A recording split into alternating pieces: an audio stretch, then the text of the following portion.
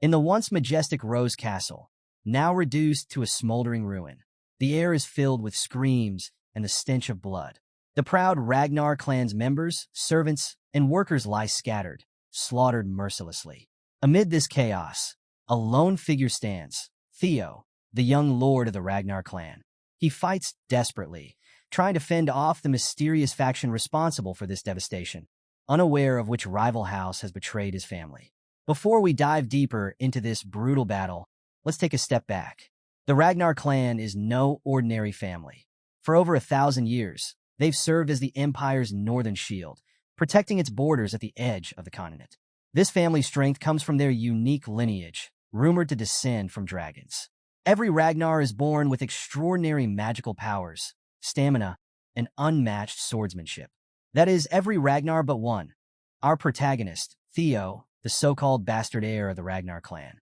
Unlike his kin, Theo was not blessed with the talents that define his family. But that doesn't stop him from giving his all. And now, in the ruins of his ancestral home, Theo's opponent stands before him, a man cloaked in betrayal. This traitor is none other than his own swordsman tutor, the person he trusted most, Master Rendon. Theo's eyes widen in disbelief as Rendon pulls off his mask, revealing the face of his betrayer. Mocking Theo with every word, Rendon sneers, calling him a talentless fool, a disgrace to the prestigious Ragnar name. He watched Theo struggle every morning, training harder than anyone else, yet never getting anywhere. Rendon laughs cruelly, telling Theo his efforts were always in vain. Anger bubbles up in Theo, who can only grit his teeth as the insults keep coming. Gathering what little strength he has left, Theo lashes out, accusing Rendon of betraying him after all those years of teaching him useless techniques. But before Theo can even finish, Rendon's sword flashes, swift and merciless. With one clean strike, Theo's arm is severed. His scream pierces the air as blood splatters the battlefield. Weak, he falls to the ground, his strength draining fast. Rendon isn't finished. Grabbing Theo by the hair, he lifts him up, forcing him to witness the burning ruins of Rose Castle. "Look at what you've caused," Rendon snarls. He tells Theo that all the destruction, the death of his family, rests on his shoulders. Why? Because he's a talentless failure. As if that wasn't enough, another figure approaches, dragging a lifeless body, Theo's mother. She's thrown in front of him, her eyes empty, her body cold. Rendon twists the knife further, telling Theo that even his mother's death is his fault. He's the reason she's nothing more than a corpse. Overwhelmed by grief, Theo can barely stand, but he makes one last, desperate attempt. With all the strength he has left, he grabs his sword and charges at Rendon, his mind filled with rage. But before he can reach him, a sword whizzes through the air and pierces Theo's gut, launching him several meters away. The one who threw the sword, another enemy, looks annoyed. "Just finish him off already," he grumbles. Rendon, chuckling, apologizes to his companion. "I was just taking my disciple for a stroll down memory lane," he says with a grin. As Theo lies bleeding out, his vision begins to blur. The world around him starts to fade, and with his final thoughts, he reflects on his pitiful death. He regrets not having the talent to protect his family, to save his mother, to live up to the Ragnar name. Everything he fought for, gone. Darkness consumes him. But this isn't the end. Just as the light leaves his eyes, a sudden system window appears before Theo. A cold, emotionless voice announces that his death has triggered a special trait. The world around him shudders, and the system informs him that he will be sent back to a critical moment, a regression point, this time with a newfound power. And with that, Theo's story truly begins. Theo opens his eyes, disoriented. The first thing he sees is the last person he ever wanted to see again, Rendon, his treacherous instructor. They're in the middle of sword training, just like the old days. Rendon, ever the strict teacher, snaps at Theo for daydreaming. But Theo is frozen, confused. His mind is racing. Is this a flashback? It can't be. The face he never wanted to see again, the one that betrayed him, now stares back at him like nothing ever happened. It feels like some cruel cosmic joke. Suddenly, a system window appears in front of Theo, and he's completely clueless about what's going on. The message? Punch Rendon in the face, part of a tutorial quest.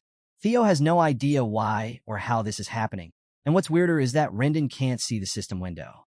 With a mix of disbelief and irritation, Theo decides he's not going to question it. He drops his training stick, balls his fist, and without warning, delivers a solid punch right into Rendon's smug face. To Theo's surprise, Rendon barely reacts, his face completely blank as if Theo's punch was nothing more than a joke.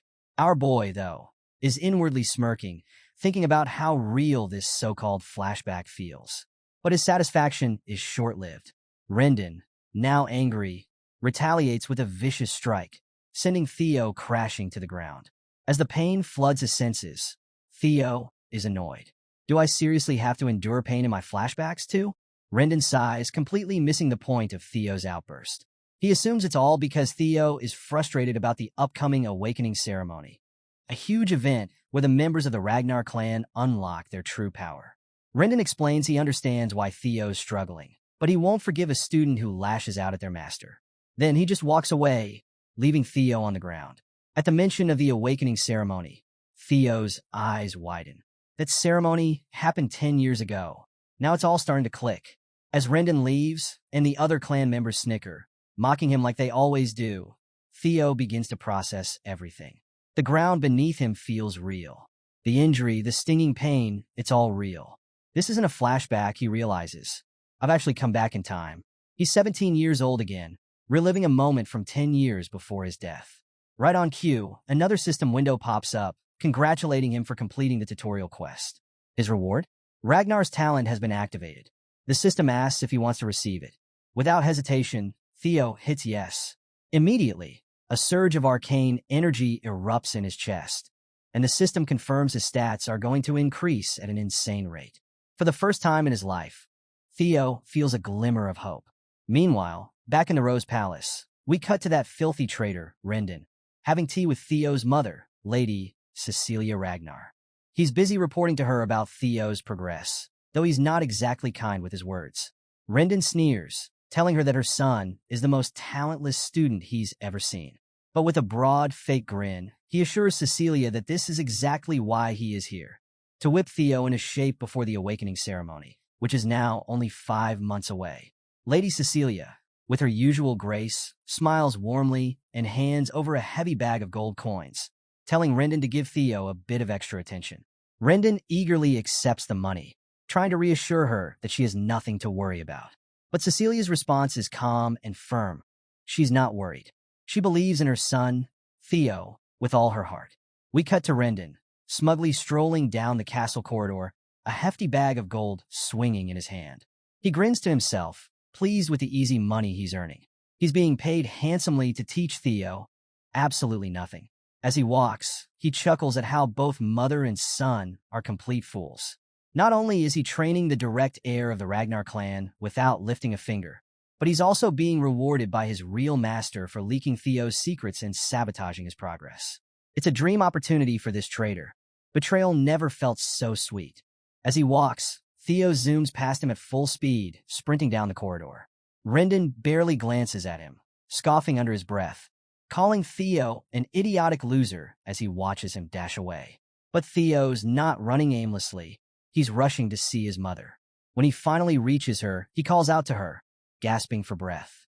As she turns to face him, Theo can't hold back. Without saying a word, he embraces her tightly and bursts into tears. For the first time, it truly hits him.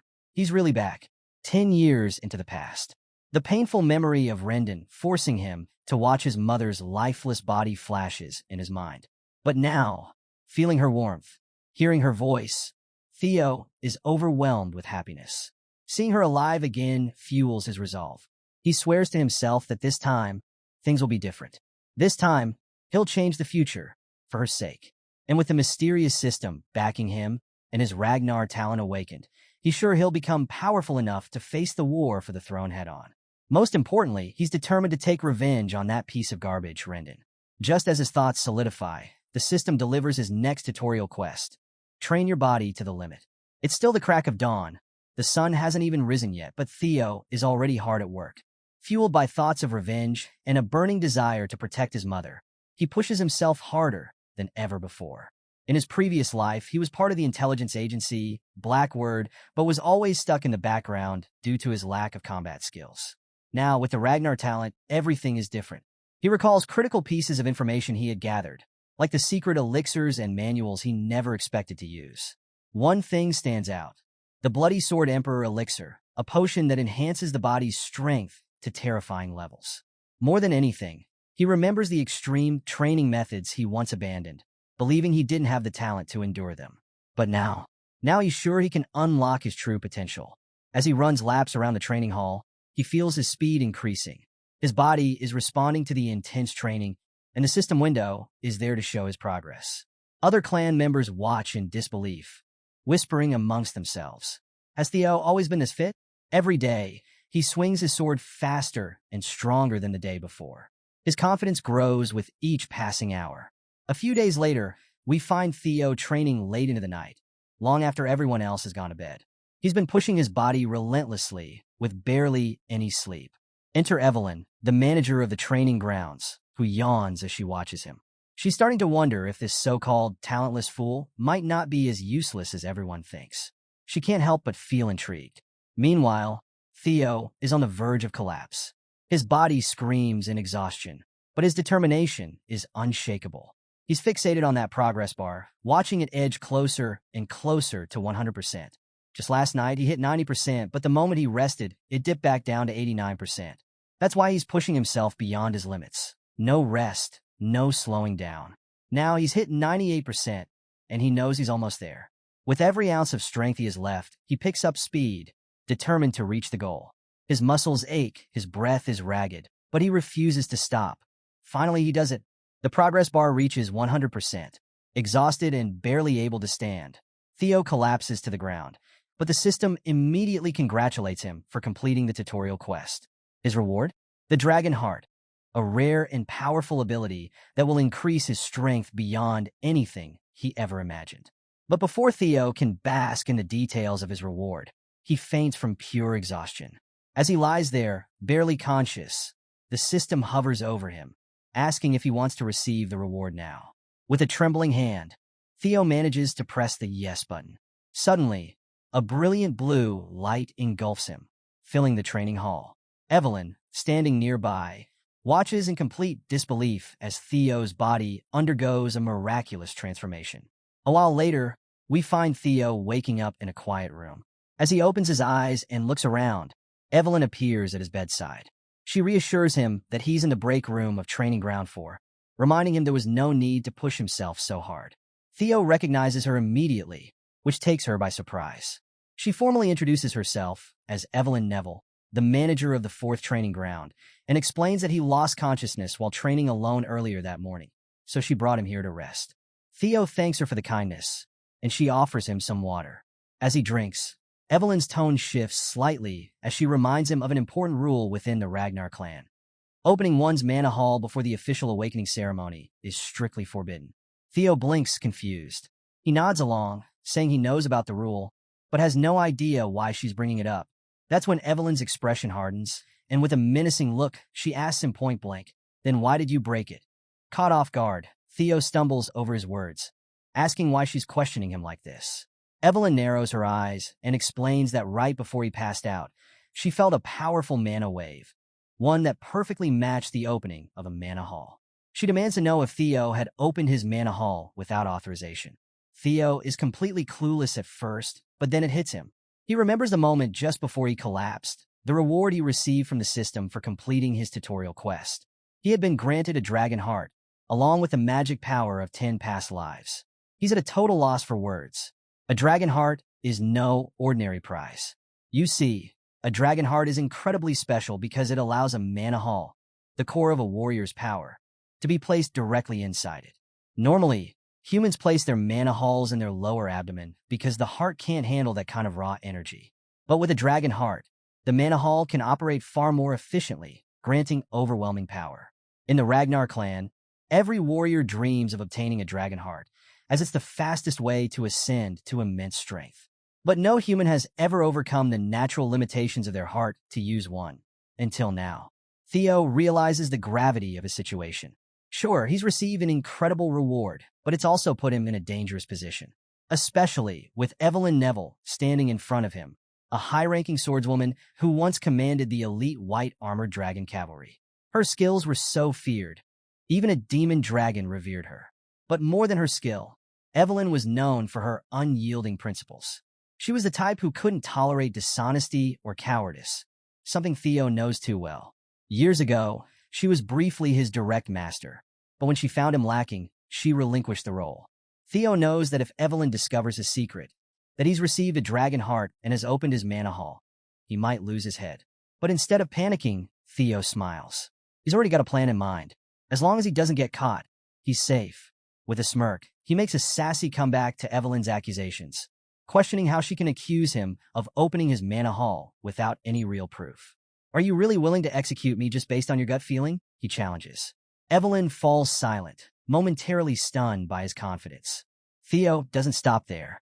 He presses further, reminding her that he is still an heir of the Ragnar clan. If word got out that she falsely accused him of breaking clan rules, it would be seen as defiling the Ragnar name. You know the punishment for humiliating an heir, don't you? He adds, his voice laced with menace. Evelyn, unfazed by his threats, calmly replies, execution. Theo nods, satisfied that she understands. He warns her to think carefully before she speaks again. Evelyn is taken aback. Is this really the same timid boy I knew? She wonders. Something has definitely changed about him, and it's not just his attitude. She's sure she felt that mana wave. She's certain he opened his mana hall. Despite Theo's threatening words, Evelyn is determined to investigate further. Even if he's a Ragnar, rules are rules, and she won't let him get away if he broke them. But as she probes deeper, something strange happens. After a thorough examination, she realizes there's no mana hall in Theo's body. Her expression falls as the truth sinks in. She was wrong. Meanwhile, Theo, feeling smug, crosses his arms and raises an eyebrow. Satisfied now? He asks, his voice dripping with confidence.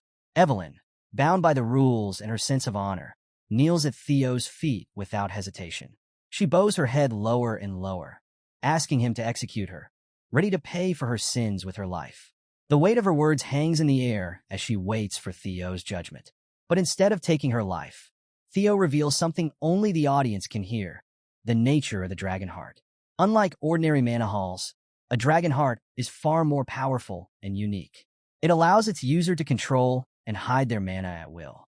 And since the fact that humans can possess a dragon heart won't be discovered for years, Theo is confident no one can accuse him of having one.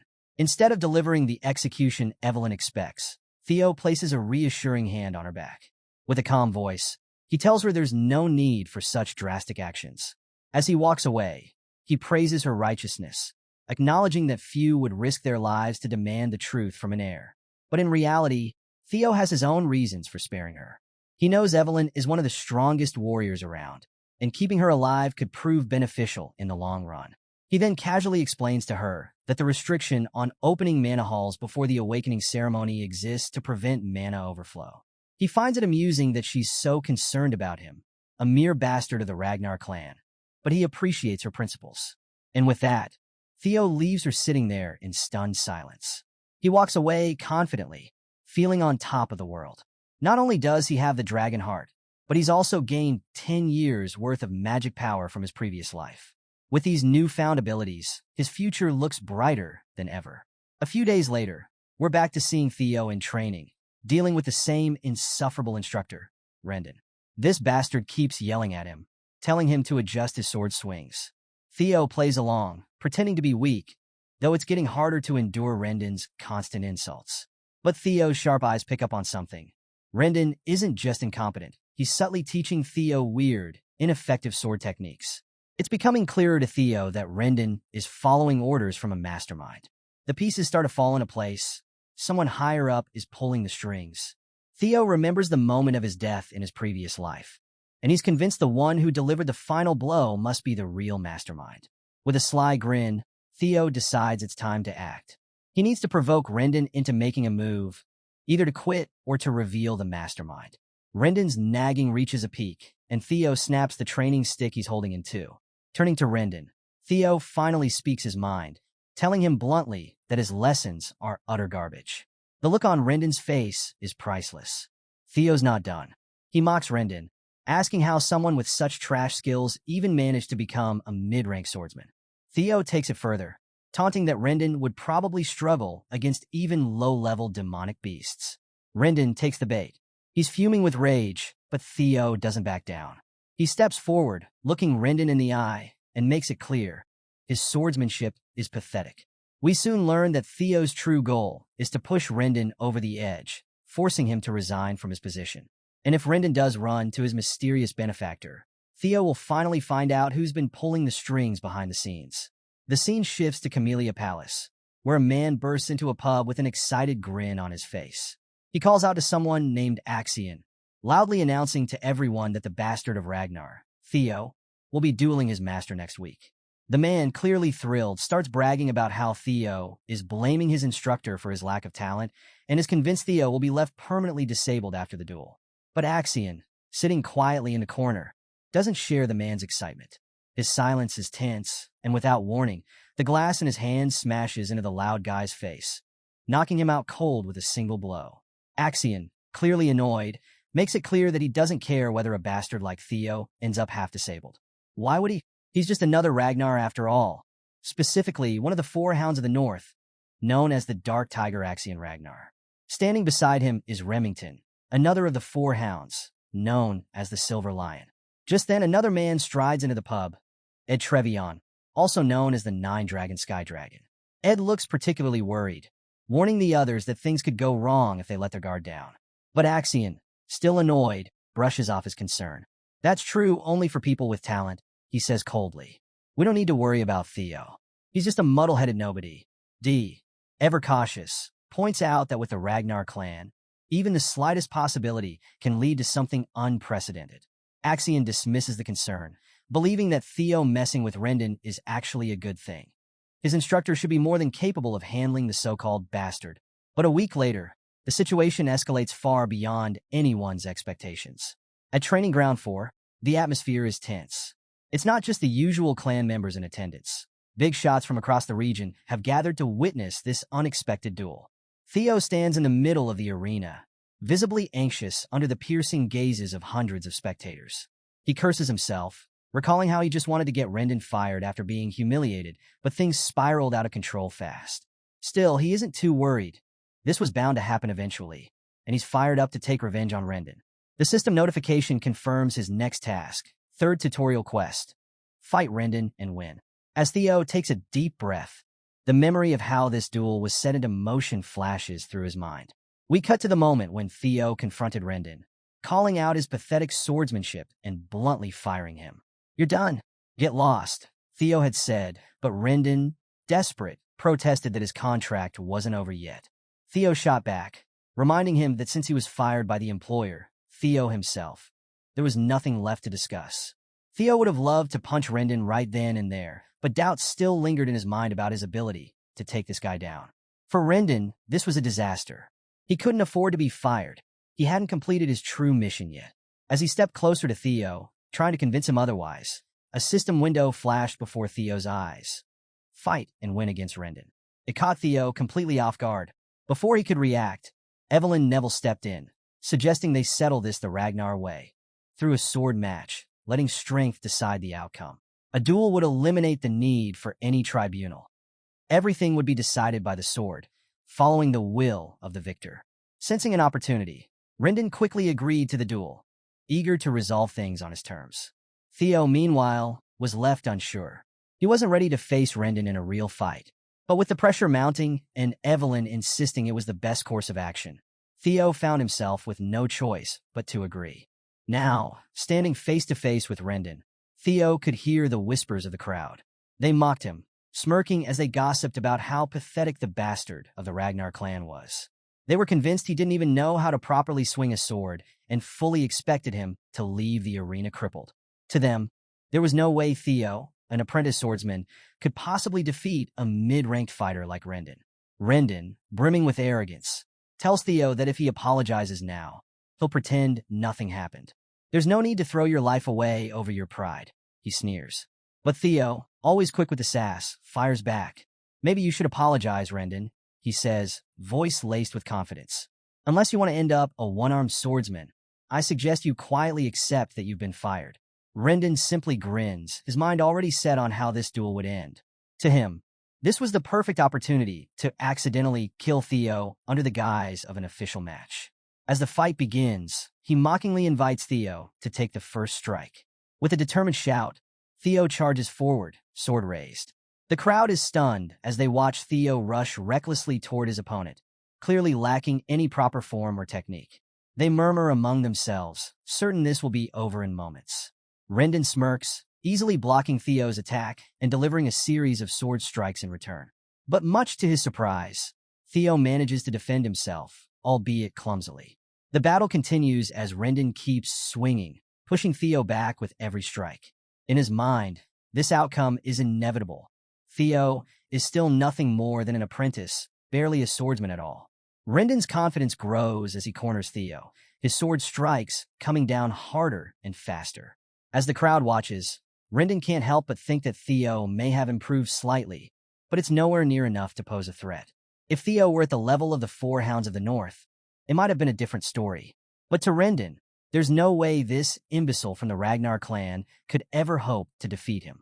The scene shifts to a few days earlier, where Theo, looking bewildered, turns to Evelyn and asks, "What were you thinking when you suggested that match?" Evelyn, ever calm, simply replies that she was trying to help him. She explains that if Theo really wants to get rid of Rendon, he needs to be more strategic about it. Firing him isn't enough. She believes that Rendon has someone powerful backing him up. Theo, curious, asks how she knows this, and Evelyn reveals that it was obvious because Rendon had been teaching him a bizarre, inefficient sword style. She even had someone secretly investigate him. Theo is caught off guard by her revelation. In his past life, Evelyn never bothered to expose Rendon, but now she's digging into the mystery, just because he piqued her interest after the whole Manhua incident. Evelyn's investigation uncovered that all of Rendon's actions trace back to Camellia Palace. While this isn't entirely surprising to Theo, it irritates him to realize that all this chaos is yet another part of the miserable war for the throne. Quickly brushing aside his annoyance, Theo remarks, "I'm surprised you figured this much out." He confesses that with his current skills, he's not confident he can beat Rendon yet. Evelyn, however, offers him a smirk and reassures him. "You can beat him. Stop underestimating yourself," she says with unwavering confidence. Back in the present, the duel rages on. Rendon, relentless, throws blow after blow, but Theo blocks and counters each one effortlessly, as if it's nothing. The tables have completely turned. Rendon, once sure of his dominance, is now the one struggling. As the fight continues, he starts to question what's happening. This isn't the same Theo Ragnar he knew. Something has drastically changed. The crowd, too, senses it. Whispers ripple through the spectators as they watch, stunned by Theo's unexpected prowess. Meanwhile, off to the side, Remington watches from beneath his hood, while Evelyn, watching with pride, enjoys the spectacle. We flash back to the week before the duel, and it's revealed that Evelyn is the one who personally trained Theo. It turns out she bent the rules to help him, even though technically it's forbidden. But she didn't care. Rendon wasn't fit to be a teacher anyway. Theo can't help but smirk at this revelation, feeling a rush of excitement and satisfaction. Having Evelyn in his debt was proving to be worth it after all. However, one thing nags at him. Why is she going so far to help him? He asks her outright, wondering if it's all because of what happened with the Manhua incident. Evelyn admits that played a part, but there's more to it. She mentions there's someone she knows who would be interested in Theo, someone obsessed with collecting talented individuals. Theo takes note of that, filing it away for later. Back in the present, the battle intensifies. Rendon, growing desperate, starts to wonder if Theo has been faking his weakness all this time, acting like a fool just to lower everyone's expectations.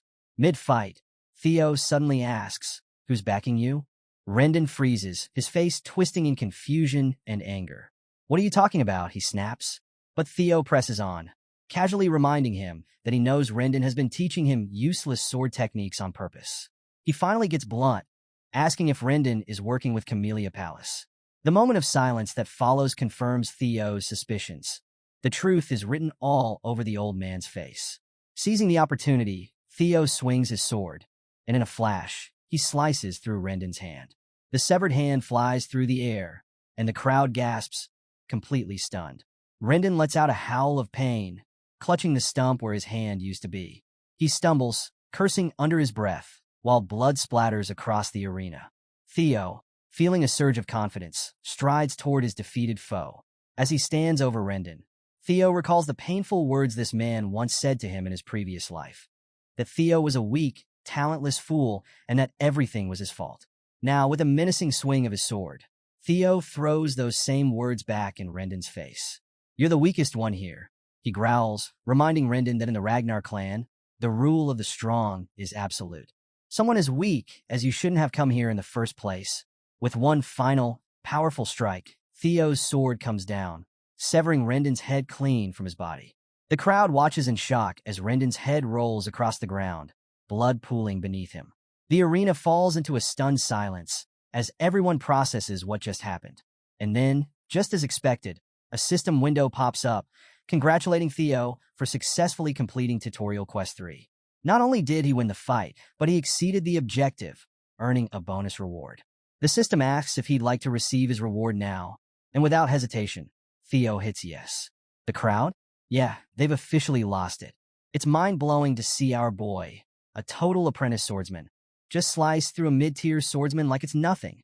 Meanwhile, our guy, yeah, the one you're rooting for, he's standing there completely underwhelmed like this old bastard. This is the guy I was sweating over in my past life. He's embarrassed, feeling like he shouldn't have ever been scared of this dude. But hey, life's different this time around, right? Then the system drops the bombshell. It announces that the ability called Observation has been activated as a reward. Oh, and to sweeten the deal, he's also gained a year's worth of magic power. That's when things go from crazy to absolute chaos. Boom! Suddenly, a guy crashes down from the sky like a goddamn meteor, slamming into the ground with enough force to wreck the place. Before Theo can even process what's happening, this guy's already yelling his name, Theo. And oh man, he's grinning like a madman. Who is it? None other than Julius Ragnar, the demon dragon and commander of the White Armored Dragon Cavalry. Yeah, that Julius Ragnar. Theo is stunned, completely frozen. He can't believe it. How long has this guy been watching him? Meanwhile, the crowd? They're going absolutely insane, trying to figure out why someone of Julius' rank is even here. They're like, isn't this the dude Evelyn mentioned? The one who's obsessed with collecting talent. And speaking of Evelyn, oh man, she's devastated.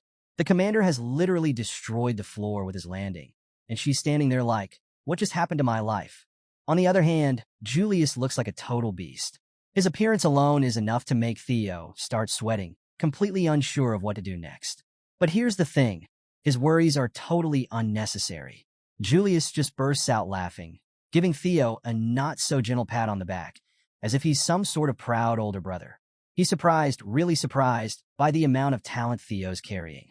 Then, without missing a beat, he casually mentions that while it was a bit disrespectful to kill his teacher, Rendon definitely deserved it. And then, get this, he invites Theo to join the White Armored Dragon Cavalry. Yep, you heard that right. Julius Ragnar, the demon dragon, just asked Theo to join his elite squad. Evelyn? She's not even shocked. She saw this coming a mile away. But the crowd? Oh man, their jaws are literally on the floor. They cannot believe someone as inexperienced as Theo, who hasn't even gone through his awakening ceremony, is getting scouted by the infamous Julius Ragnar. And guess who else is here? Remington. Yeah, he's lurking in the back, asking some random guy if he's ever heard of an apprentice swordsman being recruited like this. The guy? He's clueless. He's like, no, this has never happened. And of course, Remington knows that. He's just fishing for some confirmation. Meanwhile, we get a glimpse into Theo's head. He's thinking, it's impossible to gauge someone's true potential before their mana hall opens. Sure, Julius can see my swordsmanship, but can he see my magical potential? Even someone like him can't be sure. Despite all that, Theo doesn't even hesitate. He flat out declines the offer like, nah, I'm good. No hesitation, no second guessing, just straight up rejection. And let me tell you, the silence in that hall? Deafening. Julius Ragnar, this legendary commander, just got turned down, and the crowd is left standing there, trying to process what just happened. Their jaws? Still on the floor. News of this spreads like wildfire, and before you know it, everyone's talking about Theo. Half the people think he's being humble. The other half think he's straight up arrogant. But the story doesn't end there. We get a quick shift to Camellia Palace, where we meet Emil Ragnar, who is not happy. She's pissed that things are spiraling out of control and that Rendon got himself killed. But one of her men reassures her, reminding her that Rendon was a complete noob anyway, assigned to his position because, frankly, he wasn't good enough for anything else. Emil brushes it off, not too concerned about his death because, let's be honest, he wasn't much of a loss. So we switch scenes and catch up with Emil Ragnar, who's talking to her brother, the Sky Dragon, Ed Troyven. You might remember him from the pub scene earlier. She's not happy. Emil explains that the demon dragon Julius reached out to Theo personally, which in itself is troubling. But what's even worse? Rumors are flying that Evelyn was behind this whole thing. This means they can't interfere anymore by assigning Theo a new master. If Theo starts making waves, their plan to take control of Rose Palace will get a lot more complicated. And that's when Axion enters the scene, super casual, like nothing's wrong. He asks why they're even stressing over this. According to him, there's no chance the clan head will get involved, so their plan can keep moving forward without any issues. But Emil isn't having it. She makes it clear that for their plan to work, taking control of Rose Palace without offending the clan leader, Theo needs to stay powerless. Axion just nods, acting like he's totally in control. He says he's sure Theo is still powerless. I mean, how much could someone like Theo really have changed, right? He figures that Evelyn and Julius just have a soft spot for underdogs, so there's no reason to freak out. But Ed Troyven? He's not vibing with his nephew's laid-back attitude. He warns Axion to take the situation seriously. That's when Axion pulls out a letter and, with a sly grin, tells them that since they're both so worried, he'll just mess with Theo a little to remind him of his place. What could go wrong, right? Next scene, we're at the training grounds where Evelyn is watching Theo wrap up a training session. She's impressed with how far he's come. Theo thanks her, admitting that it's definitely different learning from a proper master like her. Then, Evelyn drops the question we've all been wondering about. She asks why he didn't join the White Armor Dragon Cavalry. Theo pauses, thinking to himself. And here's where it gets interesting. He admits he's got a tiny bit of regret. After all, in his past life, joining them was his dream. But now, things are different. He knows that joining the cavalry too early would limit his potential. He's aiming higher. He's got his eyes on the top, and the awakening ceremony is the key. So he smiles and tells Evelyn he didn't want any special privileges. And besides, he still feels like he's not quite ready. For now, he's happy just training with her, focusing on the awakening ceremony. Evelyn seems to buy it, but she reminds him that Julius will probably be disappointed after getting turned down like that. Big yikes, right? But Theo just shrugs it off. He's got bigger plans. Then something cool happens. Theo decides to use his new observation skill for the first time. He scans Evelyn's stats, and whoa, she's a high-ranking swordwoman, no question about it. But that's not all. He also learns that Evelyn admires his humility and character. Training him has brought her a sense of purpose she hasn't felt in a long time. And here's the kicker. She misses her time in the White Armored Dragon Cavalry. Theo's surprised by this little revelation, and he files it away for later. But before he can think too much about it, a new guy walks in, introducing himself as Sybil Dree. He's from the Southern Inspection Post and says he's got something important to discuss with Theo. And let's just say, Theo's not feeling good about this. Sybil's got a serious, intimidating vibe that instantly makes Theo sweat. Naturally, Theo uses his observation skill again, and he discovers that Sybil's got a strong desire to spar with him. Yup, this guy isn't here for casual chit-chat. Theo's anxiety kicks into overdrive, and he's terrified at the thought of going up against this guy. Right on cue, the system notification pops up with Theo's next tutorial quest. His goal is to shed the title of Imbecile of Ragnar. He's already made some progress, but he's still got a long way to go. Sybil, on the other hand, is blunt about his intentions. He straight up says he wants to follow Theo. He confesses that he was one of those people who used to ignore Theo, writing him off as Ragnar's imbecile.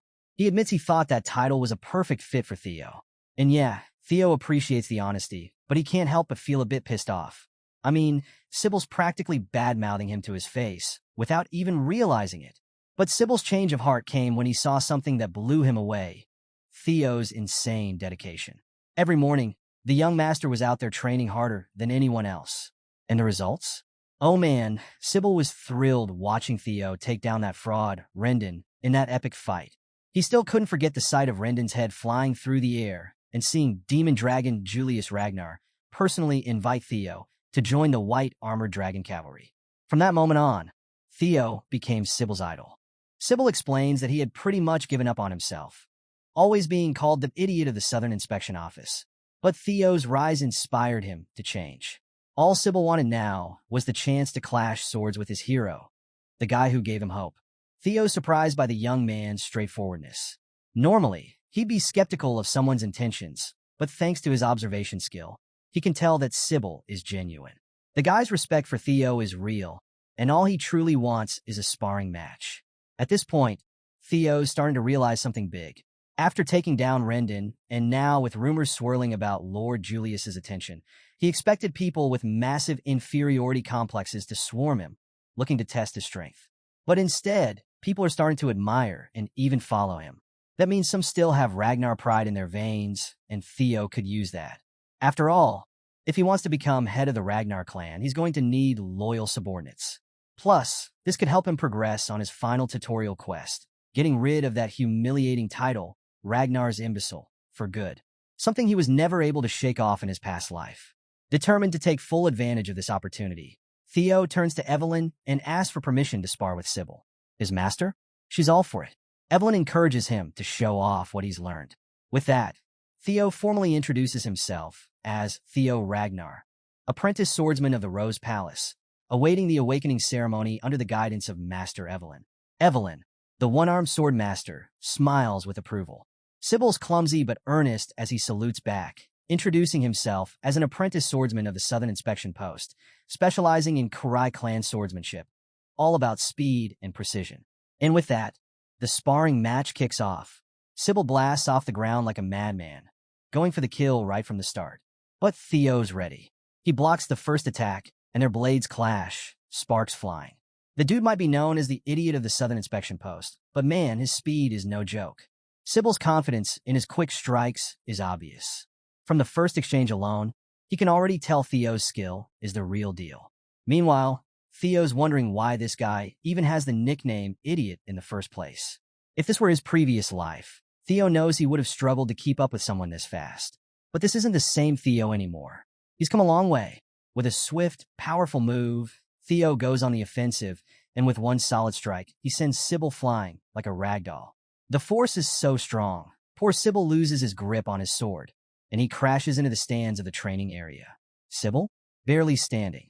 He's almost throwing up from the sheer impact to his solar plexus, but he manages to get up, clearly overwhelmed. Despite the brutal loss, Sybil praises Theo's mastery of the sword and concedes defeat with gratitude. Theo, ever the graceful victor, salutes Sybil, telling him it was a good fight. As he holds his sword up in salute, he catches a glimpse of his reflection in the blade and gets an idea. Could he use his observation skill on himself? Turns out he can. Activating the skill, Theo sees all his talents and stats laid out in front of him. It's a game changer. He's officially a level 1 swordsman with balanced stats and a whopping 190 points in magic power, way higher than he expected. He realizes that with his talents now fully visible, he can keep unlocking more as he progresses through quests. He's got 4 more locked slots to fill. So, after using his observation skill on himself, Theo's pumped about his ability to check his stats whenever he wants. And let me tell you, he's got some serious magic power, thanks to his past life's magic and that dragon heart beating in his chest. But there's one stat that's got him seriously annoyed, his luck. It's sitting at a brutal negative 49 points. Theo wonders if he's cursed or something. Maybe all the misfortunes from his previous life were because of this ridiculously low luck stat. Either way, he knows one thing for sure. He's got to fix this fast. But Theo's so focused on the sparring session with Sybil and checking his stats that he doesn't even notice the crowd of young swordsmen gathering around the arena. They've practically formed a circle, watching him closely, and their intentions? Completely unknown. Theo figures that after beheading Rendon and gaining the respect of Commander Julius Ragnar, this kind of attention was only natural. With Ragnar's rule of the strong, people either become envious of you or they admire you. Evelyn, though, can see things clearly. These guys? They're part of the latter group. They're not here to challenge Theo. They're here to admire him. You can see it in their eyes. They've heard the rumors, and now they're seeing the truth. Theo is the real deal. They're impressed. In fact, some of them are imagining themselves in Sybil's shoes, wondering if they'd even last a second against Theo. The thought alone is making them itch to test their skills against the young master. Among them is one young swordsman, Iodi Nalen. Theo scans the crowd and spots him, which immediately surprises the guy. Without hesitation, Theo calls Iodi forward for a spar. Iodi, a little stunned, steps up and salutes, introducing himself as the third son of Viscount Nalen, specializing in double ascension swordsmanship. Theo returns the salute, ready for a good fight. And with that, they dive straight into battle. Each clash of their blades sharpens Theo's swordsmanship even more. Yodi isn't a pushover, though. He's fast, clever, and even manages to land a slash that seems impossible to counter. But in that moment, something clicks for Theo. Time slows down, and he adjusts his grip, blocking the attack with perfect precision.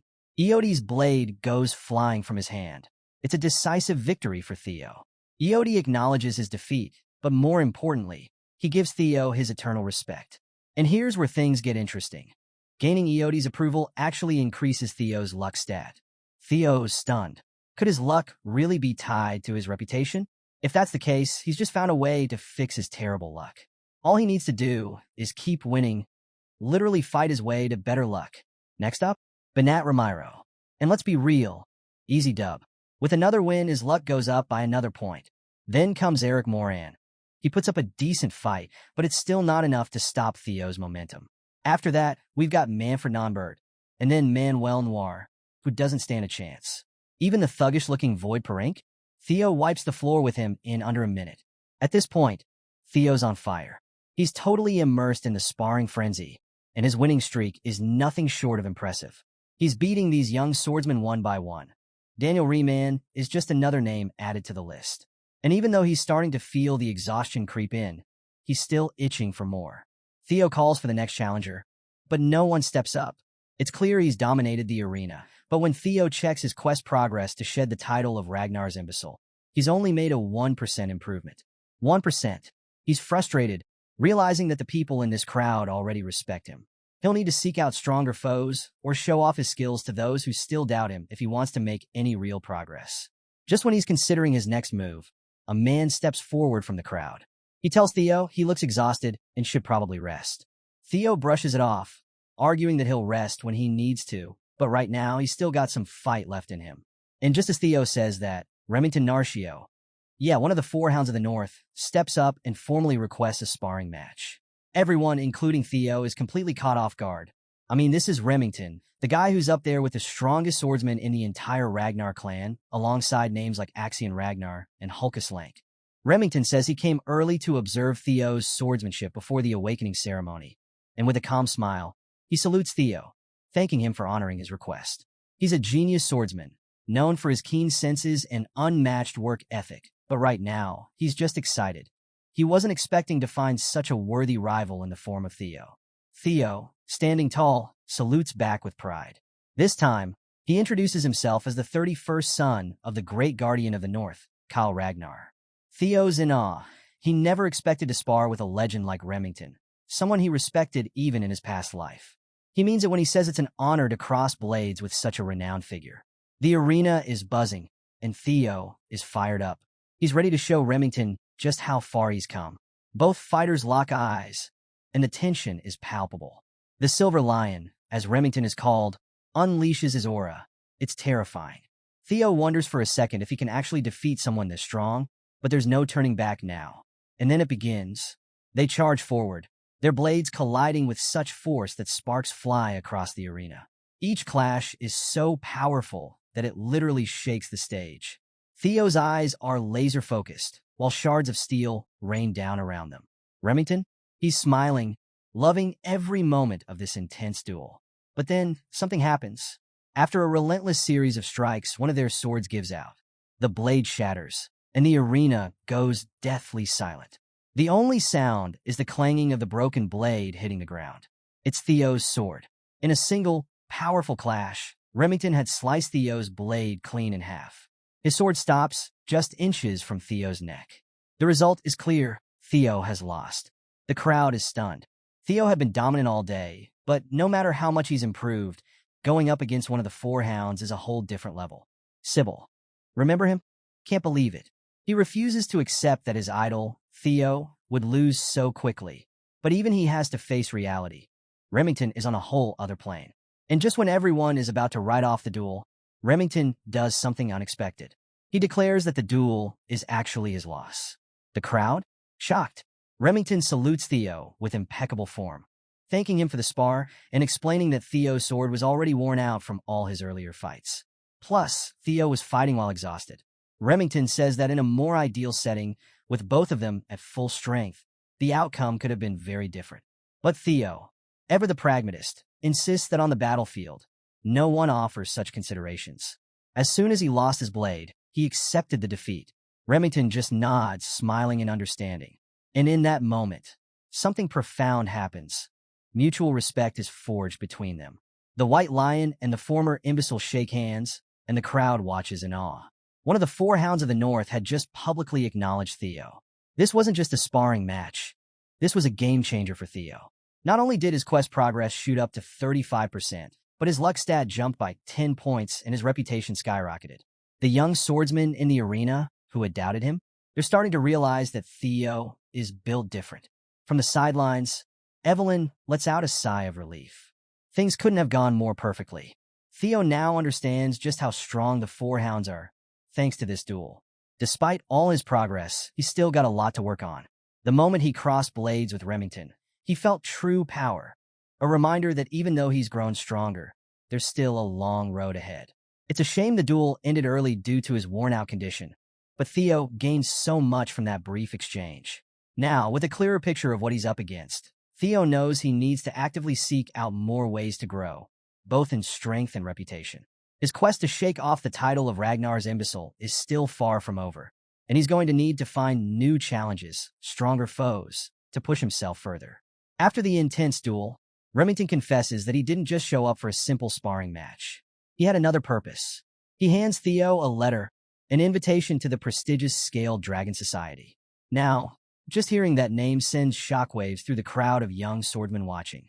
The Scaled Dragon Society isn't just any group, it's a high society club with a brutal selection process.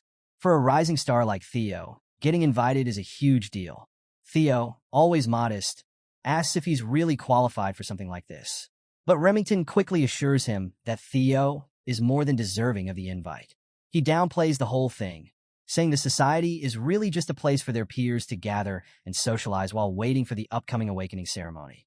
Nothing too serious, at least that's what Remington says. But Theo isn't sure if Remington has ulterior motives.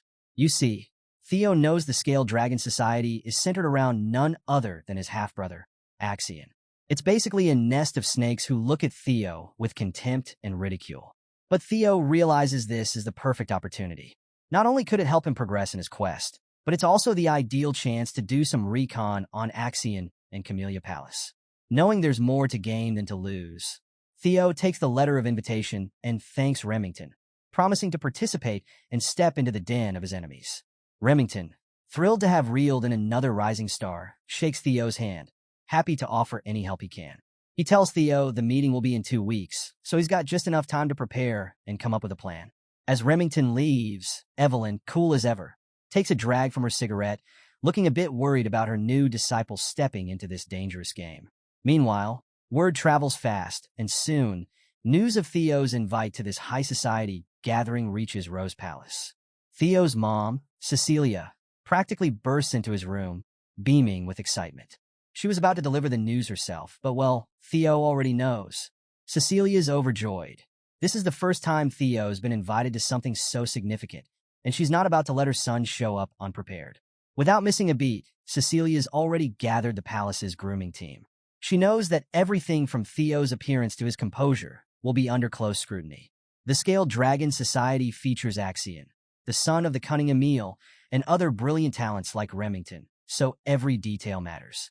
Cecilia immediately grabs a tape measure and starts taking Theo's sizes, all while giving him advice on attire and demeanor. She's confident that Theo can handle himself when it comes to etiquette, but the finer aspects of high society? That's where she can help. After all, she used to be a successful actress, so if anyone knows how to navigate this world of appearances, it's her. Theo knows that, deep down, his mother has always carried the burden of having an illegitimate child with a commoner concubine status. It wasn't her fault, but in the cutthroat Ragnar clan, where strength is everything, Theo can only imagine how hard it's been for her. She raised him while living under the shadow of his weak reputation in his past life. But this time, things are different. Cecilia might be all smiles and excitement on the outside, but Theo knows she's just a worried mother, concerned for her son's well-being. She wraps him in a tight embrace, assuring Theo that no matter what, she believes in him, that he can achieve anything. And for the first time, Theo lets the warmth of his mother's embrace melt the coldness in his heart. He hugs her back, promising himself that this time around, he'll work hard to stop making her worry. But while Cecilia's thoughts are on Theo joining the Scale Dragon Society and making a good impression, Theo's mind is already on something else. All he can think about is destroying this nest of snakes. He knows that the society is filled with enemies, and if he's going to survive, no thrive, he's going to have to pulverize every last one of them. It's been 2 weeks since Theo's invite to the Scale Dragon Society, and tonight's the night of the banquet. Remington, ever the gentleman, rolls up to Rose Palace in a lavish carriage to pick up Theo. But the moment he sees him, Remington has to do a double take. Theo? This isn't the same guy who spent days in training clothes. Thanks to his mother and the palace staff, Theo's rocking some seriously exquisite drip. He looks less like a warrior and more like an aristocrat, and Remington's genuinely impressed. Theo tries to brush it off as a joke, but Remington isn't kidding. He's blown away by the transformation. And to be fair, Theo has changed a lot in just 2 weeks. He's taller, his muscles are more defined, and it's all thanks to his relentless training. Interestingly enough, Remington had joined him every day for those 2 weeks, and they've gotten pretty close. Theo also built quite the following during this time. Sybil and the other young swordsmen now practically idolize him. Poor Evelyn has been stuck training what's become a whole battalion of Theo fanatics. Let's just say it's been a lively 2 weeks. But now, Theo's heading into his first formal banquet, and while he's still recovering from dealing with all his overeager followers, he's ready. Remington assures him there's no need to be nervous, but he leaves him with a single warning. His friend, Axion, can be very mischievous. In fact, it was Axion who extended the invitation to Theo, wanting to meet the new rising star. And here's the kicker. The entire banquet was organized for Theo's sake. That changes everything, doesn't it? But not in a bad way. Theo's actually looking forward to it. He's mentally preparing to be insulted left and right. But that's fine. This is exactly the kind of situation he can use to turn the tables. Meanwhile, up at Camellia Palace, Axion Ragnar, also known as the Dark Tiger, is already sipping on expensive booze, just itching to turn the imbecile of Ragnar into his next plaything. The banquet is just one big opportunity for him to mess with Theo. The carriage pulls up in front of the lavish palace, the banquet venue. Theo steps out, immediately scanning the area. This is Camellia Palace, the home turf of the same people who destroyed his life in his past. Axion and his crew. They're the ones who ruined him, his mother, and everything tied to Rose Palace. His mind flashes to thoughts of vengeance, but Remington interrupts, reminding him that Axion will personally greet them at the entrance. Theo knows exactly why Axion invited him. The guy probably thinks it's up to him to stop Theo's growing momentum. But Theo didn't come into this snake's nest without a plan of his own. He's ready to show Axion just who he's dealing with. As they approach the palace, something catches Theo's eye. Up on one of the higher floors of the palace, he spots a strange blue light, the kind that only appears for a system quest. He's momentarily distracted by the possible quest inside, and that's when it happens. Out of nowhere, something comes plummeting from above, aimed right at Theo. Remington tries to act fast, but before he can even get close, it explodes, a cloud of white smog billowing out. Remington, panicked, calls out for Theo, but thankfully, it's not as bad as it looked. Theo's fine. Turns out it was just a sack of flour launched from above, a childish prank. Remington is furious at the prank, while Theo, he's annoyed. He admits that he wouldn't have been able to dodge it, and worse, the outfit his mom painstakingly prepared would have been completely ruined. After the childish flower prank, Theo had a moment of reflection. If this had been his past life, he might have suspected Remington was in on the joke.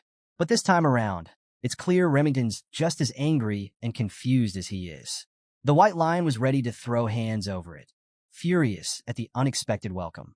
As for Theo, he figured this was probably the best those noble idiots watching from the palace windows could come up with. Then, a familiar voice cuts through the crowd. It's none other than Axion Ragnar, finally showing his smug face. He brushes off the incident as a little greeting between brothers, claiming it's just a simple courtesy. But Remington wasn't buying it. He was genuinely pissed. Axion, though?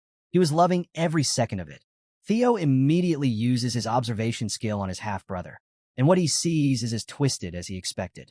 Axion's talents include madness, psychopathy, and an overwhelming potential for swordsmanship. In Axion's mind, Theo was just a new toy to play with, and he couldn't wait to see how it would unfold. But instead of snapping back, Theo just smiles and thanks him. Yep, thanks him for the warm welcome. This confuses his psychopathic brother, but Theo keeps up the act, saying that with how welcoming Axian's been, he's really grateful and looking forward to the party.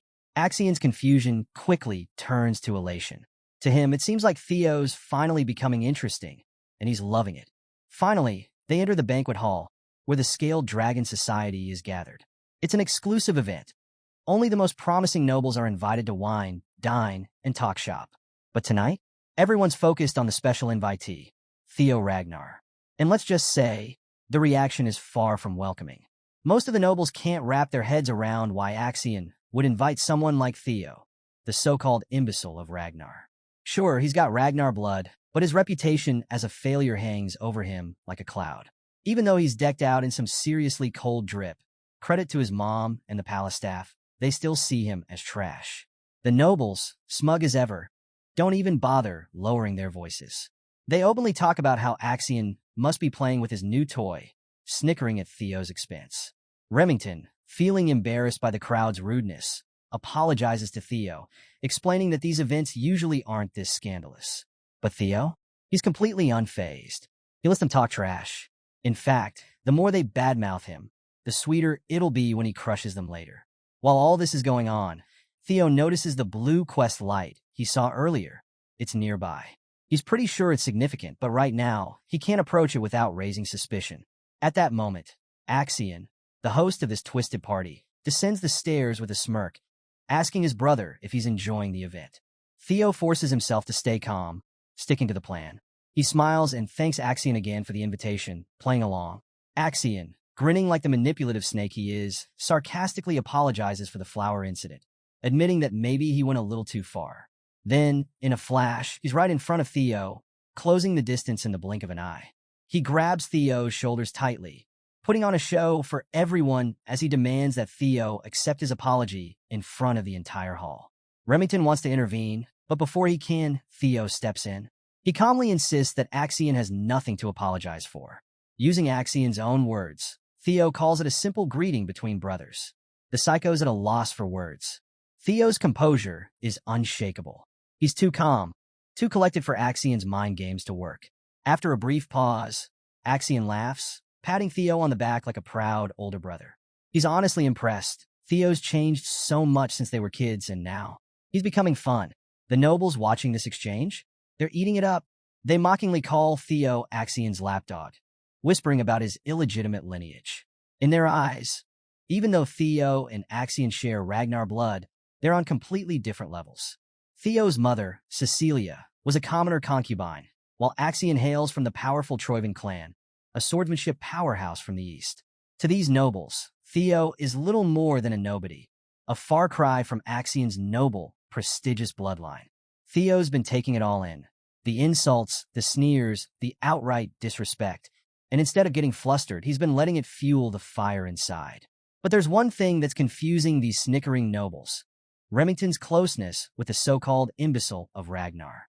As they start throwing insults Remington's way, even going so far as to question his lineage as an illegitimate son of the Narcio family, the White Lion is ready to snap. Theo can tell that Remington is about 2 seconds away from stealing the spotlight, but that won't do. Before Axian can lead Theo upstairs, Theo takes control. He calmly asserts that, since he's just arrived, he should greet his new friends. And with that, he walks straight over to the table where the nobles had been running their mouths. Every pair of eyes in the room is now fixed on him, on the imbecile of Ragnar. Theo quietly grabs a bottle of wine from the table, walking over to the noble who'd been smearing Remington's name. He makes a motion to pour the guy a drink, and the noble, smug as ever, smiles and asks if he said something wrong. That's when Theo shifts his grip on the bottle and smashes it over the guy's head without mercy. Boom! The entire hall goes dead silent. Even Remington, and yes, even Axian, who's usually unfazed by chaos, are stunned by the sudden brutal move. The noble, now bleeding from his head, grabs at his hair in agony as blood stains his blonde locks. Theo stands over him, still holding the broken, bloody bottle, while the noble spits out curses, furious at being humiliated in front of everyone. Before Blondie can finish his rant, Theo sends a brutal kick that breaks the noble's jaw, cutting off his yapping with a sickening crack. Theo's plan has officially begun. His eyes turn cold, almost crazy, as he calmly explains that he was just giving Blondie a little greeting, only to get such a hurtful response in return. The other nobles? Frozen in place, too scared and too confused to process what's happening. Meanwhile, Theo's quest progress quietly ticks up to 43%. Remington, watching this unfold, can't help but wonder if Theo's doing this for his sake. After all, he spent the last 2 weeks training with Theo and knows he's not the type to be a hot-headed thug. But now, as Blondie bleeds on the palace floor, Theo insists this is just his form of welcome. Theo steps on the noble's arm, pinning him to the floor as he begins to apply pressure, the tension building in the room. He leans in, his voice deadly calm, and says, "Since I've sent my hellos, I guess it's time for goodbyes now." Blondie, now desperate, starts shouting for Theo to stop, but it's too late. Theo stomps down hard, and the sound of bones shattering echoes through the banquet hall. The other nobles, who were talking trash just minutes ago, are now utterly tongue-tied, stunned into silence by the sheer ruthlessness of Theo's actions. Blondie, jaw broken and arm shattered, passes out from the pain, his drool mixing with blood on the palace carpet. Theo discards his limp body like the trash it is and turns to the rest of the crowd, casually asking if anyone else wants to say hello. The tension in the room is palpable, and Theo's quest progress jumps again, this time to 66%. Suddenly, knights who had been hiding in the shadows burst into the hall, surrounding Theo on all sides. Their blades drawn, they're ready to neutralize the threat. For swords hover around Theo, trapping him in place. These knights want payback for the insult to their young master and declare that the punishment for such vile actions must be death. But Theo? He smiles. This is exactly what he wanted. His plan is working perfectly. He casually asks the knights who their young master is, and they proudly respond, Ian Hanabi, the third young master of the Hanabi clan. Theo chuckles to himself.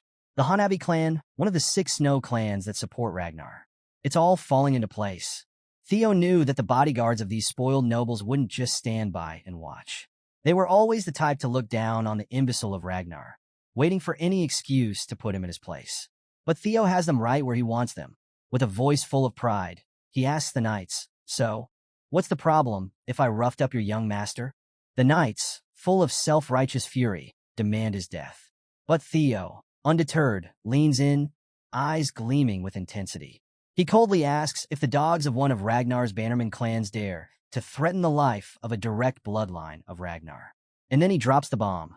Kyle Ragnar, his father, isn't exactly known for tolerating disrespect to his family. The knights falter, realizing the gravity of their situation. It's one thing to defend their master, but threatening Kyle Ragnar's bloodline? That's a death sentence for them. The knights, who were so confident just a moment ago, felt the weight of Theo's threat sink in. Their grip on their swords loosened, and the rage they felt for their young master's humiliation was quickly replaced by fear. The kind of fear that only the Ragnar clan could command.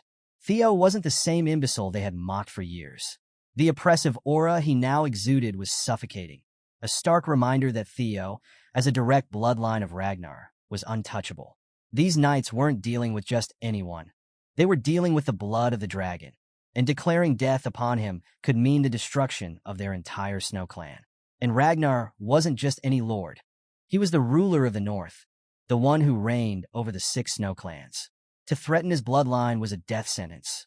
For so long, people had forgotten that Theo, too, carried this protection and prestige, mainly because he had been seen as a useless descendant. But now, that was over. The knights realized their colossal blunder. They needed to apologize and fast, but it was already too late. Theo had issued a silent kill order to a mysterious presence lurking nearby. And just like that, the swift glint of a blade blinded the room for a split second. The next thing they knew, severed heads flew through the air, and the knight's blood splattered across the palace floor. The entire hall was frozen in shock. And Theo? He stood there, calm as the eye of a storm, while the blood of his enemies swirled around him.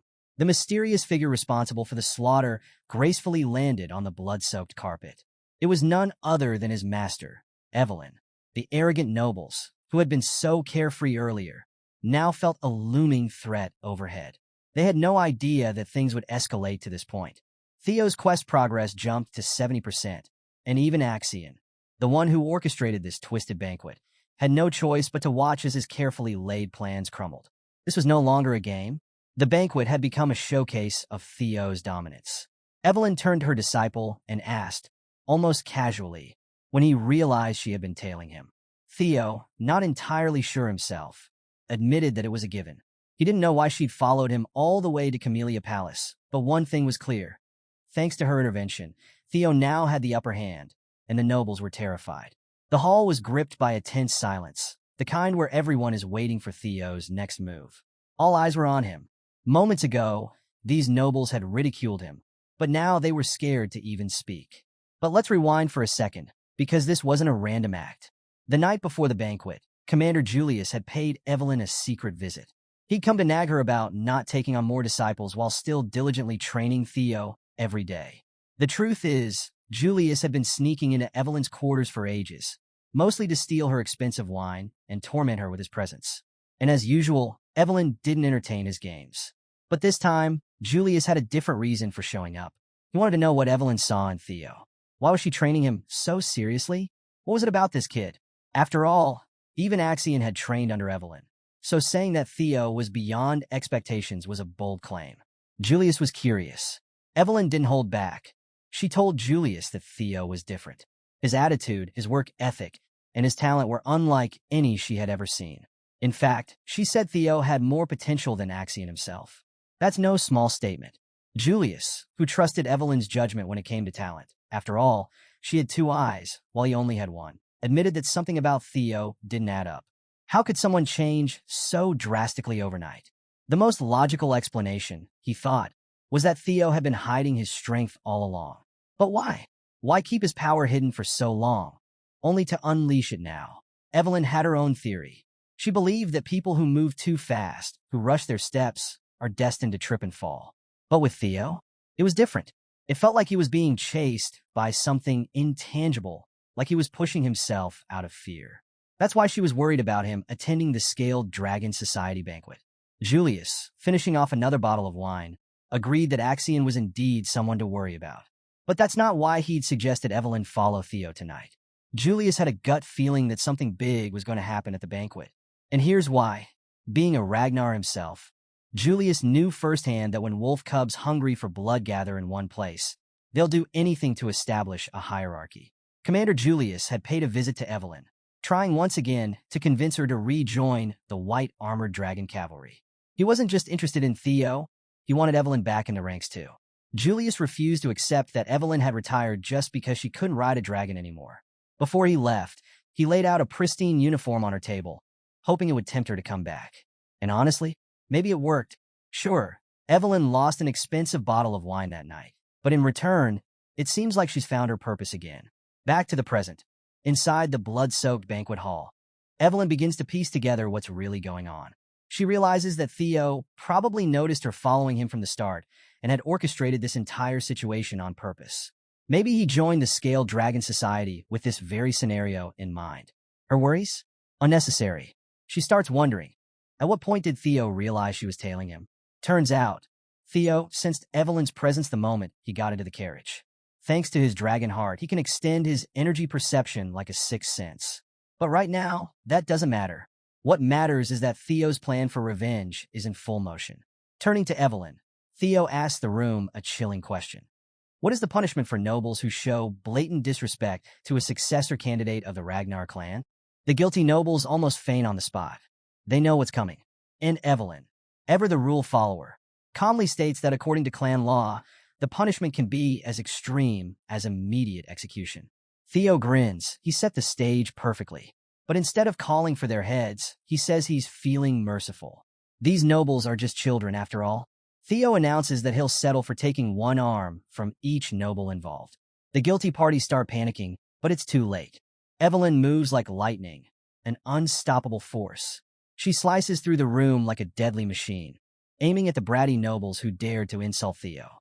The second son of the Byron clan tries to dodge. His right arm is severed cleanly. The first son of the red and white mercenary corps screams as blood pours from his stump. The dainty fourth daughter of the Ceres Merchant Guild loses her arm in one swift motion. The third son of the Clark clan attempts to flee, only to be caught and cut down in seconds. Even the first daughter of the Howard clan becomes another victim, reduced to a one-armed mess on the banquet floor. Theo's quest progress surges to 79%. One noble, too terrified to think straight, crawls toward Axion, begging for help. But Axion? He simply repeats Theo's words, telling the crawling noble that this is just another greeting between brothers. And as the noble whimpers at Axion's feet, a glint of steel flashes in his peripheral vision before his arm is sliced clean off, his blood nearly splattering Axion's clothes. The first son of the Perink family twists in agony, while Axion, surprisingly, just watches. He and Evelyn exchange glances, a silent acknowledgement passing between former student and master. Even Axion hadn't expected to see his old trainer in action here, but he nods as Evelyn salutes with her bloodstained blade. Axion finally realizes this banquet isn't about him anymore. It's become Theo's show of dominance. Evelyn had only targeted those who insulted the Ragnar bloodline, meaning even as a fellow successor, Axion has no authority to stop what's happening. Theo's revenge is unfolding perfectly. In just a matter of minutes, Evelyn had severed the right arms of 14 nobles. Their status as swordsmen? Ruined. Sure, they can take their arms to a priest and get them reattached, but their reputation is shattered. And with it, Theo's quest progress hits 79%. Everything is going according to plan. Meanwhile, Axion's thoughts shift. He's more curious than angry, wondering how in the world Theo, the imbecile of the Rose Palace, managed to get both Remington and Evelyn on his side. This brother of his? He's evolved into something terrifying. But that's the psycho in Axion talking. Deep down, he's thrilled. He wants to crush this new version of Theo under his boot more than ever.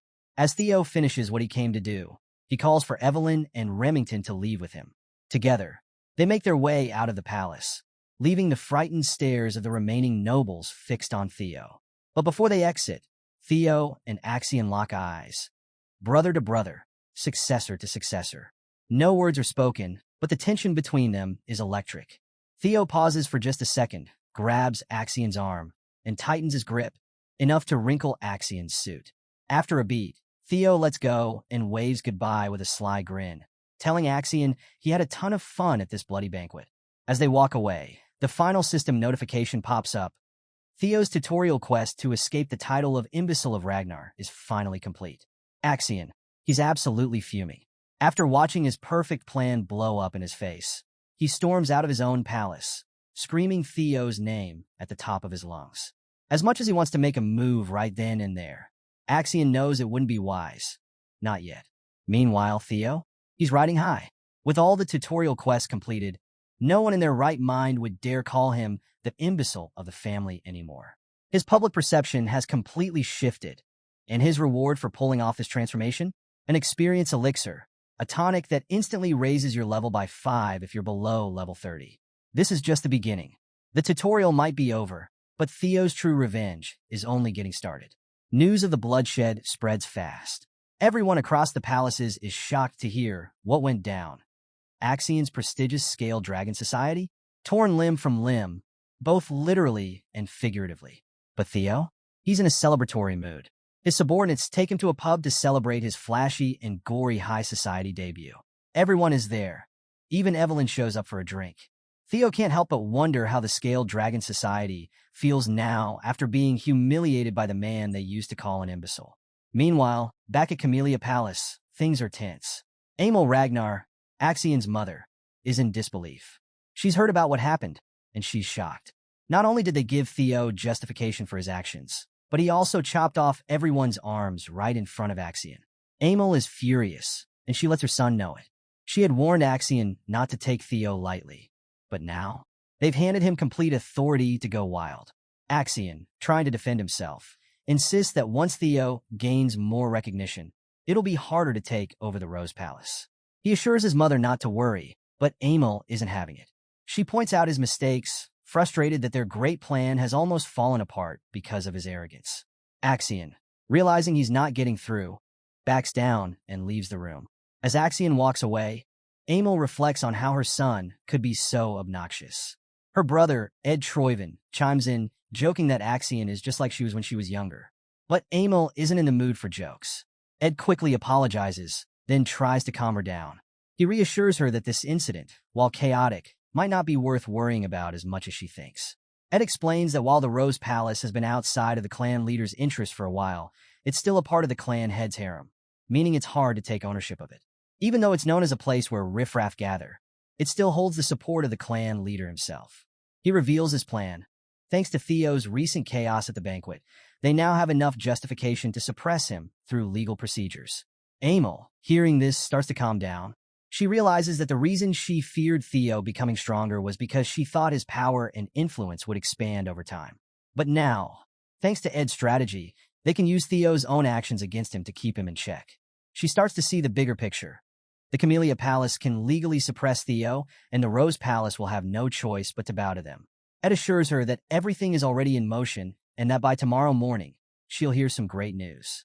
He suggests she take the night to relax, even mentioning that he's prepared an aromatic candle from the southern volcanic region for her bath. Amel finally decides to trust in her brother's plan and expresses her gratitude before retreating to her quarters. Meanwhile, back at the tavern, Remington, who's never been one to handle his alcohol, seems drunk, even though he's only been drinking orange juice. He tells Theo how shocked he was by what went down at the banquet. Remington hadn't realized how much Theo cared for him until that night. Theo, a bit confused, asks what he means, finding it funny to watch Remington get all sentimental over some juice. But Remington is serious. He recalls how, despite enduring countless insults himself, Theo didn't hesitate for even a second when the nobles started hurling insults at Remington. Theo stepped up, no questions asked. Remington feels embarrassed that he didn't do more to stand up for himself, especially after everything Theo did for him. He looks at Theo in a new light, realizing just how much his friend had endured in the past. Theo, the untalented, useless child who everyone had looked down on for years, had somehow found the willpower to keep going, to become stronger against all odds. In Remington's eyes, Theo isn't just battling the Camellia Palace. He's battling everything and everyone that ever tried to push him down. So, after everything that went down at the banquet, Remington is getting teary-eyed, overcome with emotion. He genuinely believes that Theo's bold actions, wielding his sword without hesitation and standing up against the nobles, were all for him. Theo, a bit bewildered by this, quickly realizes that Remington has completely misunderstood the situation. Before Theo can clear things up, Remington stands up, inspired. Despite the orders of his clan, he shares that he wants to follow a different path, and that path is to follow Theo. The whole tavern erupts in cheers, with people praising Theo and his friend as if they were some legendary duo. Theo, now a little embarrassed, tries to correct the misunderstanding, but just then, he hears Evelyn's voice in his head, telepathically telling him to just let it be. She's watching from across the room and calmly advises him that this isn't such a bad misunderstanding. After all, it seems like everyone intends to follow Theo now. With that, Theo can't help but smile, but deep down he still feels like he's nothing special. All of his newfound strength? It's thanks to the status window, the mysterious system that's been guiding him. As Theo reflects, he looks at his stats and realizes that every bit of progress he's made comes from this strange system. He recalls thinking, at first, that the status window might be a manifestation of his own regrets from his past life. But the more he studies it, the more he understands it's something beyond him, something bigger. It even gives him a sense of déjà vu, but he brushes it off. Whatever it is, it's helping him improve, and that's what matters. After the Scaled Dragon Society incident, Theo noticed his level had increased, and with each level up, the system gives him points to distribute across his stats. Now, Theo's starting to understand that he has complete control over how he can improve his abilities. The future ahead of him, shining with potential, is both exciting and terrifying. Evelyn catches a glimpse of Theo's sinister smile as he thinks about all of this, and it leaves her feeling a bit concerned. But Theo's got bigger things on his mind, specifically the counterattack from Camellia Palace. He knows they won't sit quietly after what he pulled, so he decides to start preparing. Theo turns to Remington, casually calling him Remy, and asks if he's willing to help with something important. Remington, a bit taken aback by the sudden friendly nickname, assures him that he's ready to help with anything. Theo then pulls out a piece of paper and hands it to Remy, explaining that the war for the throne between him and Axion is about to begin, and he'll need all the help he can get. Remington becomes silent, his mind drifting back to his past life, where he eventually became the clan head of Narcio, and the Narcio forces became powerful enough to challenge the Ragnar clan. Theo recognizes just how valuable it is to have someone like Remington on his side, and in this moment, he's determined to solidify their bond. Remington, now fully committed, reassures Theo that he's pledged his loyalty and will do everything in his power to support him.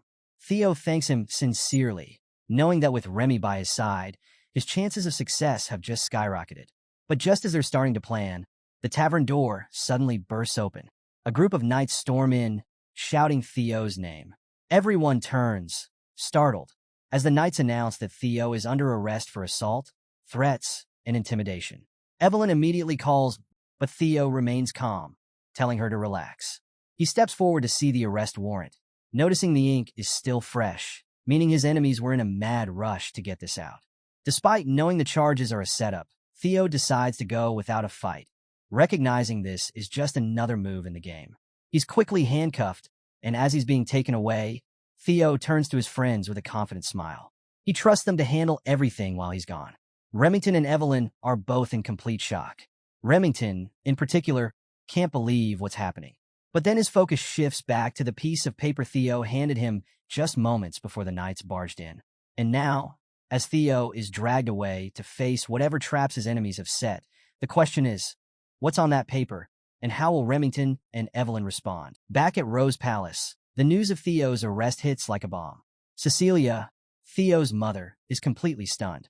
When she hears that her son is being taken to the tribunal, she literally falls to her knees in shock. Her servant rushes to her side, worried, but Cecilia assures him she's fine, though the news has clearly shaken her. She asks why Theo was taken, and the servant reveals it's because of the Scaled Dragon Society incident. Theo's being accused of inciting rebellion.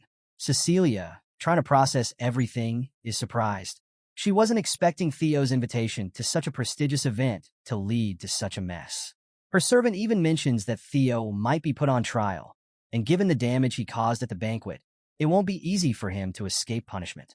But Cecilia, despite her shock, believes in her son. She's convinced that Theo can handle this. That's the kind of person he is, resilient. All she can do now is pray for his safe return. Meanwhile, inside the carriage, Theo is being escorted to the tribunal. As they arrive at their destination, Theo realizes it's been a long time since he's seen this place. He knows the stakes are high. After obliterating the Scaled Dragon Society, there's no way he'll get a simple slap on the wrist. He's well aware that, as a successor of Ragnar, this trial will likely question his very right to the throne. As the knights order him to get out of the carriage, Theo walks with confidence. His enemies might think they're about to crush him, but Theo's smiling, because everything is going exactly as he planned. The knights announce Theo's arrival, and as he steps inside the tribunal, he's greeted by some of the most powerful figures in the Ragnar clan. Theo feels a bit of anxiety. Who wouldn't, with such legendary figures gathered in one room? Among them is Julius Ragnar, the demon dragon and commander of the White Armor Dragon Cavalry. Then there are 4 of the 9 dragons who protect Ragnar: Sky Dragon Ed Troyven, the Sword Dragon Lady of Plum Blossom Palace, Osa Ragnar, and the Elder Dragon, Head Counselor Wolfgang Ragnar. Seeing all these formidable figures, Theo admits to himself that in his past life, he would have been overwhelmed by their presence, especially when he notices Wolfgang, the Elder Dragon. Wolfgang has a deep-seated disdain for Theo, and he doesn't even try to hide it. To him, Theo, an illegitimate child, is a stain on the Ragnar bloodline. Wolfgang, with a cold gaze, addresses Theo directly. "Are you aware of why you've been summoned?" he asks. Without waiting for a response, Wolfgang lays out the charges. The Byron clan, the Merchant Guild, the Red and White Mercenary Corps, and even the Hanabi clan. They're all cutting ties with the main family because of Theo's foolish actions. Furious, Wolfgang calls Theo a bastard, demanding if he can bear the damage he's caused to the Ragnar name. He makes it clear that Theo will be held accountable for dragging the clan's honor through the dirt. But Theo, cool as ever, agrees with him. He calmly admits that, yes, he was too careless. Instead of merely cutting off their arms, he should have cut off their heads. The room falls silent with shock. Theo continues, showing no hesitation. He reminds the tribunal that the other clans, the ones who have now defied Ragnar, are, in fact, the subjects of Ragnar. The Lord has given them land and honor, he says. Their duty is to offer their loyalty and their lives in return. This is the way of chivalry. Theo's frustration rises as he speaks. He tells Wolfgang that if he had known about their insolence earlier, he wouldn't have stopped at their limbs. He would have severed their heads. And now, he believes they should be punished accordingly to restore Ragnar's honor. Everyone is left speechless. Even Julius, who's never one to mince words, chuckles, calling Theo's performance impressive. He fully expects that Theo will walk away with a lighter punishment after such a bold justification. But Wolfgang isn't convinced. To him, this is nothing more than mockery, a clever ploy. He's about to challenge Theo when Osa Ragnar, the sword dragon lady, steps in. She admits that Theo is correct. Ragnar may be strong, but it is not truly great. For the Ragnar clan to survive, they must listen to the voices of their vassals and knights. If they only rule by force, they will inevitably fall. Power alone won't hold Ragnar together. It requires respect and loyalty.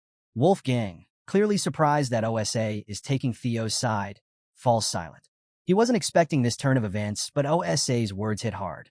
She understands that power isn't enough to rule the world. It's about more than just strength. After hearing Osa Ragnar, the sword dragon lady and first wife of the clan head, Theo is surprised to see her taking his side. She's one of the best swordsmen in the north, and her support wasn't something Theo expected. She emphasizes that the punishment he's about to receive is justified and hopes he understands the gravity of the situation. Theo, staying calm, asks what his punishment will be. That's when Wolfgang steps in, sternly informing Theo that he'll be placed under 3 months of probation. But Theo doesn't let that slide. He boldly expresses his wish to participate in the awakening ceremony next year. Wolfgang, angered, thinks Theo's talking back, but Osa once again steps in, giving Theo's words consideration and allowing him to participate. This stirs things up, especially for Ed Troyven, who had been scheming in the shadows. Ed knows that the children Theo injured at the banquet were set to participate in next year's awakening ceremony. Now, thanks to Julius Ragnar's influence, Theo gets off with a lighter punishment. But Ed isn't worried. He sees this as an opportunity. If Theo carries the dishonor from this incident, the Camellia Palace can continue its plan to take over the Rose Palace. He smirks, believing everything is going according to plan, and that Theo is trapped. But then, Theo does something nobody expected.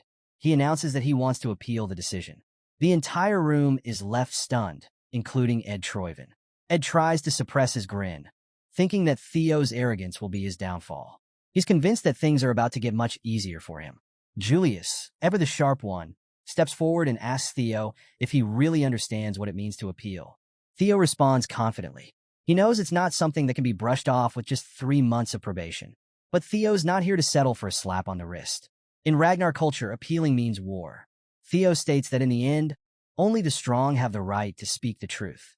He's not just asking to defend himself. He believes he should be rewarded for his actions. The room falls into speechless shock. Meanwhile, at the hidden northern branch of the series Merchant Guild, everything is engulfed in flames. Evelyn cuts down the last of the guards as Remington realizes this was the exact hideout Theo had mentioned. They uncover something valuable after destroying the place. Something that could shift the tides in Theo's favor. Back at the tribunal, Ed Troyven's eyes light up with joy. He believes his plan is coming together perfectly. Theo's standing before some of the most important figures in Ragnar, and now he's pushing an issue that could have been resolved in 3 months into a full-blown war. Wolfgang, furious, accuses Theo of arrogance and questions whether he really thinks he can face the forces of 15 clans alone. Theo, unshaken, explains that this is exactly the kind of situation that needs to be handled directly. In their world, power dynamics are everything, and appeals are resolved through proxy battles, a one-on-one sword fight to decide the victor. The representative of each side fights for their honor. In Theo's case, there's a high chance that the opposing side will send Axion as their champion. Julius, always one to think ahead, recognizes the danger here. He questions whether Theo has a plan, warning him that if he's expecting someone to step up as his representative, he's in for a disappointment. But Theo's not backing down. He requests that the proxy battle take place in 1 week, as per the rules. Ed Troyven, thinking he's seen right through Theo's plan, believes Theo is banking on someone like Julius or Evelyn representing him in battle. But Ed knows no one will agree to fight for Theo, meaning Theo will have no choice but to fight personally. Ed, confident in his scheme, prepares to announce Axion as his representative, certain that Axion will easily finish Theo off and show him his place. But then everything stops. Suddenly, the entire room falls silent as they hear someone's footsteps. A voice praises Theo for his cleverness, noting how much he's changed since they last met. Kyle, with an air of authority, and says he's heard all about the situation. He knows that Theo is planning to make an appeal through a proxy battle. Theo confirms this, and his father nods, recognizing the difficulty Theo will face if he enters the battle himself. Kyle then asks the big question: who does Theo plan to choose as his representative? At that moment, Theo realizes his father is testing him. He could ask someone else to fight on his behalf, but Theo chooses to step up, knowing that this is a crucial moment to prove himself. He confidently tells his father that there's no one who can represent him. He will be his own champion in the proxy battle. Kyle Ragnar, impressed but skeptical, believes his son is heading for a loss. But Theo, standing firm, challenges his father's assumption. He argues that no one should come to a conclusion before he's even had the chance to prove himself. Theo is determined to face his challenges head-on, unwilling to bend to anyone's will. Kyle bursts out laughing, clearly enjoying Theo's spirit. He turns to the rest of the trial members, asking if they've heard his son's bold declaration. For the first time, the clan head seems genuinely impressed with Theo's unwavering resolve. He praises Theo's Ragnar spirit, the strength to never lower yourself before others. This attitude, Kyle notes, is the very essence of being a Ragnar. Theo, now grinning, feels the momentum swinging in his favor. Things are going exactly as he planned. The proxy battle was never about winning, it was just bait. In the meantime, Theo knows his friends Remington and Evelyn are working hard to dig up the proof of Camellia Palace's treasonous conspiracy. If all goes well, Theo's victory will be absolute, and he won't even need to fight. But then, the clan head throws a massive curveball. Kyle Ragnar, with a serious look, tells Theo he wants to test him personally. Forget the trial, forget the proxy battle. If Theo can endure a single strike from the clan leader, all charges will be cleared, and there will be no punishment. Theo is stunned. The room goes silent. Kyle's challenge is no joke. A single blow from the strongest man in Ragnar could crush him. Before Theo can react, Ed Troyven, ever the schemer, starts shouting in protest. He knows that if Theo somehow survives this test, it'll mean the king himself approves of him. That would be disastrous for Ed's plans to take over Rose Palace. Desperate, Ed tries to stop the challenge, arguing about the rules of the proxy battle and how this isn't fair. But Kyle Ragnar shuts him down immediately. The king makes it clear that if a vassal dares to speak against the Ragnar bloodline, they should be removed. Ed, forced to back down, has no choice but to obey the clan leader, though he's clearly seething inside. He glances nervously at Theo, knowing the stakes have just changed. Kyle turns to Julius, the demon dragon, and asks if he has anything to add. Julius, who's been silently giggling throughout the trial, admits he's just surprised to see the king showing interest after so long. The last time Kyle got involved like this, it was for something huge. Finally, Kyle turns back to Theo, asking if he's willing to take on the challenge. Theo, though caught off guard, quickly recovers. He knows this moment has the potential to make or break him. Refusing would make him look weak, but accepting such a blow from his father could be suicidal. Theo speaks up, calling the situation unfair. Not in a way that backs down, but rather to negotiate. He points out that comparing a single strike from the clan leader to a proxy battle between vassals and bannermen isn't exactly a fair trade. The king, amused, asks if Theo is refusing. Theo smirks and responds that he's not refusing. He's simply asking for a fair compensation if he endures the blow. Kyle Ragnar, intrigued, asks what Theo wants. Theo turns toward Ed Troyven, glancing at him with a look of calculated ambition, and then makes his boldest demand yet. With a cheeky smile, Theo says, "I want something like Camellia Palace." The room falls silent once again. Ed Troyven is left absolutely speechless. His carefully laid trap for Theo has somehow flipped into an opportunity for Theo to shine. His frustration is evident, and as he watches the situation unfold, he can't believe Theo had the audacity to make such a bold proposal to the clan leader. But Wolfgang steps in, calling Theo's demand madness. After all, making an agreement with the clan leader requires equal standing, and in his eyes, Theo is way out of his league. But what really catches everyone off guard is Kyle Ragnar's response. The clan leader actually agrees with Theo, much to the shock of the room. Kyle sees something in Theo's courage and boldness, traits he believes any future successor of Ragnar should possess. He then turns to the Sky Dragon, Ed Troyven, asking if he has any objections. Ed, forced to play along, assures Kyle that everything belongs to his lord, so how could he dare object? Satisfied, Kyle orders a stage to be prepared immediately. He wants to test his son personally. Theo's nerves start to kick in as he faces his father, while the other vassals and bannermen gather on the sidelines to watch this intense showdown. Ed Troyven, although frustrated, tries to stay calm. He's convinced that even with Theo's newfound strength, there's no way he can withstand a single strike from the clan leader. After all, not even high-ranking swordsmen can survive such a feat in Ed's mind. Theo's overconfidence will be his downfall. But Theo knows something Ed doesn't. Thanks to the experience elixir he earned after finishing the tutorial, Theo's strength has tripled, and he's confident he can survive his father's attack. The clan leader quickly notices this change in his son and wonders if Theo consumed an elixir, but even that wouldn't explain such a drastic transformation. Still, Kyle Ragnar decides it doesn't matter. What matters is the test at hand. Kyle turns to Theo and asks if he's warmed up. Theo replies confidently, even though the pressure is mounting. The clan leader comments that, normally, he'd use his great sword in battle, but since Theo hasn't learned to use mana yet, Kyle will go easy on him by using a rusty steel sword. He asks Theo if he has any objections, but Theo, determined, says he's ready. And then the fight begins. As Kyle Ragnar's aura flares, the room becomes thick with pressure. Theo feels the sheer power of his father's fighting spirit, and it nearly overwhelms him. But Theo stands his ground. Kyle, impressed that his son hasn't buckled under the weight of his aura, acknowledges that there's something more to Theo than meets the eye. Inside, Theo is focused. He knows his strength has grown exponentially since using the experience elixir. After gaining 5 levels, he poured all his points into strength, and now he feels like he's finally escaped the realm of the weak and entered the domain of the extraordinary. He's confident he can survive at least a single strike from his father, and that's all that matters. When Kyle Ragnar finally throws his attack, it's like a red beam of light, a massive strike that destroys the entire stage, sending shockwaves through the air. Everyone watches in horror as the dust settles. Ed Troyven is sure that Theo must be dead, but when the smoke clears, there stands Theo, still alive, though barely. The room falls in a stunned silence. Kyle Ragnar, with a wide grin, is impressed. He's finally found a worthy son. Theo, standing tall after surviving the blow, has proven his innocence through his sheer willpower and determination. The trial concludes, and the system window pops up, revealing that Theo has successfully completed the sudden quest, single strike from Kyle Ragnar. As a reward, Theo receives a mysterious blue key and a new inventory slot. But there's no time to focus on that just yet.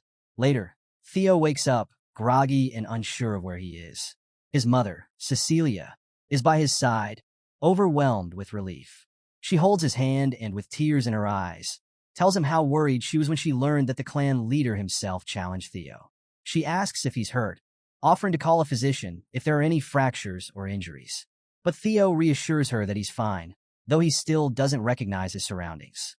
Just then, Julius, the demon dragon, enters the room. He shares some shocking news. By order of the clan leader, Camellia Palace has been vacated. Amelie, Axion, and all their loyalists have been removed. Theo is grinning ear to ear as he realizes he's inside Camellia Palace, now fully under his control. The system window updates him, showing that all he needs to do now is uncover the palace's hidden secret to complete the next part of his quest. He's come far, and things are finally falling into place. Meanwhile, in the garden of Camellia Palace, Emil Ragnar, Axion's mother, is causing a scene. Furious at being forced to vacate her own property, she shouts at the servants, who are desperately trying to calm her down. But there's no calming her anger. This is a major loss of power, and she knows it. Watching all of this unfold, Ed Troyven, who's seething with frustration, quietly gives an order to Axion. He tells him to kill Theo once and for all. Axion, who had been planning something for the awakening ceremony, is taken aback by the sudden command, but Ed's intense desire for revenge is burning. He's not willing to wait any longer. Theo has to be eliminated now.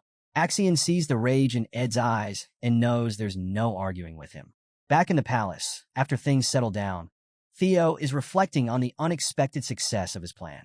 Even though there were plenty of obstacles, he's managed to secure Camellia Palace without using his trump card, and now he holds even more authority than before.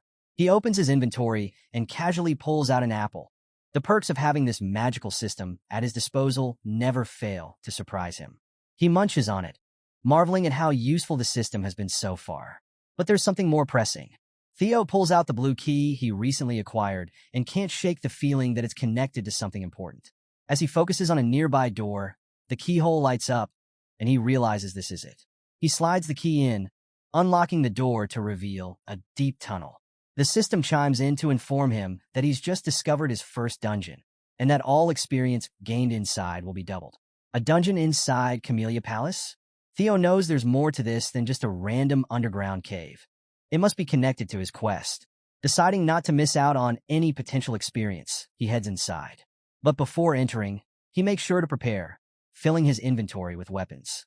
As Theo ventures deeper, he comes across a huge wolf, a beast large enough to be classified as a demonic monster.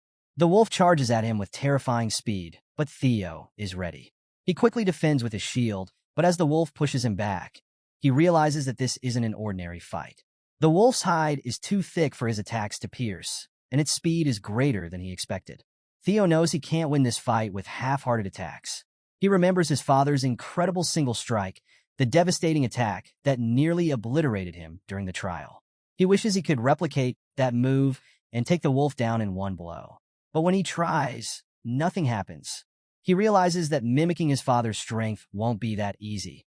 It's more than just a single swing of the sword. To land a decisive blow, he needs to put everything into one focused strike. With that revelation, Theo shifts his strategy. He drops his shield, deciding to focus on speed. The sword arts he learned from Evelyn come to mind. As the wolf charges once again, Theo moves swiftly, landing a precise stab into its eye. The wolf howls in pain, taking a step back, and Theo realizes his plan is working. He charges forward again, determined to win this battle. Fast forward 2 months, and back at the training grounds, Theo's absence has not gone unnoticed. Iodi and Sybil are talking about how the number of people wanting to train with Theo is growing. The rumor about the clan leader teaching Theo a single strike has spread like wildfire, and now, everyone wants a piece of the action. As Sybil chats about the situation, Henry Morris from Plum Blossom Palace approaches, arrogant and full of himself. Henry addresses Sybil with disdain, calling him a lackey and demanding to know when the incredible young Master Theo is going to show up. After all, it's been 2 months, and he's nowhere to be seen. Henry, obviously unimpressed by the rumors, mocks Theo, calling him a coward and insinuating that he's running away from the attention. Henry's taunts continue, much to Sybil's irritation. He accuses Theo of spreading false rumors about the clan leader's strike, suggesting there were no witnesses to confirm it actually happened. Henry Morris from Plum Blossom Palace is still running his mouth, assuming that all the rumors about Theo, including the destruction of the Scaled Dragon Society, must be fake news. But Sybil's patience finally snaps. He's had enough of Henry's disrespect, and with all the pent-up frustration from the last 2 months, he punches Henry square in the face, completely destroying it. Henry's arrogance is wiped clean as his face gets rearranged by Sybil's fist. Another guy from Plum Blossom Palace tries to step in, furious that Sybil would dare touch Henry. He throws insults at Sybil, calling him a dropout, but the tables have turned. Everyone in the training ground, all those loyal to Theo, start glaring at the Plum Palace guy, ready to pounce. Sybil doesn't hold back. He calls him a shit face, and makes it clear that no one is allowed to insult their young Master Theo. Even Iodi is surprised by Sybil's words, especially since Sybil isn't exactly the prettiest guy around. For him to call someone ugly? That's bold. But Sybil brushes it off, still boiling with rage. He's been annoyed by the Plum Palace guys coming around and causing trouble, and he's had it. There's no way he's going to let them walk all over Theo's name. Without hesitation, Sybil and his comrades draw their swords and declare war on the Plum Palace troublemakers. The tension in the air is electric. They're about to clash, and it's going to get bloody. The Plum Palace guys, not backing down, draw their own swords. But just as they're about to fight, someone steps in and freezes all the weapons in place with a single move. Everyone is shocked. Sybil, wide-eyed, immediately recognizes him. Ray Ragnar, one of the 4 Hounds of the North. Before anyone can react, another voice booms with laughter. Hulkus Lanka, also from the 4 Hounds, joins the scene, clearly amused by the chaos. Sybil can't believe his eyes. 2 members of the 4 Hounds have just shown up out of nowhere. Hulkus, always the loud one, starts asking for the Luster Tiger, confusing the Plum Palace guys. Growing impatient, Hulkus demands an answer, clearly looking for the master of the training ground, Theo Ragnar. With a mischievous grin, Hulkus announces that he's here to challenge Theo himself. Meanwhile, deep inside the dungeon, Theo is reaching his limit. His sword has shattered, and he's taken on more than he ever expected. The system notifies him that he's leveled up, and multiple windows pop up, showing his stats increasing. He's hunted down 170 demonic beasts, and though exhausted, he sits triumphantly on the pile of monster corpses. But there's still one enemy left, the boss. Theo drinks a healing potion, restoring his strength, and reflects on the brutal fights he's faced. There were many moments when he almost died, but each time, the healing potions saved him. At first, the beast seemed impossible to defeat, but as he leveled up, things got easier. What surprises him the most is how fast time flew by. He's already spent 2 months inside the dungeon, and it's all come down to this. The system informs him that the final boss is waiting. Theo's sure it's going to be a powerful monster as he spots some stairs leading to the final level. He walks forward, ready to face whatever's waiting for him. But as he looks down at his shattered sword, he knows it won't be of any use. He opens his inventory and pulls out another blade. It's his last sword, one his mother gave him as a birthday present. As Theo grips the ceremonial sword, memories of his past life flood his mind. He remembers how, back then, he had a lot of friction with his mother. Leading up to the awakening ceremony, he had tossed the sword aside, thinking it was useless. He had been too focused on his bloodline, convinced that no amount of fancy equipment would change who he was. He had told his mother to leave him alone, but looking back now, he regrets how he treated her. Not this time. Theo vows not to repeat the mistakes of his previous life. With the ceremonial sword in hand, Theo heads for the boss room. The system warns him to be cautious. A strong demonic beast lies ahead. When Theo opens the door, he's surprised to find a dragon taking a nap. His initial shock fades when he realizes it's just a lesser drake. Still, the sight of a draconic creature makes him wonder. The Ragnars are said to be descendants of dragons. Is this just a coincidence? But there's no time for speculation. Theo knows he has to defeat the boss to complete the dungeon and get out of there. Inside the dungeon, the system flashes Theo the quest details. One more monster to defeat.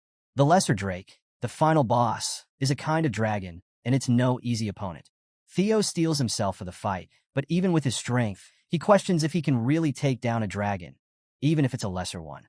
Drawing on his training, Theo focuses on using his technique, the single flash.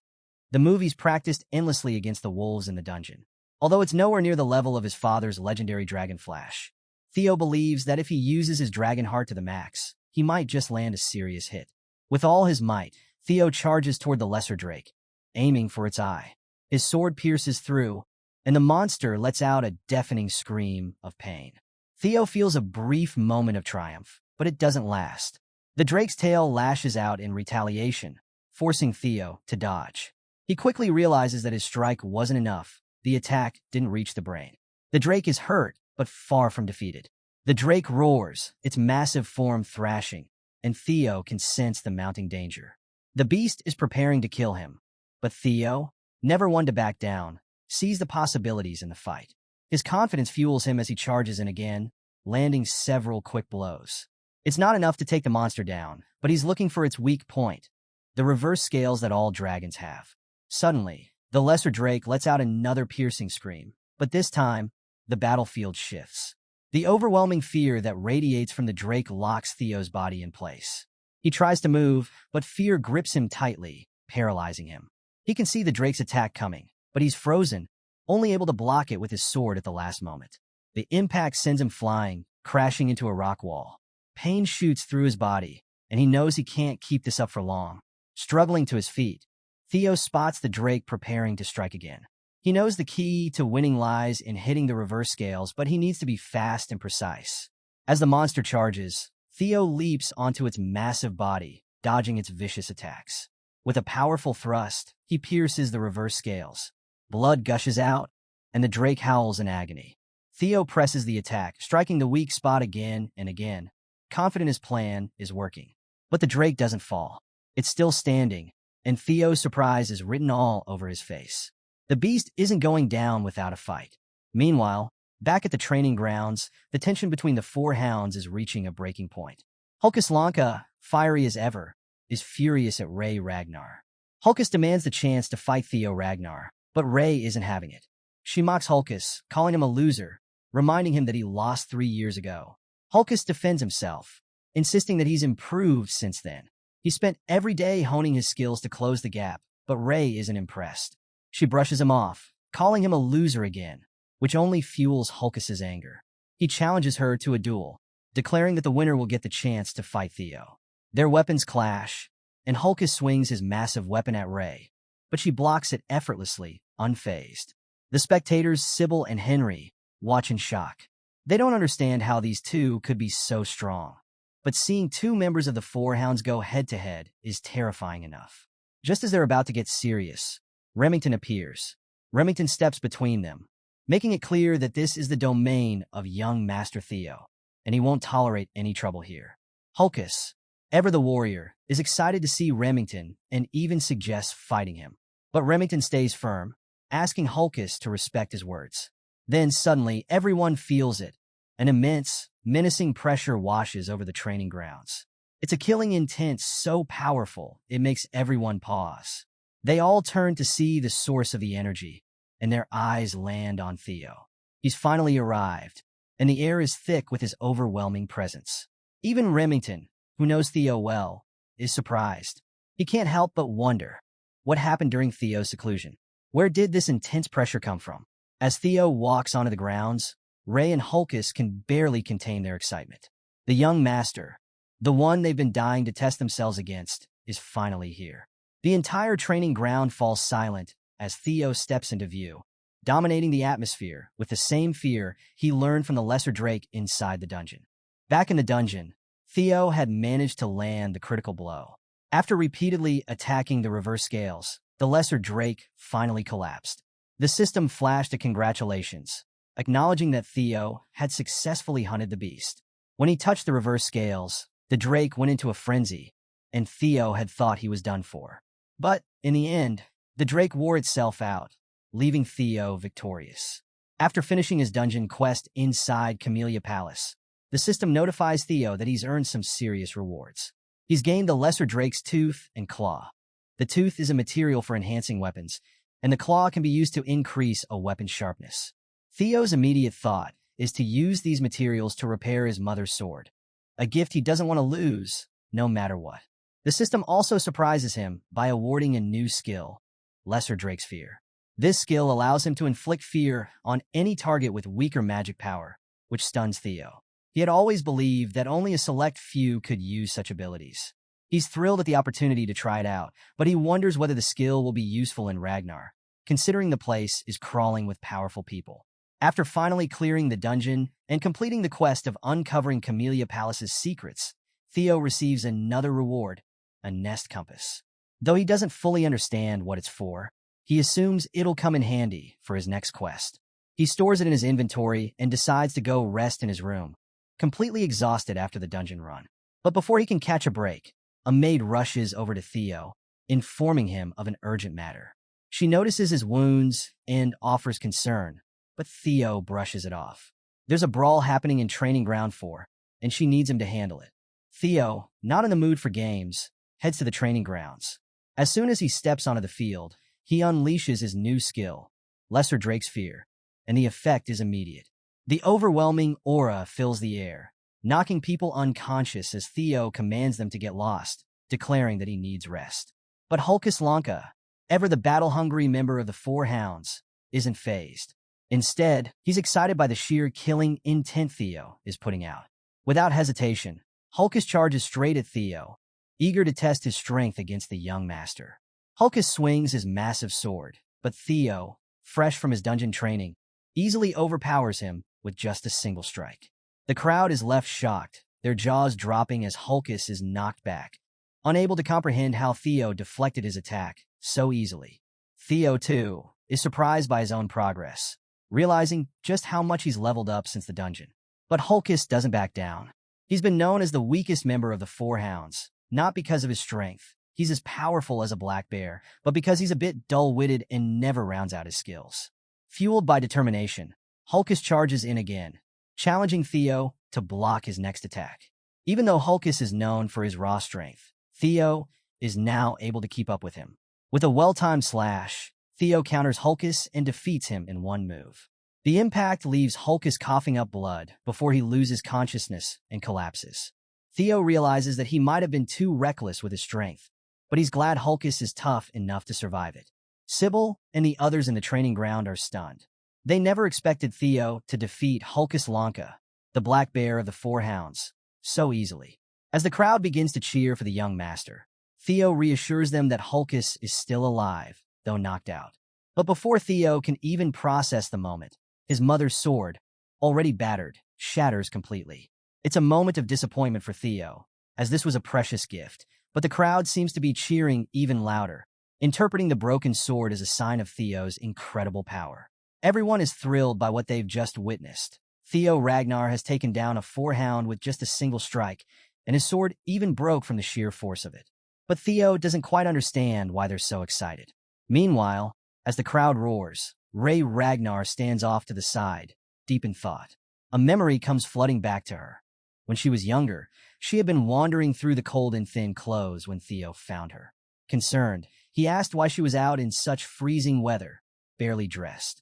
Seeing how cold she was, Theo gave her his scarf and took her back to his house, promising to take her home once the snow stopped. As she recalls the memory, a smile creeps onto her face, something she doesn't often do. Watching Theo now, she can't help but feel a sense of admiration for the boy who helped her long ago. As she leaves the battleground, Remington, who's been watching the whole scene, catches sight of her smile, surprised to see such an expression from Ray. Back at Camellia Palace, Theo's feeling a little embarrassed as the maids excitedly congratulate him on earning his new title, Luster Tiger. It's clear his hard work is finally paying off. One of the maids, especially proud of him, advises Theo to keep the momentum going until the awakening ceremony. She believes he can do it, and her enthusiasm gives Theo a boost of confidence. Suddenly, Theo's mother, Cecilia, bursts in, armed with a new abalone dish. Without wasting a moment, she starts force-feeding him, determined to stuff his face with as much food as possible. Theo, caught off guard, tries to stop her, but she's having none of it. As she keeps piling food into his mouth, Theo is reminded of his past life, and a warm feeling fills him. It's moments like these that make him grateful for the second chance he's been given. Between bites, he manages to tell his mother the food is delicious, which seems to please her. But then, Cecilia notices something that wipes the smile from her face: the broken sword. Theo starts sweating nervously, quickly explaining that it broke during training. He's deeply sorry, since the sword was a precious gift from her on his birthday. Cecilia's mood shifts from concern to anger, but not at Theo. She's furious at the person who swore the sword wouldn't break. It was made with white snow steel and ebony steel wood, two incredibly rare and valuable materials. Theo, surprised, asks if she means the steel wood from the southern jungles. Cecilia confirms, adding that the materials are incredibly precious, and she's disappointed to find out the sword wasn't as durable as promised. Theo, realizing just how valuable the sword was, is stunned. He never imagined it was made from such rare materials, and wonders how his mother even managed to get her hands on such a weapon. Cecilia, still fuming, declares that she's going to have a word with the sword's maker. And by word, she means she's going to force them to create an even better sword for her precious son. Theo tries to reassure her, saying it's fine and that he can use another sword, but Cecilia won't hear it. She reminds him that people are finally starting to notice his strength and that he needs to be more careful than ever with the awakening ceremony just around the corner. No way is she letting him show up with a shabby sword. Theo, touched by his mother's love and care, can't help but feel grateful. Just as Theo thinks the conversation is winding down, Cecilia tells him it's time to get going. Theo, confused, asks where they're headed. That's when she drops the bomb. They're going to the Basque Workshop, the best smithy in all of Winterra. Now, the Basque Workshop isn't just any ordinary place. It's one of the top 3 manufacturing workshops in Winterra, known for its factory-like size and legendary craftsmanship. But what's truly special about the Basque Workshop is its master blacksmith, Kurson, known as the Elf of Capitalism and one of the few artisans with the title of Master Craftsman. Kurson's reputation is on a whole other level, and even Theo is shocked. He never expected to meet someone of her stature, and he's immediately curious about how his mother has connections with someone like Kurson. When they arrive, the first thing Theo hears is Cecilia angrily addressing Kurson as her mother, catching Theo completely off guard. Speechless, Theo realizes his mother isn't just any ordinary woman. She's the daughter of one of the most renowned blacksmiths in the region. Suddenly, everything clicks. He's quarter elf, and the reason for his handsome looks finally makes sense. Curson, clearly not fond of being called mother, snaps back at Cecilia, insisting that their relationship is not that of parent and child. Theo recalls that growing up, he was always told his mother was an orphan with no family. But now, here she is, the daughter of Curson, the high elf blacksmith. Cecilia doesn't waste any time. She throws the broken sword down in front of Curson, accusing her of making a defective product. Curson, prideful and a little insulted, doesn't believe her at first, until she pulls the sword out and sees for herself that it's broken. Speechless, Curson can't deny the evidence in front of her. As they bicker, Curson asks who wielded the sword. When Cecilia points to Theo, Curson's eyes widen in realization. "That's the kid behind you?" she asks incredulously. Cecilia wastes no time in defending her son, telling Curson to watch her mouth. Theo isn't just any kid. He's a genius who will one day reign over Ragnar.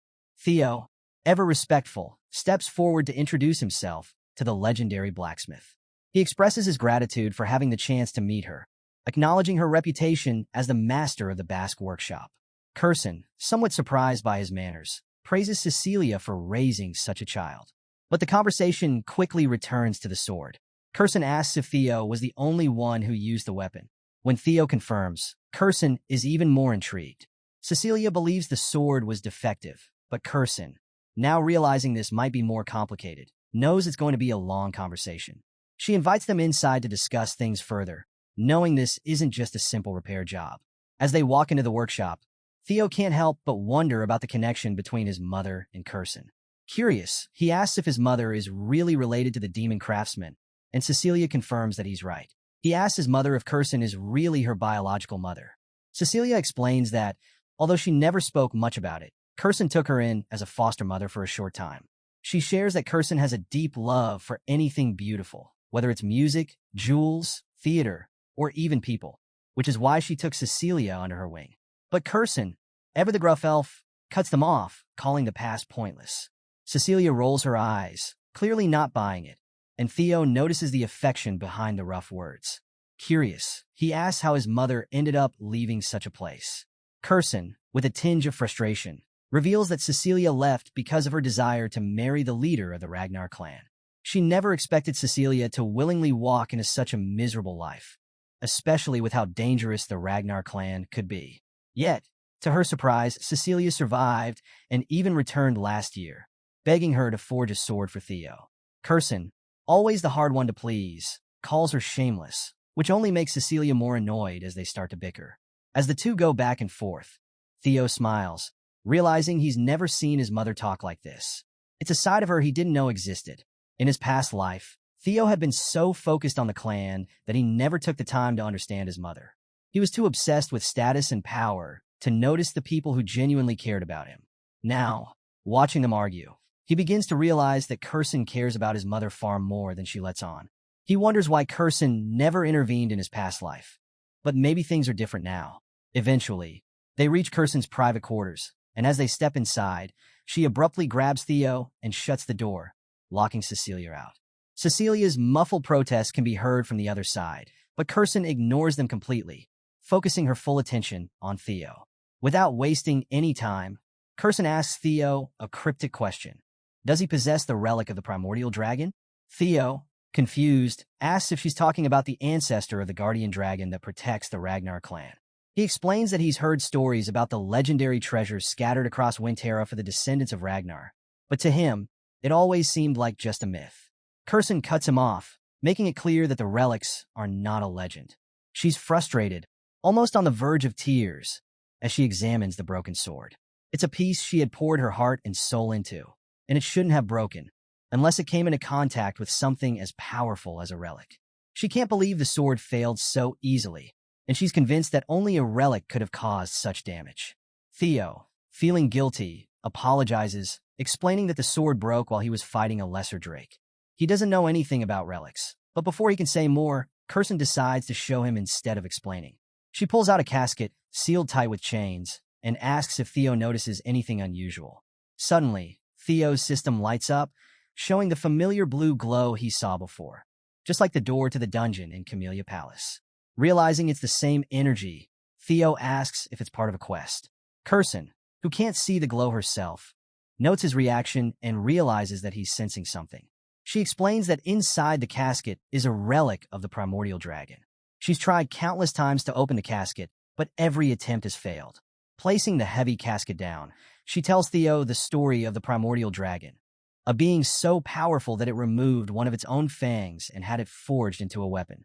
This weapon is known as the White Moonlight Blade, a sword said to possess unimaginable power. Curson then drops a bombshell. If Theo can break the seal on the casket and claim the relic, the White Moonlight Blade will be his. But there's a catch. If he fails, the consequences could be fatal. The process could end his life, and there are no guarantees. She asks him if he's still willing to take the risk. Theo's reaction is immediate. He's smiling, his heart pounding with excitement. The danger, the risk, the legendary sword, it's all part of the challenge, and Theo can't back down now.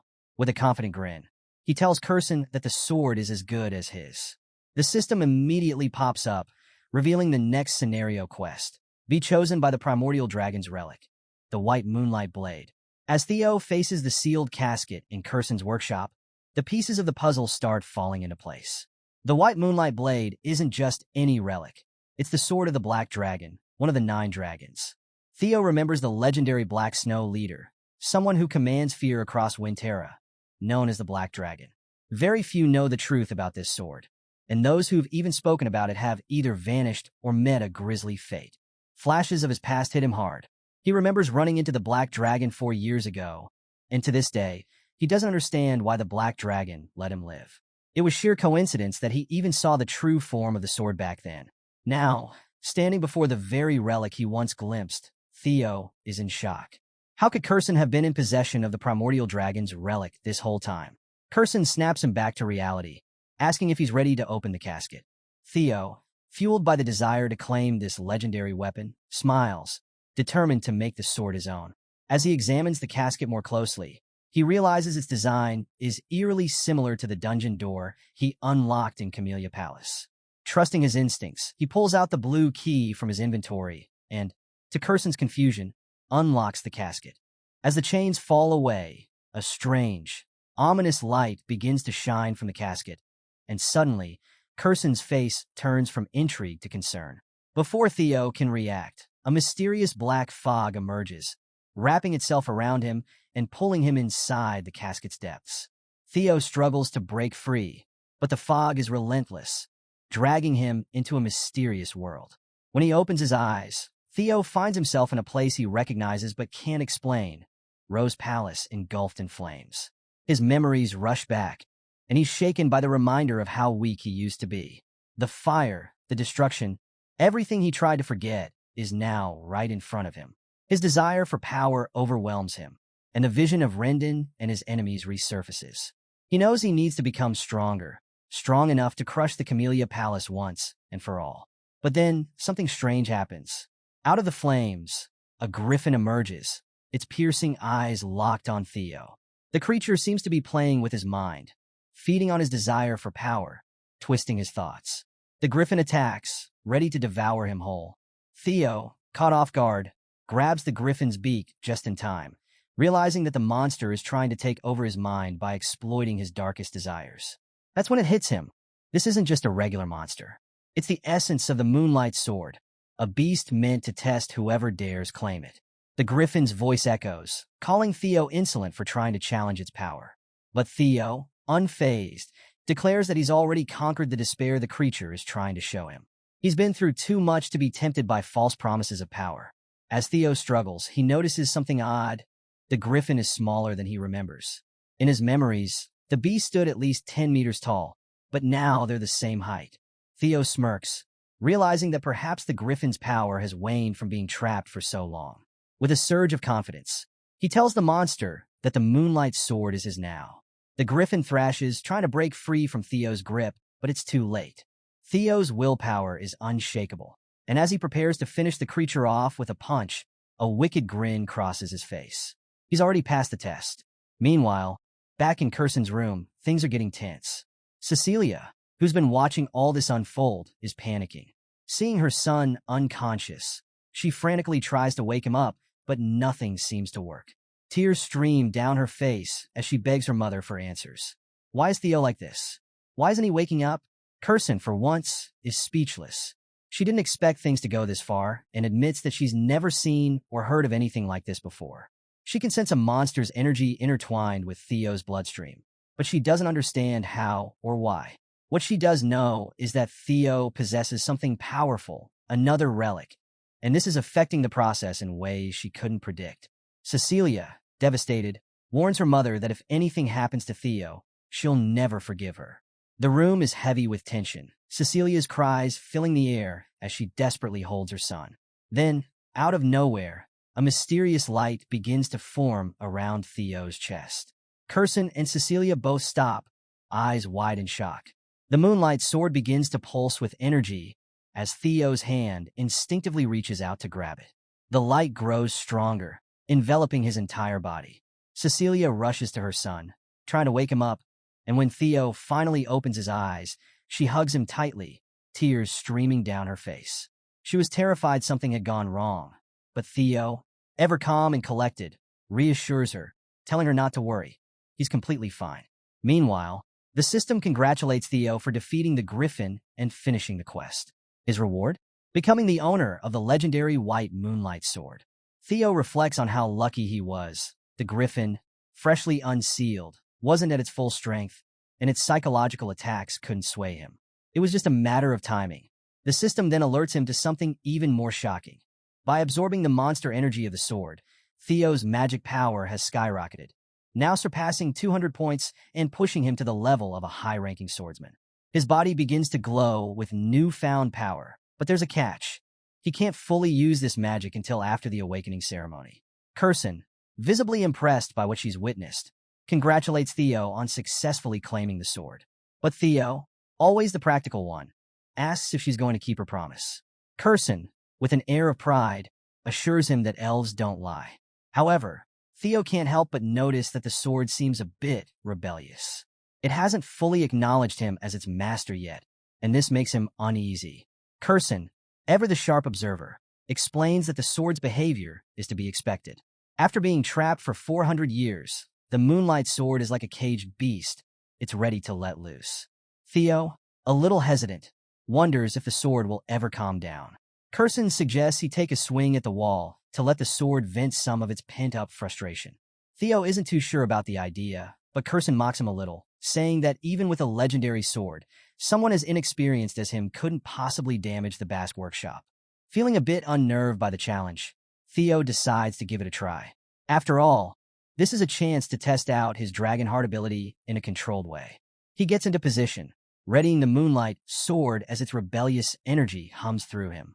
As Theo excuses himself and prepares for the strike, Curson watches with mild curiosity until things take a drastic turn. With a swing powered by all of his magic, Theo lets loose an attack called Single Flash. The result? Complete destruction.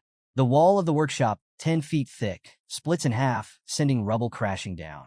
Cecilia stands frozen in astonishment, while Curson's eyes fill with anxious tears.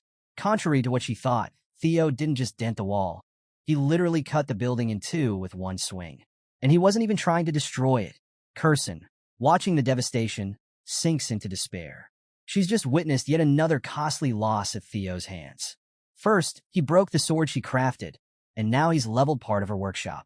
Even Theo himself is stunned by the sheer power of the sword, realizing that it drained almost all of his magic in that single, devastating slash.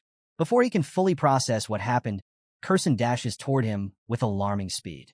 She reaches him in an instant, laying a hand on his shoulder and immediately giving him mana to help replenish his strength. Theo didn't even notice her move. She's startled to realize that Theo truly has no control over his magic yet. But after seeing what he did to the wall, she's also struck by his raw potential. This kid is something else, a true genius. A sly grin spreads across her face as she places her hand on Theo's shoulder. She proudly declares that she'll be his patron from now on, telling him to spread his wings and show the world his incredible abilities. Of course, Curson isn't just being kind. She's got dollar signs flashing in her eyes. It's clear that in her mind, Theo is about to become a walking, talking billboard for her workshop. If the world sees what Theo can do with a sword from Basque Workshop, it'll bring in massive profits. Theo, ever sharp, immediately sees through her plan. He bluntly tells Curson that he can practically see the dollar signs in her eyes, a statement that catches her off guard but makes her laugh. She doesn't deny it, she's greedy, but she's also proud to have a grandson like him. And in her own way, she's offering to help him reach even greater heights. As the day winds down, and after destroying half a building, Theo and Cecilia prepare to leave the workshop. Before they go, they exchange a few last words with Kirsten, who, despite everything, seems genuinely impressed with her grandson's strength. It also turns out Theo handed over Drake Fangs to Kirsten as wall repair funds after that accidental destruction of the Basque workshop. Kirsten, being the business-savvy elf she is thrilled to have this rare material. She's not only impressed with the fangs Theo snagged from his battle with the lesser Drake, but also swelling with pride at how her daughter, Cecilia, raised such an incredible son. Just as she's basking in that motherly pride, a familiar voice echoes in the workshop, addressing her by her infamous title, Demon Craftsman. Kirsten freezes, recognizing the voice. She turns to find herself face-to-face with the mysterious crow of Ragnar, a man known for his eerie presence and glowing red eyes. He doesn't say much, just simmers with intensity, leaving us on a cliffhanger as Kirsten nervously asks why he's here. Fast forward 5 days. The much-anticipated awakening ceremony has finally arrived. We find Theo in the middle of yet another sparring session with Evelyn, his one-armed swordmaster. And while they're exchanging blows, it's clear to her that Theo has leveled up. His speed, strength, and precision have all improved significantly. Even the onlookers who've been following Theo's journey are watching in awe and sweating profusely as they realize just how far ahead of them he's gotten. After a solid bout, Evelyn can't help but praise Theo, admitting that he's pushing her back during their spar. Theo, grinning like the cat that got the cream, humbly accepts the compliment, though you can tell he's soaking it up.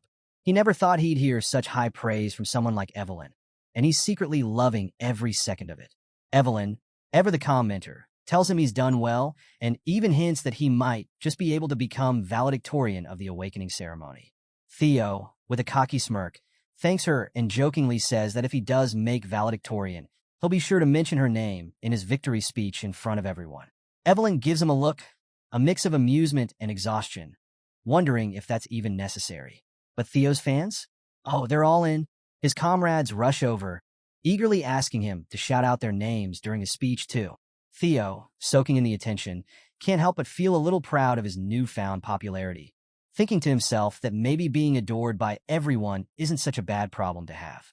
But Evelyn just stands there, giving him a creeped-out look, thinking the fame is getting to his head a little too fast. The scene transitions to the central headquarters, where the awakening ceremony is about to begin. Theo walks in, confidently introducing himself as Theo Ragnar of the Camellia Palace. As he enters, he notices the large crowd gathered for this prestigious event. The awakening ceremony is the annual event for the Ragnar clan, where young swordsmen finally get the chance to prove themselves and earn recognition, not just among their peers, but in front of the entire clan. Everyone who's anyone is here. Big names like the Nine Dragons, and even the former clan head from 2 generations ago, Hilda Ragnar. Theo spots Hilda and is relieved to see she's still attending these events, even though she's supposedly over 150 years old. She certainly doesn't look it, though, and her presence only adds to the weight of the moment. Suddenly, a drum sounds, signaling the start of the ceremony. The conductor, Vanna Ragnar, steps forward, a Dragon Gate swordsman and judge of the event. His booming voice commands everyone's attention as he explains the rules for the preliminary examination. The test is simple but brutal. Grab a sword and make a mark on the steel wall in front of them. Of course, this isn't just any wall. It's forged from a blend of white snow steel, a material so strong that ordinary swords can't even scratch it. But there's a catch. If the participants can open their mana halls and channel their magic into their swords, they'll have a chance to cut through the wall. To help with this, Vanna hands out a special soma pill to each participant. This elixir contains the power of 10 years' worth of magic, designed to open their mana halls and unlock their true potential. The deeper the cut they leave on the wall, the higher their score. Then, Vanna calls out the first participant, Theo Ragnar. Theo steps forward, taking the soma pill and reflecting on how, in his previous life, his half-brother Axion was the one who took the title of valedictorian. But this time? Not today. This is Theo's moment, and he's ready to rewrite his fate. With renewed determination, Theo grabs a sword and heads toward the white snow steel wall, all eyes on him. He knows this is his chance to prove that he's not the same weakling from his past life. As Theo walks toward the white snow steel wall, a system window suddenly pops up, giving him a new quest: become the valedictorian of the awakening ceremony. With a smirk, Theo knows this is his moment. No more second chances, no more hiding his power. This time, he's here to dominate. Meanwhile, high above the ceremony, Hilda Ragnar, the 150-year-old former clan head, watches with interest. She turns to Kyle Ragnar, the current clan leader, and asks if this is the boy he's spoken of before. Kyle confirms with a slight nod, and Hilda, intrigued by the story she's heard, admits she's curious to see if Theo truly has what it takes to live up to his potential. Back on the ground, Theo, feeling the weight of everyone's eyes on him, stretches his shoulders, trying to shake off the nervousness. The judge, Vanna Ragnar, steps forward and reminds Theo to swallow the Soma pill, which will help unlock his manhwa. Theo pops the pill into his mouth, but he's not the same kid from his past life. Last time, he couldn't control the Soma's power, and it severely injured his dantian. But not today. As soon as he swallows the pill, Theo feels an explosion of energy within him. The mana surges through his body, scattering in waves. Vanna is stunned, watching this brat cause a mana wave of this size.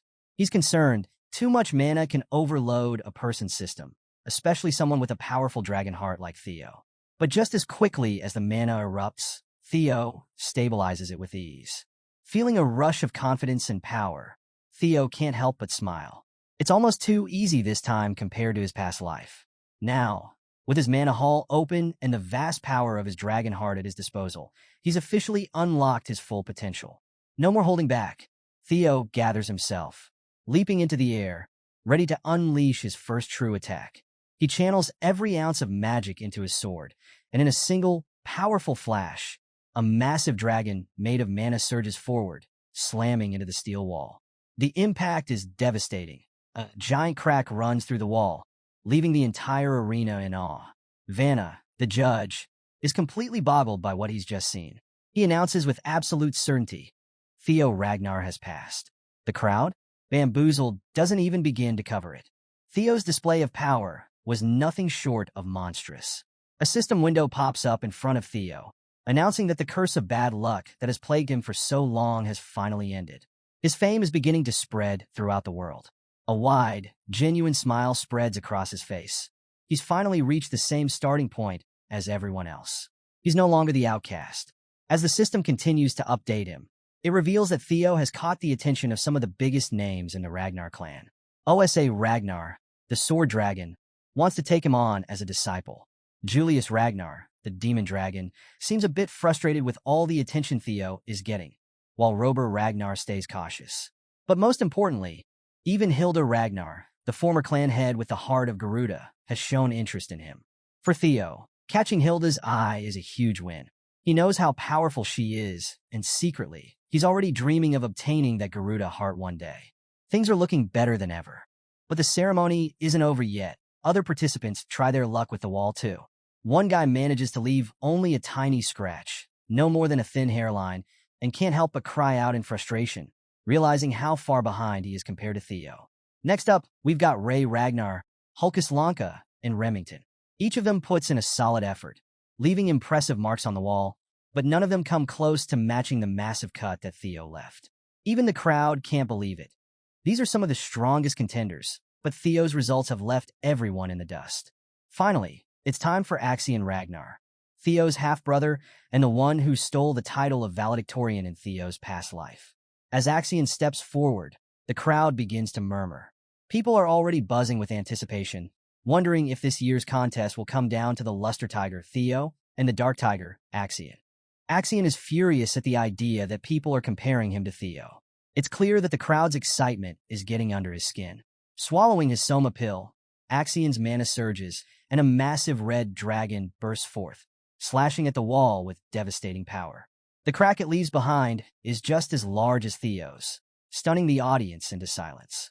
Even Vanna, the seasoned judge, is left speechless for the umpteenth time today. He announces that Axion Ragnar has passed as well, and the crowd erupts into cheers. Axion's slash was equally impressive, leaving everyone wondering who will come out on top. Now, the final score will come down to precision.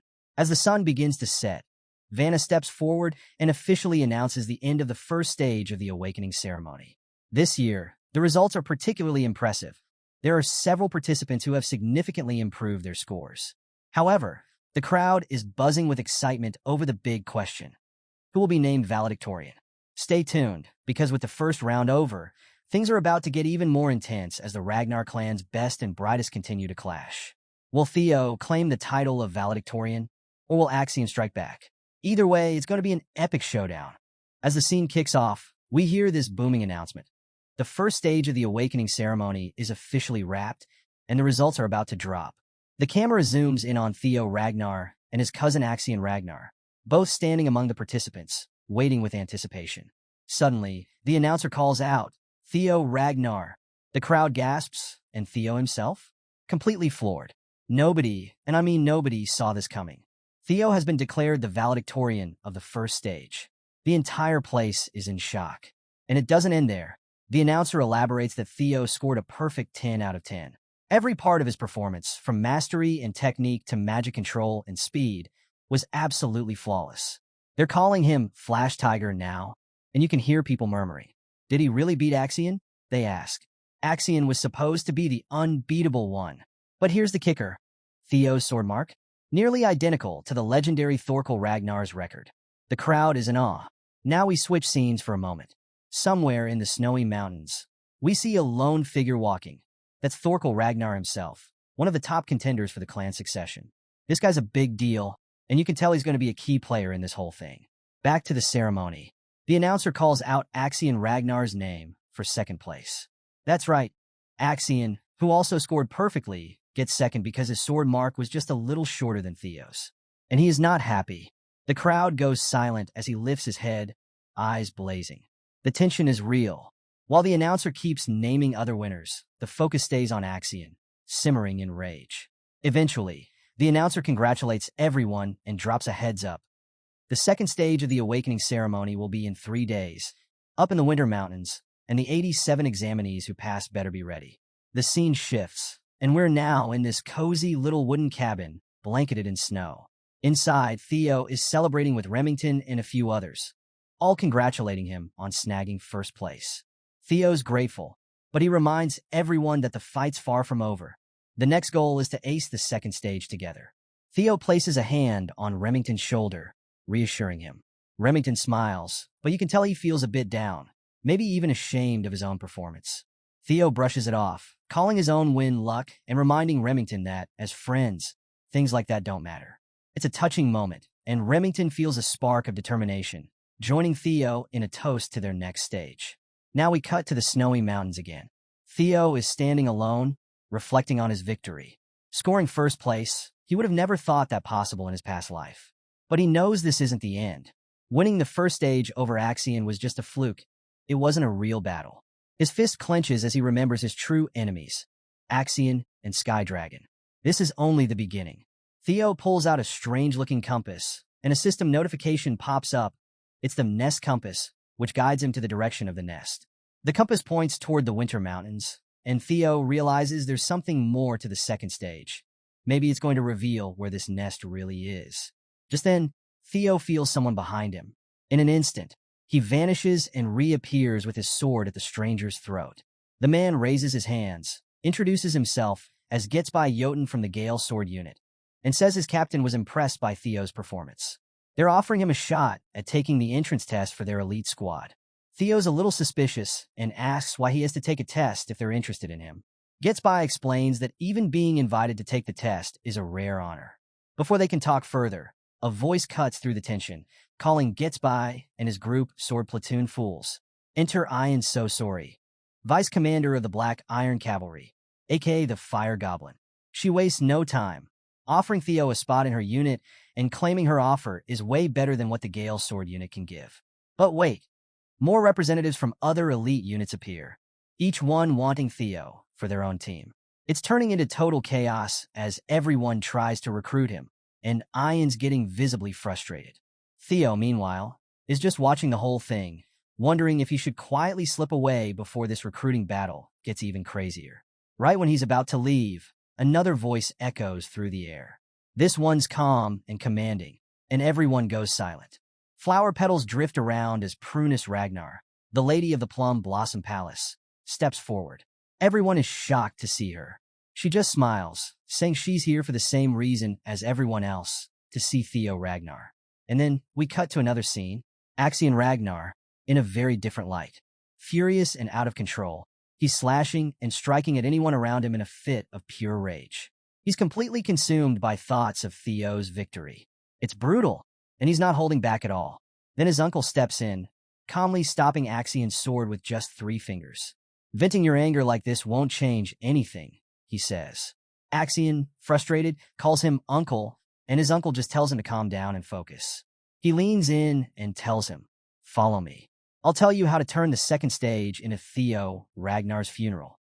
So, just as the dust is settling from all that drama on Theo's side, we see Prunus Ragnar, the lady of the Plum Blossom Palace, arrive with this powerful stride. She's got one goal in mind, to check out this rising star Theo. Standing tall, confident, and absolutely radiating strength and elegance, Prunus can't help but question the absurdity of having to impress someone in such a place. Why should a lady of her stature even bother?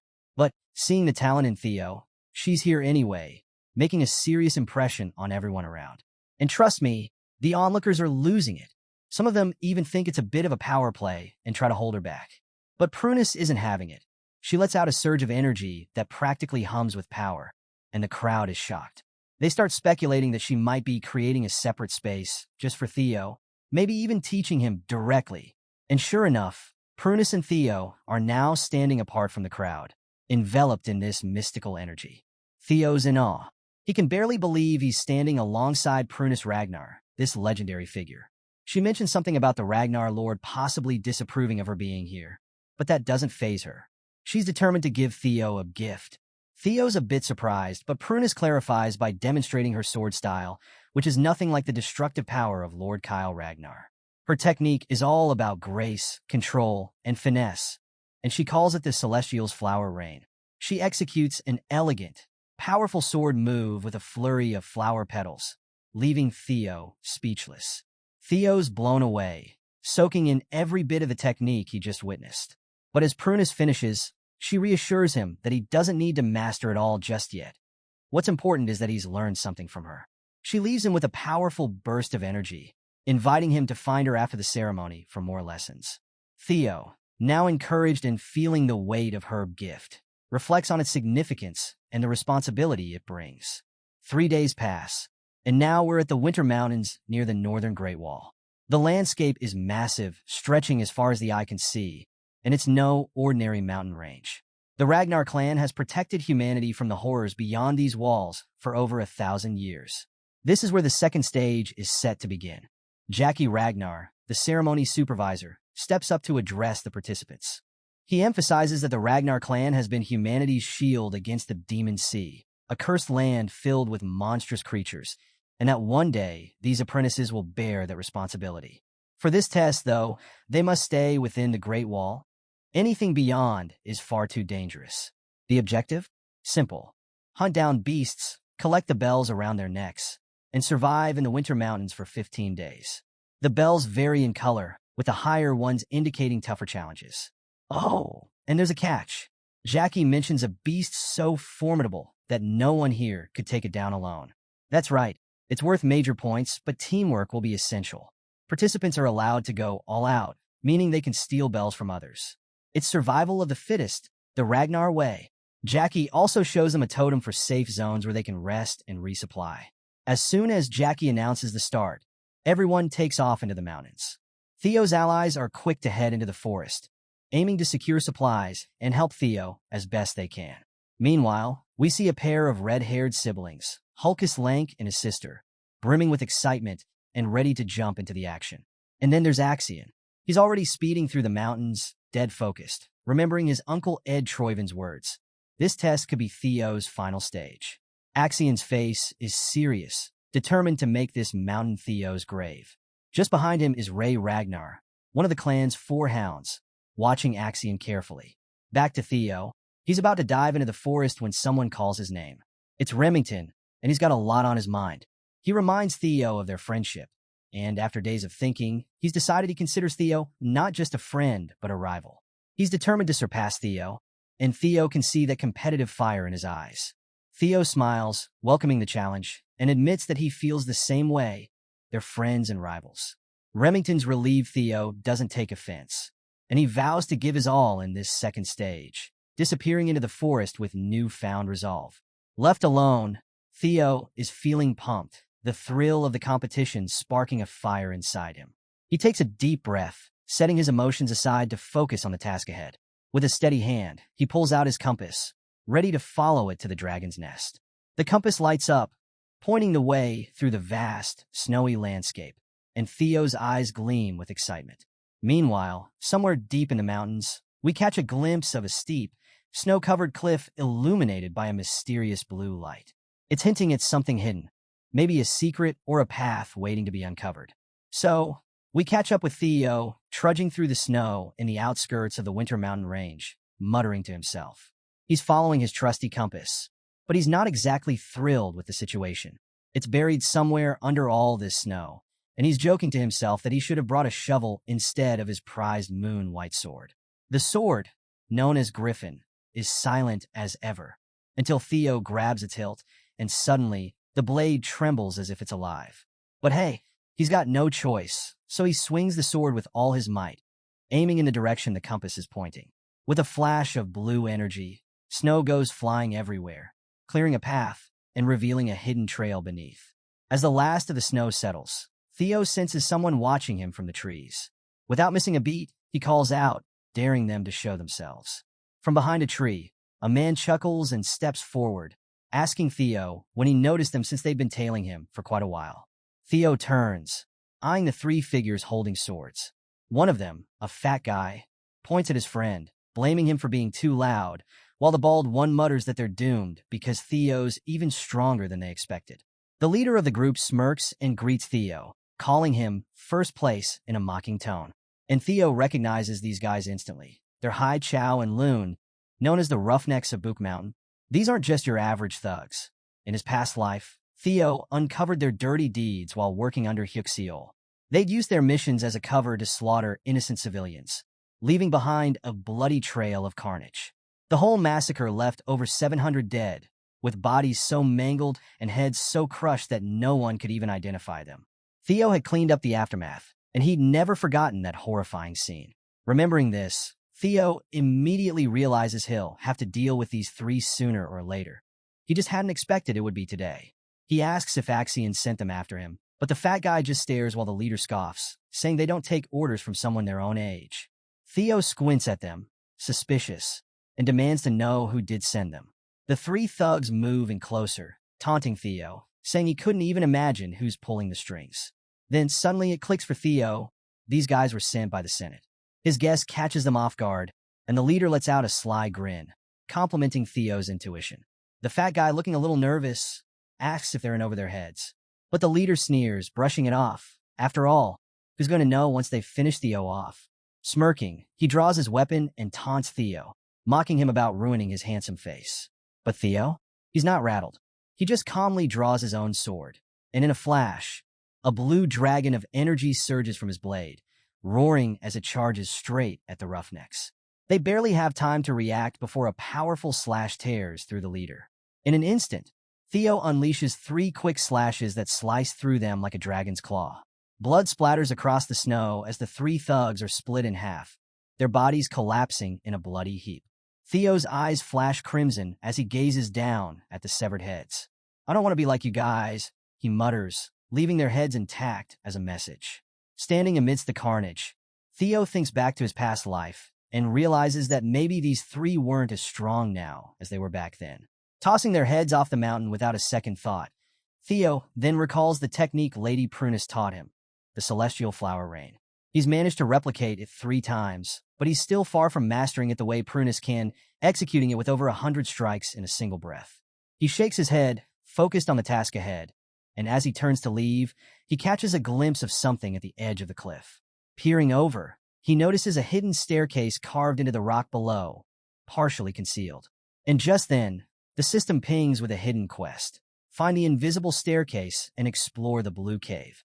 Without a second thought, Theo leaps down, following the staircase that spirals deep into the mountainside. Meanwhile, back in the monitoring room, things are heating up. A man is holding a scroll and providing updates on the second round, announcing that Axion Ragnar is currently in first place, followed closely by Ray Ragnar. Julius, who's sitting around a large round table, is quick to ask about Theo's progress. The announcer hesitates before revealing that Theo has yet to score any kills or ally himself with anyone. Julius raises an eyebrow, surprised, while the announcer speculates that Theo might be hiding or setting up an ambush. But Prunus, who's also at the meeting, clearly thinks otherwise. Just as she's about to speak, Wolfgang interjects, laughing menacingly as he dismisses Theo's chances in this round. Just because he stood out in the first round doesn't mean he'll stand out here. Wolfgang sneers, calling Theo a coward with zero real-world battle experience. He even goes as far as to mock Theo as an illegitimate child, grinning as he thinks about the roughnecks he sent after him, confident they've already taken care of Theo. Ed Troyven, sitting across from Wolfgang, narrows his eyes, growing suspicious. He telepathically asks Wolfgang if he had anything to do with Theo's situation, and Wolfgang just chuckles, admitting he hadn't bothered to give Ed a heads up. Ed's jaw clenches in frustration, thinking Wolfgang's crazy for acting without consulting him. Inwardly, Ed fumes. Ever since Theo took control of the Camellia Palace, he and his allies had been forced to relocate to the Rose Palace. It had given Ed an opportunity to search through it, but despite all his efforts, he still hadn't found the ancient dragon artifact. He now suspects Theo might hold the key to finding it, and he's willing to do whatever it takes to get it from him. Turning to his subordinate, Ed gives a silent, telepathic order to find Axion and tell him to hurry up with a plan to eliminate Theo. Meanwhile, Prunus warns Julius that the Senate must be plotting something in the background and suggests they set up a backup plan. But Julius brushes it off, confident in Theo's resilience. He believes Theo wouldn't just back down, and there must be a reason for his apparent inactivity. Turning to Prunus, he adds, "Besides, I haven't forgotten you met Theo behind my back." But Prunus just laughs, brushing him off, saying that what Theo thinks is what really matters here. Now we're back with Theo, who's made his way inside a dark cave filled with skeletal remains. Bones and skulls are scattered everywhere, and as he moves through, the skeletons almost seem to come alive, letting out eerie roars, trying to intimidate him. But Theo's mental stats are sky-high, and he's unfazed by these mental traps, barely sparing them a second glance. With a sigh, he places a hand on the cold cave wall and activates his skill, sensory perception. A surge of awareness spreads through the cave as his senses extend, mapping out the paths ahead. And there it is, a glowing path within the cave. Theo's lips curl into a smirk. This must be the hatchling's nest. He recalls a memory from his past life, remembering how Hyuxiol was rumored to have found a legendary item here years later. But this time, Theo's determined to beat him to it. Following the path, he soon approaches a massive, ancient-looking door. Standing in front of it, he can't help but feel a slight twinge of pity for Hyuxiol. After all, Theo is about to claim the prize before he ever gets the chance. Just as he's about to step forward, the door seems to come alive. Behind it, he senses a presence, and then he sees it, a massive eye, wide open and staring right at him from the darkness. So, Theo is standing there, totally dumbfounded as he pushes open this massive door, stepping into the mysterious space beyond. And what's in front of him? It's something straight out of a fantasy novel. Piles of glittering gold, rare swords, treasures from all over the world. But here's the thing. Theo's not drooling over the treasure. He's actually feeling uneasy. This isn't the hatchling's nest he thought he'd find. No, this is something way bigger. It's the lair of the ancient dragon. He takes a shaky breath, a single drop of sweat rolling down his face. He's hit with the reality that if he even thinks about challenging a dragon of this magnitude, he won't stand a chance. Not if he wants to leave this cave alive. All that legendary treasure might as well be miles away. As he glances around, trying to make sense of how he ended up here instead of the hatchling's nest, a thought pops into his head. Did he somehow get faulty intel from Hyuxiol? Or maybe he's just way too early, arriving 3 years before anyone else? Deciding it's probably best to just leave and regroup, Theo starts to turn away, but then he senses something. His blood runs cold as he feels an intense gaze on him. Turning slowly, he finds himself face to face with a massive, gleaming golden eye, wide open and locked right on him. The dragon's awake. Theo stands frozen in place, heart pounding, as the dragon speaks in a voice that resonates through the entire cave, carrying an air of ancient authority. "You are the first selector in a very long time," it says. The dragon, lounging calmly atop the mountain of gold, watches Theo intently. Theo can hardly breathe as the dragon goes on, introducing itself as Roadbroke, the very being the Ragnar clan reveres as the guardian dragon and the ruler of Winter Mountain. Theo's mind is racing as he realizes who he's dealing with, and overwhelmed by the honor, he drops to his knees, bowing deeply and greeting Roadbroke as his ancestor. Roadbroke, a little amused, tilts its head, echoing, "Ancestor," with a raised brow. Theo quickly explains, recalling his clan's history. Wasn't the guardian dragon the lifelong companion of their great ancestor Sigurd, the progenitor of their bloodline? And wasn't it also the mother of the famed dragon Friedrich? The dragon lets out a snort, almost sounding amused, and clears up a few things. "It seems that bastard Sigurd spread some nonsense," it says. Roadbroke explains that while it's true Sigurd and the dragon were companions, it was more a bond of respect rather than blood. There was a contract between them, a deep pact, but no romance or family lineage like the tales suggest. After all, a human and a dragon, that's not exactly a compatible mix. Theo feels his cheeks go red at the implication, but he presses on, asking if that means all the Ragnar families talk about having dragon's blood is just propaganda. With a nod, Roadbroke confirms that it's a bit of a myth, but not entirely wrong either. The contract did result in Sigurd carrying traces of the dragon's power, though it was more symbolic than anything. Getting a little more comfortable, Theo realizes he's been given a rare opportunity, something that doesn't require any fighting. He could actually get some answers here, answers that could help him in his quest to rise to the top of the Ragnar clan. Sensing Theo's excitement, Roadbroke sighs and says that as the guardian dragon, it's bound by an ancient covenant. To any worthy selector who passes its test, it grants the right to ask 3 questions. Theo is practically buzzing now, realizing just how rare this chance is.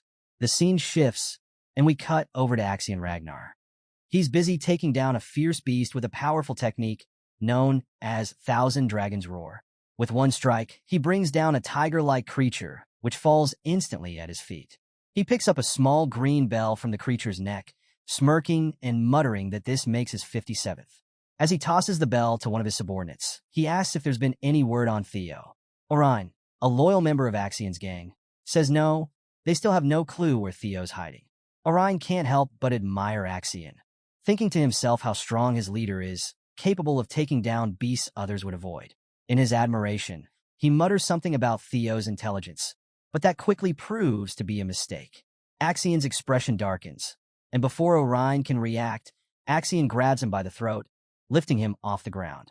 With a deadly glare, Axion tightens his grip and growls that true strength knows no fear. Orion, gasping for air, manages to stammer an apology just as another messenger arrives. The new arrival reports that the Central Intelligence Bureau has sent orders to speed things up.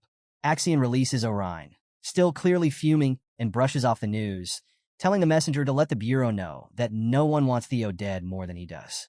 His body is practically vibrating with bloodlust, making his intentions very, very clear. We return to Theo, who's deep in thought, carefully planning his questions for Roadbroke. He knows each one has to count, so after a moment, he takes a deep breath and finally speaks, starting with what's likely on everyone's mind. "Why are you here?" Roadbroke's eye gleams with approval at Theo's choice. "Good question," it says with a chuckle. Roadbroke explains that a creature lies far beyond the edges of the known world, a monster called the Nameless Monarch. For thousands of years, it's been the dragon's mission to protect the world from this entity. Winter Mountain, as grand as it is merely an outpost, a strategic point in a much larger battle. Theo feels a shiver as he realizes that even this ancient dragon, one of the most powerful beings in existence, harbors a deep-seated fear of this nameless monarch. But he steels himself, pushing his fear aside to ask his second question. What is the ancient dragon's relic? Roadbroke nods approvingly, impressed by Theo's curiosity. The dragon explains that there are 3 such relics, each one a powerful artifact connected to the dragon's soul. But, Roadbroke adds with a hint of mystery, it seems Theo's already in possession of 2 of them. Theo's jaw drops. 3 relics? He quickly recalls that one of these relics is the dungeon in Camellia Palace, while another is his white moonlight blade. But what could the third relic be? Roadbroke reveals that the third relic is named Papnir, a result of the ancient dragon soul being split into 31 pieces, each one entrusted to humans to help them guard against the nameless monarch. The relics, Roadbroke explains, can take any form: an item, a weapon, or even a strange occurrence. Theo's mind is racing now, recalling his impossible return to the past, where he'd lived a full 20 years, only to return to his 17-year-old self. Could his strange regression have been caused by Papnir? The revelation stuns him, making him wonder about the significance of these relics and his own miraculous return to this point in time. After a moment, Theo gathers his courage to ask his third and final question. Why was I chosen? Inwardly, he's wondering what makes someone like him, who was once talentless, worthy of facing the nameless monarch instead of others who might be stronger or more gifted. Roadbroke meets his gaze with a knowing look and asks why Theo thinks he's the only one chosen. Theo's eyes widen in shock, his mind racing as he realizes what the dragon's hinting at. Others must have been selected by the relics too. He thinks of figures like Ed Troyven, Curson, and even the Black Dragon. Did they know about the relics? Did they experience regression as well? Theo feels like he's on the brink of uncovering a much bigger truth. But now he's faced with even more questions than answers. A terrifying nameless monarch, an ancient dragon bound by duty, and other possible regressors. The weight of it all settles heavily on his shoulders. Breaking the silence, Roadbroke announces that Theo's 3 questions have been asked, and the hidden quest is complete. Now, as per their covenant, Theo will be granted a reward. Theo thinks to himself that he came here hoping for Amon's relic, but maybe he can gain something even greater. A system window appears, congratulating him on completing the hidden quest and offering him the opportunity to claim a treasure. Roadbroke gestures toward the treasures surrounding him, saying Theo can choose whatever he wants: gems, relics, elixirs, skill books, or armaments. Anything he picks will be beyond ordinary imagination. With excitement, Theo's gaze sweeps over the treasures, and with a bold smile, he finally says what's on his mind, surprising even himself. I want you, Roadbroke. Roadbroke is stunned into silence, completely bewildered. And that's where we leave it. Roadbroke froze, visibly stunned, as Theo's unexpected request sank in. Her initial confusion gave way to a booming laugh, her voice echoing through the cavern like a rumble of thunder. She called his claim an amusing jest, remarking that her popularity must truly be eternal if someone dared make such a bold request. But her amusement didn't last long. Her tone sharpened like a blade as she demanded to know what he really wanted. Theo stood silent for a moment, his gaze steady. Then, with a cryptic glint in his eye, he hinted that she was standing atop the very treasure he sought. Roadbroke's laughter died instantly. Her golden eyes narrowed, irritation flickering like embers beneath her composed exterior. Her voice dropped, heavy with suspicion. That wasn't a joke, was it? Theo confirmed her suspicions with unshaken confidence, his tone calm yet resolute. Roadbroke's massive wings unfurled, their movement stirring a powerful gust that swept through the cavern. The force nearly sent Theo tumbling backward, but he braced himself. A suffocating aura followed, oppressive and thick, radiating the unmistakable power of dragon fear. Her voice boomed with unrelenting authority.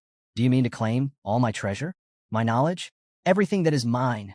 The weight of her presence pressed down on Theo like an avalanche, but he stood firm. Despite blood trickling from his eyes and mouth, he refused to falter. Summoning his will, he conjured the lair Drake's fear, an ethereal blue smoke emanating from his body. Roadbroke sneered, unimpressed. How foolish, she mocked. Do you truly believe such a minor fear can stand against me? Theo remained undeterred. His voice, though strained, carried the boldness of his conviction. He reminded her of her own promise, that he could claim any treasure within her nest without limitation. And with a daring twist of logic, he declared that she herself, the heart of the horde, could be considered a treasure. The air grew tense as Roadbroke studied him, her fiery gaze unyielding. Theo, his life hanging by a thread, clenched his jaw and pressed forward. He understood the stakes, but he also knew the unparalleled significance of his claim. Roadbroke, the legendary guardian dragon who had once forged a pact with Sigurd, the progenitor of the Ragnar clan, represented the ultimate prize. Summoning every ounce of his determination, he demanded she honor her promise, declaring her as his choice and vowing to stand by her side. For a moment, silence reigned. Roadbroke's eyes flickered with something unspoken, a flicker of recognition, a memory of another stubborn, unyielding soul centuries ago. Slowly, her fiery aura began to recede. Her wings lowered, and she exhaled, her voice tinged with both amusement and nostalgia. "Very well," she said at last. "I accept your request." Theo stood frozen, stunned by her words. Before he could fully process her agreement, a thick fog enveloped her colossal form. Golden light shimmered within the mist, glowing with an ancient, otherworldly brilliance. As the fog began to clear, her shape transformed. From the cloud emerged a humanoid figure, stepping out from the mound of treasure. The mist dissipated entirely, revealing a breathtakingly beautiful woman. Her horns curled gracefully atop her head. Her eyes shone with a golden hue, and an aura of ancient majesty clung to her every movement. Robroke chuckled softly as she noticed Theo's astonished expression. "Captivated, are we?" she teased, her voice carrying a playful lilt. But her tones soon turned somber. She revealed her age, over 2,000 years, and spoke of the loss she suffered 50 years prior. Without her heart, her life was nearing its end. Bound to her nest, she had only 3 years left to live. Extending a hand toward Theo, she asked, her voice soft yet firm, "Even knowing this, do you still choose me as your reward?" Theo's resolve did not waver. His smile, though bloodied, was unwavering. "My answer remains the same," he said. "I choose you, Robroke." A system notification appeared before him, confirming his choice. "Ragnar's guardian dragon, Robroke, has been selected as your reward." She shook her head, a blend of amusement and exasperation in her expression. "You're a fool," she said, though her words carried a hint of approval. "But such stubbornness suits a chosen one." The system chimed again, granting Theo 2 new titles: Guardian Dragon, Significant Other, and Descendant of the Progenitor Sigurd. Bloodied but victorious, Theo stood tall, his fierce determination lighting his eyes. He vowed to grow stronger and seek out relics of the primordial dragons, determined to find a substitute for Roadbroke's lost heart. His voice, filled with conviction, promised that he would uncover a way to save her. Another system notification flashed before him. "A soul link has been established between you and Guardian Dragon, Roadbroke." His level increased as experience points flooded in, marking a tangible reward for his resolve. "I must accomplish this," Theo declared firmly, "to be worthy of the title Guardian Dragon's Significant Other." Roadbroke smirked, her expression laced with both pride and amusement. "Then take care of me in your new role, my chosen partner," she replied. She warned, however, that her condition would soon force her into hibernation, bound to her nest until a solution could be found. Before retreating to rest, she produced a glowing blue book from the treasure hoard. In an instant, she appeared directly before Theo, pressing the book against his chest. "This will awaken your mind gate," she explained. "Only then will our soul link become true. Use this time wisely." She gestured toward the cavern, noting the abundance of food near the nest, and encouraged him to study carefully. A system notification lit up before Theo's eyes, announcing that he had acquired the Grimoire of Amon. For a moment, he was stunned, his gaze fixed on the glowing book in his hands. The system elaborated, describing the tome as a mystical artifact tied to the sound that resonated at the dawn of creation, a holy resonance embodying universal truths. The weight of the revelation left Theo awestruck. This wasn't just a treasure. It was a link to the origins of existence itself. Marveling at his fortune, Theo turned to Roadbroke, his voice carrying a mix of curiosity and urgency. He inquired how long it would take to awaken his mind gate. Perched gracefully on a treasure chest, her golden eyes gleaming with amusement, Roadbroke explained that the initial process would take roughly a month. Theo's expression darkened as the gravity of her words settled in. He recalled the pressing urgency of his current predicament. The second stage of the awakening ceremony was in full swing, and only 15 days remained to complete the trial. Anxiety crept into his voice as he asked if he could return to her nest after finishing the exam. Roadbroke's response came with a teasing smirk, but her tone carried an unyielding authority. "I won't permit you to leave until you've opened your mind gate." Theo froze. She wasn't joking. The realization hit him hard. He now had just 13 days to achieve something others required a month to accomplish. All while his competitors continued their hunt, gathering bells and battling for dominance. The pressure was suffocating, but there was no way to back down now. 3 days earlier, the grounds of the Central Intelligence Bureau lay buried beneath a thick blanket of snow. The frigid air wasn't the only thing chilling the atmosphere. Axion's uncle stood nearby, his malicious grin radiating a sinister energy far colder than the winter frost. Axion watched silently as his uncle rummaged through a container, eventually pulling out what appeared to be an innocent marble. But in this world, appearances were deceiving. With a theatrical flair befitting a villain in a dark fable, Axion's uncle began explaining the marble's purpose. It wasn't merely decorative. It enhanced the energy of fiends trapped within, creating an anti-field zone to repel other fiends. Demonstrating its power, he crushed the marble in his hand. A haze of black and purple miasma swirled out, twisting and condensing into a fiendish creature with a gaping maw large enough to devour Axion whole. Before Axion could react, shadows erupted from his uncle's feet. They coiled and surged upward, forming the shape of a massive dragon. With a single devastating strike, the shadowy dragon obliterated the fiend in an instant. Axion stood frozen, caught between awe and unease. The spectacle was a grim reminder of the monstrous legacy he'd inherited. His uncle, unbothered by Axion's inner turmoil, moved on, detailing the next stage of their plan. The second stage of the trial was straightforward: kill fiends and earn points. But for Axion, the mission carried a far more vindictive twist. His task was to lure Theo out into the open using the marbles. Axion, never one for subtlety, proposed torturing Theo to extract every ounce of information about the Rose Palace relic. His uncle, however, shot down the idea, warning that Theo was not someone to be underestimated. Restraint has never been your forte, he chided, earning a sharp glare from Axion. Instead, the plan was to exploit Theo's emotional ties, targeting his followers from the training grounds to provoke a reaction. Back in the present, Axion's scheme was unraveling. Despite the bait laid out, Theo remained elusive, refusing to participate in fiend hunting like the other competitors. It was as though he had vanished entirely. With only 12 hours left on the clock, Axion brooded in frustration. His rank, 860 points, was a poor consolation. Behind him, the rhythmic hum of footsteps announced the arrival of Felix Ragnar, a swordsman from Plum Blossom Palace and currently ranked 5th with 446 points. Felix, ever the self-proclaimed investigator, suggested Theo might have been captured by the Seal Scoundrels, a notorious band of rogue competitors. Axion's response was cutting, a cold, soul-piercing glare followed by a sneering remark. "Your deductions are as pathetic as your rank," he snapped. To twist the knife further, Axion mocked Felix's association with Lady Plum Blossom.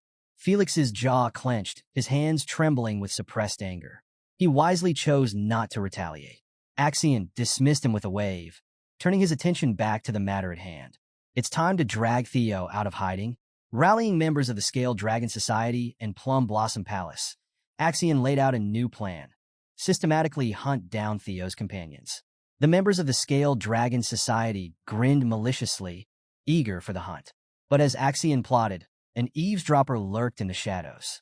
Concealed behind a tree, Ray Ragnar, ranked 3rd with 561 points, listened intently. Deeper within the forest, the dying screech of a forest lizard echoed ominously. A band of hunters stood triumphant over its carcass, the scent of blood mixing with the damp aroma of moss and earth. This wasn't just any lizard, it was a mid-tier fiend. The hunters basked in their inflated sense of accomplishment, oblivious to the grander battles unfolding elsewhere. Among them was Sybil, ranked 68th with a mere 31 points, just enough to avoid being written off entirely. He clutched a yellow demon bell, a token of his earlier victory over a fiend so feeble it barely qualified as prey. Sybil's comrades, Gordon, ranked 53rd with 52 points, and Romero, ranked 62nd with 36 points, shared in his fleeting self-satisfaction. Their modest triumphs were enough to keep them alive, but not enough to elevate their standing. If points were currency, they'd still be impoverished. Sybil held up the yellow demon bell, the lackluster emblem of their mediocrity, grumbling. 12 hours left. Where's Theo? His tone carried more irritation over wasted supplies than concern for Theo's safety. Gordon, the group's self-proclaimed strategist, offered his theory. Theo's probably orchestrating something big. He's not like us, scrapping for points just to stay afloat. Romero, the group's resident optimist, chimed in with a spark of excitement. What if he takes the top spot again? His enthusiasm was met with a round of annoyed glances, his companions too jaded to share in his naivety. Their conversation was cut short by the sickening crunch of steel piercing flesh. Without warning, Orion Gardner, ranked 14th with 1,173 points, drove his blade through Sybil's back. The sound echoed sharply, and Sybil's victorious grin twisted into a grotesque mask of shock as blood spilled down his front. Orion yanked his sword free with a flourish, his icy voice cutting through the moment. "You're nothing more than fodder." Gordon and Romero froze, their breaths hitching as Orion's frosty gaze landed on them. His disdain was palpable, his raised sword daring them to make a move. Before either could react, chaos erupted in a flurry of blood and steel. Meanwhile, deep within Roadbroke's nest, Theo stood under the penetrating gaze of the ancient dragon. Her glowing amber eyes studied him with an unsettling mix of curiosity and judgment. Her voice, a resonant rumble that seemed to reverberate through the cavern walls, filled the space as she appraised his progress. In a feat deemed nearly impossible, Theo had partially awakened his mind gate in under a month. A timeline so extraordinary it would shatter the confidence of even the most prodigious sorcerers. A system notification materialized before Theo, proclaiming his partial mastery of the grimoire of Amon. Reading the description, Theo couldn't help but smirk wryly. "That's my life," he muttered to himself. Always the overachieving B+ in a world demanding A++. The grimoire was no ordinary artifact. It was a relic shrouded in mystery, its secrets tied to the primordial sound of creation. Unlocking its full potential demanded immense mana reserves and a connection to a dragon's heart, both of which Theo possessed. This allowed him to advance at a pace that most could only dream of. Yet, as always, the system wasn't one to let him rest on his laurels. A new skill, hatching, was granted, an ability that allowed him to manipulate lingering thoughts through psychokinesis. Impressive in theory, but far from the game-breaking power he'd been hoping for. Roadbroke, unimpressed by his momentary grumbling, closed her massive eyes and spoke bluntly. "You've barely qualified to call yourself my consort." Theo blinked in disbelief. Consort? What kind of twisted partnership terms is this dragon operating under? Ignoring his bewilderment, she continued, her tone matter-of-fact. "You'll need rigorous training to master advanced skills.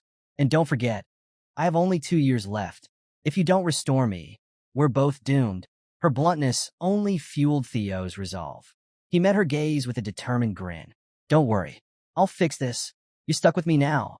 Satisfied with his conviction, Roadbroke initiated the primordial covenant. Wisps of smoke coiled around Theo as her molten gold eyes burned brighter, her voice resonating with ancient authority. "You are my consort, the first in a millennium." In an instant, Roadbroke vanished, and Theo found himself standing on a snow-covered mountain cliff. The biting cold cut through him as he scanned the frostbitten wilderness stretching endlessly before him. Exhaling a frosty sigh, he muttered to himself, 12 hours, just 12 hours left. And what do I have to show for it? The weight of his situation pressed down on him like the icy winds. First place wasn't just slipping through his fingers, it was sprinting away, leaving him in the dust.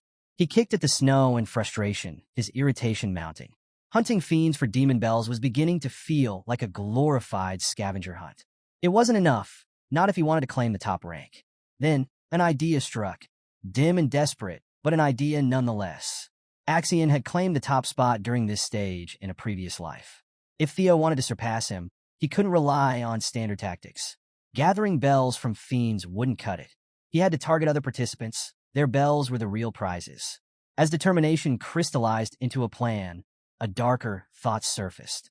One name, one opponent loomed in the back of his mind. The thought of facing him was suffocating, teetering on the edge of outright lunacy. Before the doubt could take hold, a faint rustling broke the silence. Theo's head snapped toward the noise, his heart pounding. A figure stumbled into view, their steps uneven, leaving a grisly trail of blood across the pristine snow. Theo tensed, his gaze darting between the staggering figure and the ominous presence just beyond sight. A voice, soft yet chilling, sliced through the frigid air like a dagger. Theo froze, his blood turning to ice. A figure stumbling through the snow, dragging their feet with uneven steps. "Ray," Theo called out, his voice a mix of relief and concern.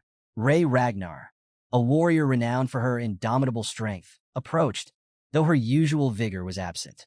Her shoulders drooped, her movements labored, and her face, normally a mask of determination, was pale and drawn. Sweat glistened on her brow, an odd sight in the biting cold. As she came closer, Theo noticed her hands trembling, one clutching the hilt of her sword with a grip that spoke of desperation. "Ray, what happened to you?" Theo hurried toward her, his eyes scanning for injuries. "Were you attacked by beasts?" Ray didn't answer immediately. Her breathing was shallow, her chest heaving with exertion. Theo's sharp eyes quickly caught the dark stains spreading across her side. A wound, fresh and jagged, leaking crimson onto the snow. A chill ran down his spine, colder than the winter air.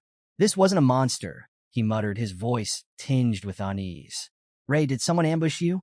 She tried to steady herself, but her knees buckled. Theo reacted instantly, catching her before she collapsed into the snow. "You need to rest," he urged, his tone firm but gentle. "You can explain everything later."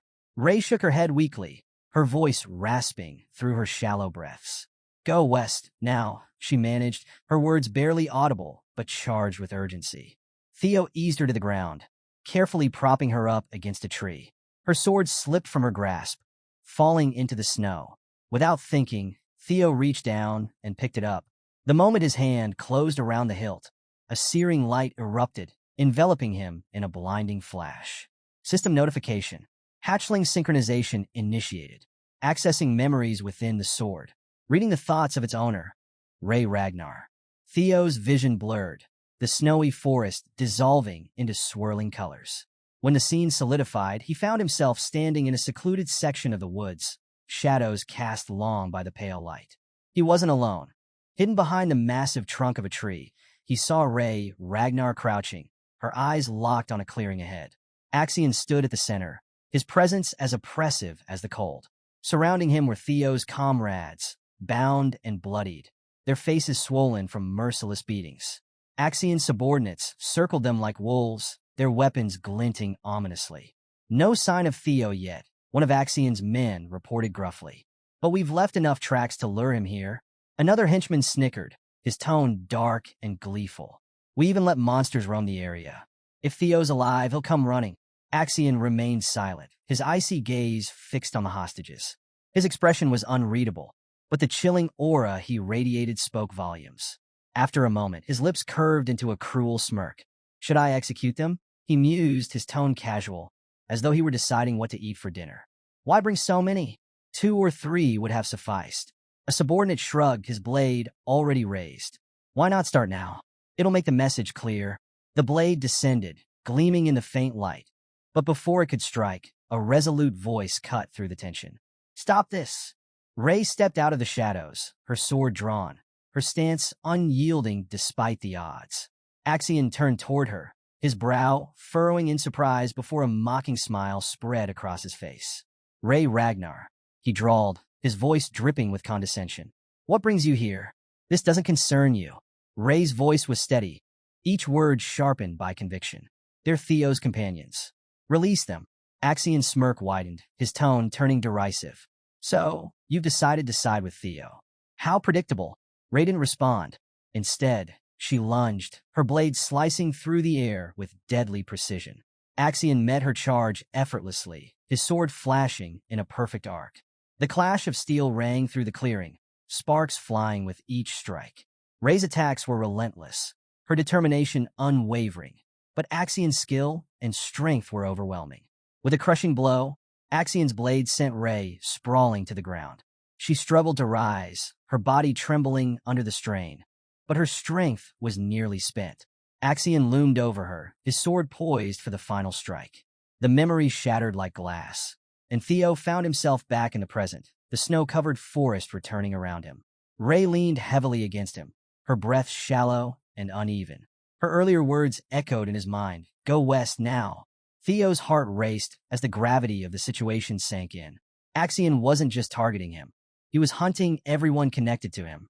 Gritting his teeth, Theo tightened his grip on the sword, his resolve hardening. The snow-covered forest seemed to hold its breath as Theo, his voice taut with tension, questioned Ray Ragnar about Axion's intentions. The weight of the situation was palpable as Ray hesitated, guilt casting a shadow over her features. She admitted quietly that Axion had taken Theo's comrades to draw him out, a desperate attempt to force his hand after Theo had remained elusive. Theo's fists clenched tightly, his nails biting into his palms as anger and determination swirled within him like an oncoming storm. He demanded to know their location, his voice sharp and unyielding, but Ray's fragile voice wavered as she warned him of the danger. The Central Intelligence Bureau supervisors, she revealed, were backing Axion, a force even Theo couldn't hope to confront alone. Her words fell on deaf ears as Theo's jaw tightened, his resolve solidifying like iron. To him, every moment spent deliberating was another moment his comrades remained in peril. He declared that this was no longer a trial. It was something far more critical. Ray's voice cracked with emotion as she shouted that this was a carefully orchestrated trap designed to eliminate him. She pleaded with him to regroup, rally support, and strategize, but Theo's fiery determination blazed brighter. He barked that there was no time to waste and that he would not stand idly by while those he cared for suffered. Ray's frustration boiled over, her voice trembling as she voiced her fears. She couldn't bear the thought of losing anyone else. But Theo's reply erupted like thunder, a declaration of his own anguish. He had already lost more than he could endure, and he refused to let history repeat itself. Elsewhere, in a secluded grove, Axion stood among Theo's captured allies. The once pristine snow was stained crimson, a grim reminder of the violence that had unfolded. One of Axion's subordinates approached cautiously, reporting that Theo had been sighted near the northern cliffs, in communication with Ray Ragnar. A wicked smirk spread across Axion's face as he relished the news. This was the moment he had been waiting for, the opportunity to make Theo pay for defying him. A guttural voice resonated in Axion's ear, a cold whisper that only he could hear. The voice reminded him that a direct confrontation wasn't necessary. Their priority was extracting information about the relics, leaving the task of dealing with Theo to more capable hands. Axion's expression darkened as he acknowledged the directive, though he fully intended to make Theo suffer before handing him over. The voice suggested using the summoning orb to distract the supervisors, a diversion to keep them occupied. Meanwhile, in another part of the forest, three figures stumbled upon a grim scene. Supplies lay scattered across the snow, and faint streaks of blood trailed into the distance. Remington, ranked second in the competition, knelt to examine a blood-stained box. His expression turned grim as he recognized the provisions. They had belonged to Theo's team. He called to his companions, Hulkus and Erica, urging them to act swiftly before it was too late. The tension between the three was palpable as they prepared to investigate further. The forest trembled as a massive white beast charged toward Theo, its weapon raised high above its head. Theo's eyes narrowed, every muscle in his body poised for action. The ground cracked beneath the creature's weight as its weapon swung down with tremendous force. Theo sidestepped at the last possible moment, narrowly avoiding the devastating blow. Dust and debris erupted around him as the ground splintered under the impact. Breathing heavily, Theo tightened his grip on his sword. He couldn't afford to hesitate. In a single fluid motion, he lunged forward, his blade cutting through the air with precision. He targeted the beast's vulnerable spots, his strikes swift and lethal. The creature let out a bone-chilling howl before collapsing with a resounding thud. Theo didn't pause to celebrate. His mind raced as he pressed onward. His comrades' lives depended on his speed and resolve. As he moved through the forest, the sound of rustling alerted him to another threat. 5 identical beasts emerged from the shadows, their glowing red eyes locking onto him. They growled deeply, their menacing presence meant to intimidate and delay him. Theo gritted his teeth, recognizing their purpose immediately. They weren't ordinary foes. They were designed to test his limits and stall his progress. Without hesitation, Theo tapped into the power of his dragon's third claw. Energy surged through his veins, and his sword crackled with a faint blue glow. With a single, sweeping strike, he unleashed an arc of energy that tore through the beasts like a blade slicing through silk. The creatures collapsed in unison, clearing his path once more. Theo's determination burned brighter with each passing moment, his resolve as unyielding as steel. His mind raced, calculating the challenges ahead. Axion was unpredictable, a volatile wild card, but Theo knew the real threat lay in the shadows, the supervisors of the Central Intelligence Bureau. Their calculated interference was the driving force behind Axion's erratic actions. If Theo didn't act swiftly, the situation could spiral out of control. As Theo advanced, the final beast loomed before him, a towering, hulking figure far more menacing than its predecessors.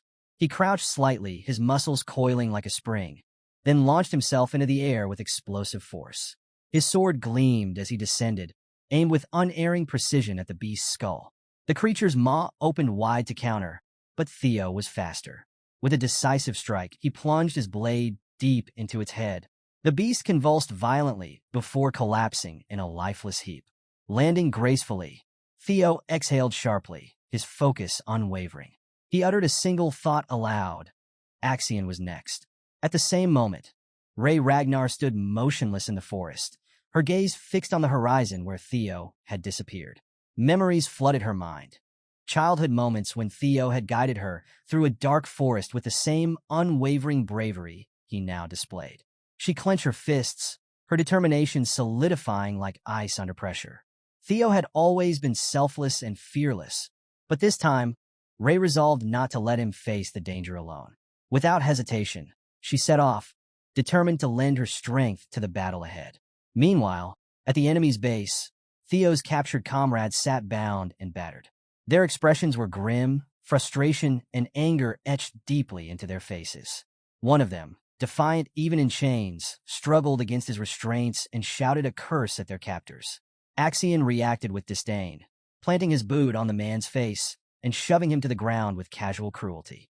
Tiring of the noise, Axion unsheathed his sword, pressing its cold edge against the captive's throat. His grin was malicious as he taunted the prisoner. But before he could act further, a calm voice from the shadows reminded him of the orders from the Intelligence Bureau. Rash actions, the voice warned, could jeopardize the mission. Growling in frustration, Axion relented, though his anger simmered just beneath the surface. He perched arrogantly on the captive's back, using the man as an improvised seat. Through the dense trees, Axion's crimson eyes caught faint lights in the distance. His expression darkened as realization struck. High-ranking prosecutors had been dispatched to monitor Theo, another sign that even Axion's own family doubted his ability to handle the situation. Theo stepped into the clearing, his presence commanding immediate attention. All eyes turned toward him, including those of his bound and bloodied comrades. Shock flickered across their faces as they saw him. Axion, sitting smugly, lifted his gaze and locked eyes with Theo. For a brief moment, silence hung heavy in the air before Axion's lips curled into a smirk. He taunted Theo with mockery, accusing him of taking his time to appear. Theo moved forward, his steps steady, his gaze sweeping the scene. He took note of every detail. The captives on his left, the guards bristling with tension to his right, and Axion, exuding arrogance from his makeshift throne. Axion's smug remarks rolled off Theo like water off stone. Instead, Theo's focus sharpened on the man beneath Axion's feet, his grip tightening on his sword. Axion stood, his hand moving to his sword hilt, but the shadowed voices once again called for restraint. They cautioned Axion against letting Theo provoke him. Axion hesitated before regaining his composure, shifting to a more neutral tone as he addressed Theo. He urged Theo to see reason, attempting to frame their confrontation as inevitable. Theo interrupted coldly, asking if Axion was afraid. His words were sharp and unrelenting, driving straight to the heart of Axion's insecurities. He mocked the lengths Axion had gone to, hostages, guards, and an elaborate setup, to lure him out, framing it as an act of fear rather than strategy. The accusation struck a nerve, and Axion's composure cracked. His fury bubbled to the surface as he lashed out, calling Theo delusional. Theo pressed on, raising his sword and challenging Axion directly. He demanded a duel, invoking Ragnar pride and questioning whether Axion had abandoned it entirely. Enraged, Axion finally snapped. He declared his acceptance of the challenge, vowing to end Theo once and for all. Above, hidden among the treetops, spies observed the escalating situation. One murmured about the tension rising, while another reminded their companions to stick to the plan, prepared to intervene if Axion lost control. Back on the ground, Axion barked orders at his subordinates, ensuring no one interfered. This, he claimed, was a matter of honor, a duel of pride. He assured that the hostages would remain untouched until the fight concluded. Theo moved first, his speed startling, Axion barely managed to block the initial strike, stumbling slightly as his mind raced to catch up. Theo's taunting smirk only stoked the fire of Axion's anger. In retaliation, Axion unleashed his ultimate technique, Thousand Dragons Roar. A massive red dragon materialized, its jaws snapping at Theo with terrifying force. For a brief moment, Theo stood frozen, awed by the sheer power of the attack. But his hesitation was fleeting. Summoning his blue sword, Theo countered with Dragon's third claw, the blade glowing brilliantly as it cleaved through the roaring dragon's energy, nullifying the attack instantly. Axion stared in disbelief as his ultimate technique was dismantled with ease. Theo stood tall, his confidence unshaken, his sword gleaming in the pale light. A smirk tugged at his lips as he leveled a cold remark at Axion, questioning whether the Elder Ragnar had anything of value to teach him. And that's where we'll leave it for now. Axion, driven by fury, and Theo, standing tall with unshakable resolve. The clash of Ragnar pride is about to reach its peak, but who will emerge victorious? Don't miss the next episode as the stakes rise, secrets unravel, and destinies collide. If you enjoyed this recap, don't forget to like, subscribe, and hit that bell icon to stay tuned for more epic battles and gripping twists. See you in the next one. Reincarnator, the 14th ranked executive of the Scaled Dragon Society, erupts with rage. His face twists in fury, veins bulging as he roars. Damn it all. This isn't going as planned. Across a treacherous, snow-covered chasm, Theo battles his opponent, and Orion watches from a distance. At first skeptical, unease now gnaws at him. Theo is far more powerful than Orion anticipated. How strong is he? The thought tightens a coil of dread in his chest. A bead of cold sweat slides down his temple. His jaw clenches. This fight has grown far more complicated than he'd predicted. To Orion's shock, Axion, arrogant, overconfident Axion, is losing. A dangerous idea sparks in his mind. Should I betray Axion? Throw my support behind Theo? After all, Axion has always been an insufferably cocky son of a. Orion's thoughts swirl. His expression becomes unreadable as he weighs risks against rewards.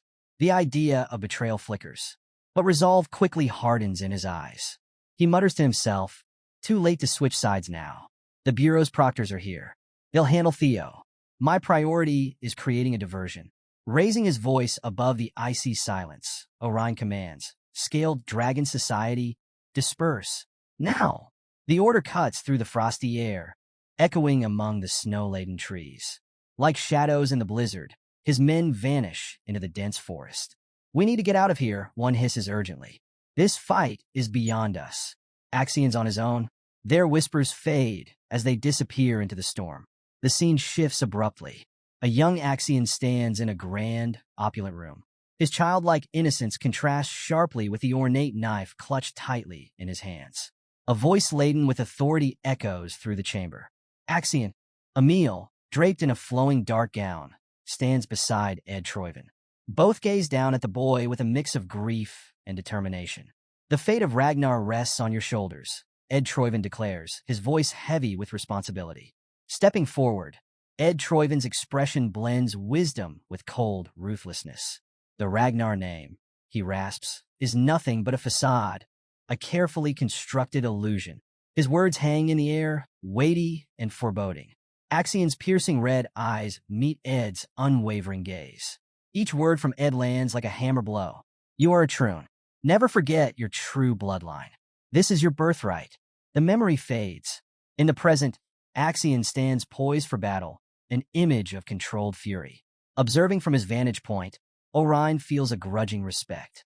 He's become quite the warrior, Orion admits quietly, a flicker of apprehension crossing his features. Suddenly, with a burst of speed, Theo closes the gap. He launches himself across the chasm, landing with a thunderous impact. His sword arcs toward Axion in a blinding strike. Theo Ragnar. Axion roars, meeting the attack head-on. The clash of their swords reverberates through the frozen air, a sharp metallic clang underscoring their deadly duel. Axion retaliates with a relentless flurry of strikes, his blade glowing with an ominous red aura. Every swing crackles with raw power and fury. Theo matches him blow for blow, their blades colliding in an explosion of sparks. The sheer force of their strikes shakes the ground beneath them. Snow flies in all directions as their duel rages on. a whirlwind of steel and determination in the heart of the blizzard. The air crackles with tension as Axion and Theo lock eyes, their grim expressions mirroring one another's determination. Each move is a calculated step in their deadly dance, both vying for dominance.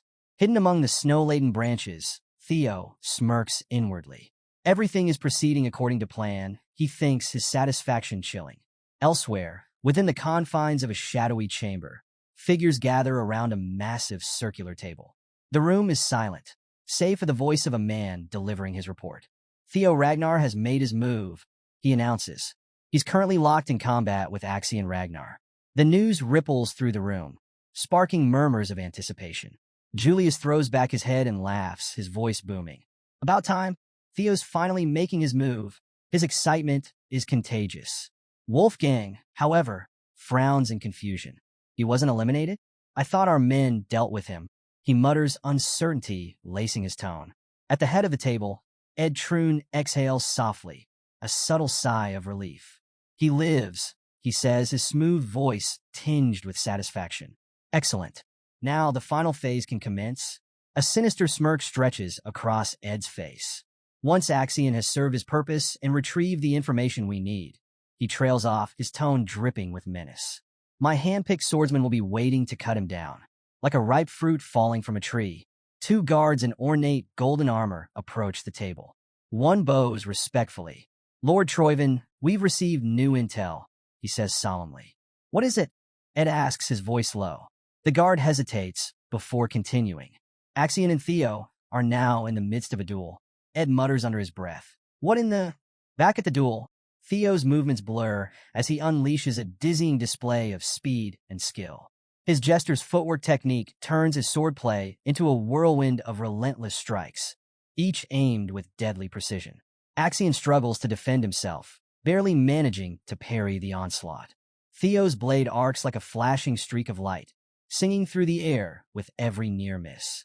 The relentless barrage pushes Axion to the brink, leaving him breathless and fighting for his life. Gritting his teeth, Axion feels his muscles scream in protest. Through his struggle, a grudging respect blooms in his chest. He's strong, Axion admits, his voice tight with strain. A lot stronger than I thought.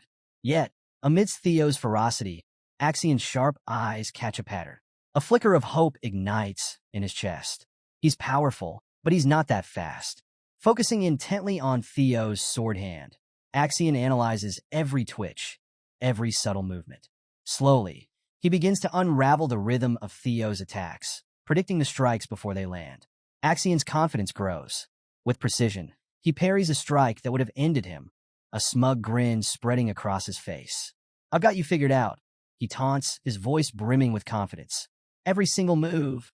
Suddenly, a projectile whizzes past Axion's ear, embedding itself deep into the snow behind him. Startled, Axion freezes. His eyes widen as he stares at the weapon lodged in the ground. What the hell? He whispers, his earlier confidence shaken. A throwing technique? Axion exclaims, surprise flickering in his voice. Where did that come from? Nearby, for trainees from the Scaled Dragon Society gasp, their faces pale. The sudden appearance of the thrown sword has shaken them to the core, rattling their confidence. The memory surges through Theo's mind, his past encounter with a thrown sword. It feels like a ghost from another life. Axion lands lightly on the snow, his movements precise and graceful. The swirling flakes form a shroud around him, an unspoken warning of his lethal intent. His cold, piercing eyes lock on Theo, sharp as shards of ice. There's a fundamental flaw in your strategy, Axion says, his voice dripping with disdain. Theo glares, but Axion continues, his tone carrying the weight of a chilling lecture. Relying on flashy, predetermined sequences only telegraphs your next move, Axion says, smirking faintly. You're making it far too easy for me to anticipate every action. A single drop of blood falls from Axion's blade, splattering onto the pristine snow. The stark red against white is a brutal reminder of the duel's deadly stakes, the fragility of life etched in violence. Nearby, the snow beneath a fallen man is rapidly turning crimson. The silence is deafening, broken only by the howling wind. Theo's eyes narrow, his gaze fixed on the lifeless figure. Recognition dawns like a blade slicing through his thoughts. The uniform, the insignia, it all falls into place. It was you all along, Theo whispers, his voice trembling with realization. Memories flood back. Theo sees the cloaked figure from his final moments before regression. The realization sends a chill down his spine. Axion's gaze lingers on the corpse, his mind racing. The man's face, now frozen in a silent scream, burns itself into Axion's memory. Pieces of the puzzle click together. Above them, the cloaked figure pulls his hood further down, shrouding his face in shadow. He stands motionless, an ominous presence amid the snowy battlefield. Axion's patience snaps. His eyes blaze with an intensity almost inhuman as he growls, "End this." His voice is devoid of emotion, as cold and sharp as a winter wind. A wave of rage washes over Theo, his face twisting into a mask of grief and fury. Memories claw at him, raw and unrelenting. The burning palace, the screams, the overwhelming sense of loss. The monster who did this. "I'll make you pay," Theo growls, his voice thick with venom. The scene shifts again, plunging into Theo's memories. The magnificent Rose Palace is engulfed in flames, its proud spires collapsing into a crumbling inferno. "The day I died." Theo's voice echoes in the memory, heavy with pain and regret. He remembers sprinting through the burning halls, smoke and desperation clawing at his throat. "I was meant to die that day," he thinks bitterly. "I never even knew who was responsible for this atrocity." A single tear rolls down Theo's cheek, stark against the fiery backdrop. His voice cracks with emotion. "All because I was helpless, powerless." The memory fades, leaving a raw ache in his chest. Theo's mind races. Rendon's carelessness was a stroke of luck, he muses, a cruel smile twisting his lips. The image of Rendon's face flashes before him. The moment he removed his mask. A fatal mistake. Thanks to Evelyn's relentless investigation. Theo's voice cuts through the silence, his determination hardening. "I uncovered the truth. Rendon and the Camellia Palace were deeply intertwined. Two sides of the same coin." The burning Rose Palace looms large in his thoughts, its destruction a constant reminder of his tragic past. It was the only logical conclusion. The pieces of the puzzle fall into place. Camellia Palace was behind the attack. Back to the present. The cloaked figure remains still, his face obscured, his motives veiled in shadows. His silent presence adds to the growing tension. Theo's fists tighten around his sword as he glares at the figure. His heart pounds, his memories fueling his resolve. This fight is no longer just survival. Theo's mind races, piecing together the clues. There's one detail he can't ignore, a unique fighting style that stands out among the Troan. His voice takes on a sharp edge as the realization strikes him like a bolt of lightning. "Among all the Troan," he mutters, "only one person uses the sword-throwing technique." The name echoes in his mind, dripping with betrayal and destruction. "Axion Ragnar," Theo whispers, the name tasting like ash in his mouth. He studies Axion's fighting style, his mind sharp and calculating. Throwing a sword is reckless, a high-risk gamble, Theo thinks. Only someone arrogant, someone blinded by their own sense of invincibility, would use such a tactic. The last remnants of doubt vanish from Theo's mind. His eyes harden with cold certainty. "I wasn't sure at first," he admits, his voice steady and filled with conviction. "But now, there's no denying the truth." Theo's bloodied fingers tighten around the shattered remains of his sword. The fractured metal bites into his skin, but the pain doesn't register. The sound of the breaking blade echoes in the air, a mirror of Theo's shattering illusions. The sword finally splits into two useless pieces, falling apart in his grasp. Theo growls, his voice low and raw. "What is it with you people? Why are you so hellbent on ending my life?" Axion stares, stunned. His eyes widen in disbelief as he processes what he just witnessed. He just broke a sword with his bare hand. Axion stammers, his voice betraying a mix of awe and shock. Theo lets the broken pieces fall to the ground, his expression unyielding. He glances down at his bloodied hand, then back at Axion. "This isn't like before," Theo declares, his voice unwavering.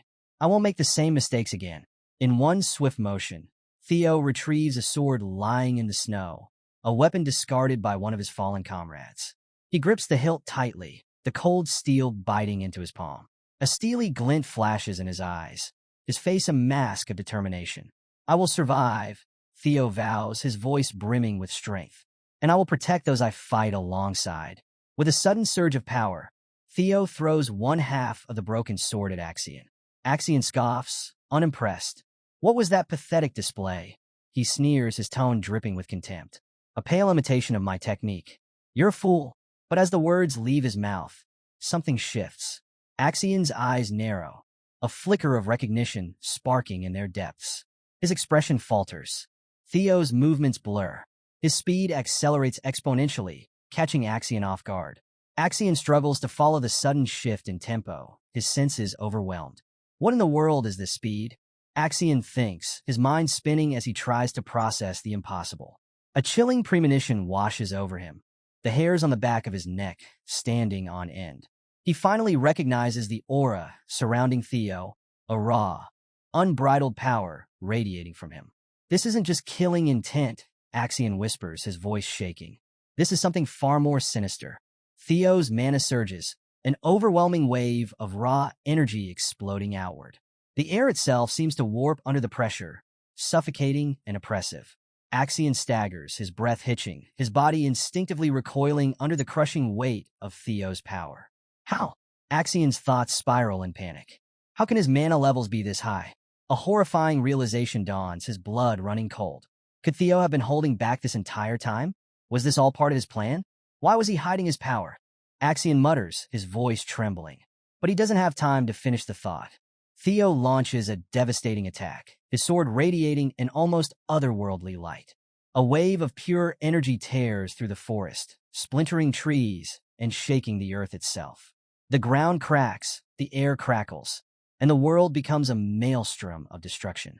With a cry, Theo raises his sword high and brings it down with ferocious speed, aiming for Axion's head. Desperate, Axion raises his own blade, barely managing to block the strike. Sparks erupt as steel clashes against steel, the impact sending violent tremors up Axion's arms. Fueled by adrenaline and rage, Axion retaliates with a series of frenzied attacks. Each swing is a desperate attempt to regain control. Every ounce of strength and skill pushed to its limits. One of Axion's wild strikes connects, slicing into Theo's arm. Blood sprays onto the snow, a vivid reminder of the brutal reality of their duel. Theo stumbles, but doesn't falter. Instead, a cruel smile twists his lips as he presses his advantage. So, Theo taunts, his voice dripping with sarcasm. Is this the extent of your mighty power? I must say, I'm disappointed. Axion's face contorts with fury. He snarls, his voice a guttural growl. You'll pay for that. In a bold move, Axion grabs Theo's hand, catching him completely off guard. Theo stumbles, his balance thrown, his eyes widening in shock. Axion seizes the moment. His blade arcs toward Theo's head with deadly precision. A sharp cry tears from Theo's throat as he narrowly avoids the strike, jumping back just in time. But Axion isn't finished. He rolls to his feet, countering one of Theo's lightning-fast kicks. The force of the blow staggers Axion, his arms trembling as he blocks. The battle becomes a brutal, relentless exchange of blows. Each strike carries the weight of their shared history, the unspoken grudges and destinies intertwined between them. Snow swirls around them in a chaotic ballet of death and fury, the silent witness to their struggle. Theo advances, his eyes blazing with cold fire, his sword poised in a ready stance. The snow falls heavily now, its quiet beauty contrasting the ferocity of the fight. Axion pauses mid-stride, his head cocked slightly to the side. His instincts scream at him, something's changed. What's this? He murmurs, sensing the shift in Theo's demeanor. Theo doesn't answer. His focus sharpens, and with deadly intent, he charges again. Their swords collide, the impact creating a vortex of energy that explodes outward. Snow and debris scatter in all directions, and for a moment, the air seems to distort and bend around them. Theo's face is a mask of grim determination, his gaze fixed solely on Axion. Finally, he utters a single word, a name dripping with venom and hatred. Axion. With a ferocious roar, Theo charges forward, his boots kicking up sprays of snow as he closes the distance. Every ounce of his strength, every drop of his fury is poured into this final attack. Let me give you a taste of your own medicine, Theo growls, his voice chilling and menacing. He pauses, letting the weight of his words hang in the air. Do you know what it feels like? Theo's voice is low, deadly. as his burning gaze locks onto Axion. His face, illuminated by the ethereal glow of his blade, radiates cold, hard fury. To have a sword plunged through your stomach? The question cuts as deeply as the promise of violence it carries. Axion's eyes widen in disbelief, his mind racing. But it's too late. Theo's blade finds its mark, slicing through the air with lethal precision. The glow of the sword arcs toward Axion's head, its radiance burning bright against the snowy backdrop. This doesn't look like a monster attack, a voice observes, surveying the scene. It looks like someone was taken. The only one capable of something like this is Axion, Remington suggests. Hulkus, Erica, and Remington exchange uneasy glances. Axion? Hulkus wonders aloud. But he's in first place. Does he want to get more bells? Remington's eyes narrow as the realization strikes. It seems he took Theo's subordinates as hostages to draw him out. His voice hardens. He's planning to get rid of Theo during the second blooming ceremony. Hulkus bristles, furious. What? He should fight him fair and square. What's he even doing? Ever pragmatic. Erica replies coolly. Turns out Axion is a coward, huh? So what? Hulkus shouts, his frustration spilling over. Erica remains calm, though her words cut. This is Ragnar's blooming ceremony. Situations like this are normal. Remington falls silent, deep in thought, his expression unreadable. Finally, he speaks, disapproval lacing his tone. That's why I don't like Ragnar. Even if it's a battle of strength, this is still unacceptable. Erica's sharp gaze meets his. Your words are dangerous, she warns. Are you being serious, Remington? With newfound resolve, Remington declares, I must save his subordinates. If it were Theo, he would do the same. Hulkus turns to Erica, urgency in his voice. If you come with me, you'd be a great help, he pleads. We must go. Nuna, you're coming with us, right? Erica's response is blunt. No, I'm not interested. She elaborates, her tone cold. I only followed you because I thought I'd meet Theo Ragnar. But I don't see him. Her disdain is palpable. And I really hate weak men. I don't want to save them. Hulkus stares at her aghast. Nuna, are you trash? What? You punk. Erica snaps back. Remington interjects, stepping forward. Erica, he says knowingly. I know why you want to meet Theo. Erica's eyes widen, caught off guard by his statement. Remington presses on, his voice persuasive. If you help me this time, I guarantee it'll help you achieve your goal. A sudden burst of movement shatters the stillness of the snowy landscape. Remington, Hulkus, and Erica sprint through the icy expanse, their mission clear. Remington glances back with determination. Wait just a bit longer, everyone. A sword materializes out of nowhere, blocking their path. A hand grips the hilt, the intent unmistakable. Stop, the sword's owner commands, stepping forward to bar their way. In the distance, a group of figures emerges from the shadows, swords drawn. They form an imposing barrier. Remington's eyes widen in recognition. Scaled Dragon Society. Orion steps forward, a smirk playing on his lips. It's been a while, Remington, he says, his voice dripping with sarcasm. I can't believe you threw us away to team up with some dumbass. Orion's smirk deepens as he continues. And now you're hanging out with those stupid bear ranks? Hulkus explodes, fists clenched. What are you saying? That we're just dumb bears who use muscles for brains? Feigning innocence, Orion shrugs. I didn't say all that. Remington's voice cuts through the tension like steel. Move, Orion. I don't want to fight an old friend. Orion's smirk fades. I refuse. Remington's gaze hardens, his grip tightening on his sword. If you won't move, Remington says, his voice laced with menace, then I'll have no choice. The sword swings with deadly force, its intent clear. But to get rid of you. Meanwhile, on the battlefield, Sybil's eyes widen in a mixture of shock and pain as blood splatters across the pristine snow, a stark contrast to the white landscape. Desperately, he struggles to untie himself using Axion's broken sword, which landed nearby after Theo's throw missed its mark. This is my chance, Sybil thinks, determination blazing in his eyes. Young Master Theo gave me this opportunity. I have to cut it off. As Sybil works on the bindings, his gaze shifts toward the battle. Between Theo and Axion, a hooded figure intervenes, their sword clashing with Theo's in a shower of sparks. The echoing clash slices through the stillness of the forest. Theo, clad in his white uniform, parries a fierce blow from his dark-haired opponent. His eyes briefly soften as he watches the unfolding chaos, a single tear slipping down his cheek. He's finally stepping forward, Theo whispers, his voice filled with an odd mixture of sorrow and resolve. Liam Troyven, he murmurs, recognition settling heavily over him. Liam's grim expression offers a somber apology. Forgive me, young Master Axion, Liam says, his voice weighted with resignation. I'll accept my punishment after the blooming ceremony. The battle intensifies. Theo and Liam's swords clash with deadly precision, their movements a whirlwind of grace and lethality. Escort the young master, Liam barks to his men. Behind them, Axion watches the events unfold silently, his expression unreadable. Liam's forces move swiftly, surrounding Axion with their swords poised, ready to protect him.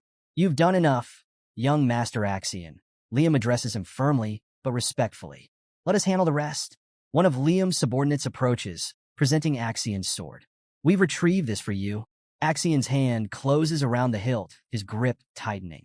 He stares ahead, his eyes sharp, a hint of seriousness betraying his otherwise stoic expression. Liam's next attack is brutal, his sword cutting through the air with lethal intent. The blade hurtles toward Theo, their swords clashing once more. The impact reverberates through the forest like a thunderclap. Theo grits his teeth, deflecting the powerful blow. His quick parry throws Liam off balance, leaving him momentarily exposed. Theo seizes the opportunity, preparing to counter. But Liam's sword doesn't stop. It continues its deadly arc, aiming directly at Theo's exposed position. Theo braces himself, his eyes blazing with a mixture of determination and defiance. Liam's face is cold and calculating, his mind racing as he commits to the final blow. I have no choice, Liam admits to himself, his thoughts a storm of regret and resolve. He won't be pushed back, not by Axion, nor by the senior prosecutors I brought today. His resolve hardens. We're not at the same level. This is the only chance to kill him without the supervisors nearby. For a moment, regret flickers in Liam's eyes. It's a waste to kill someone this talented. But everything must be for Troyven. With a steely resolve, Liam brings his sword down in a deadly arc. Goodbye, Theo Ragnar, he mutters. Suddenly, Theo's eyes blaze with an eerie red light.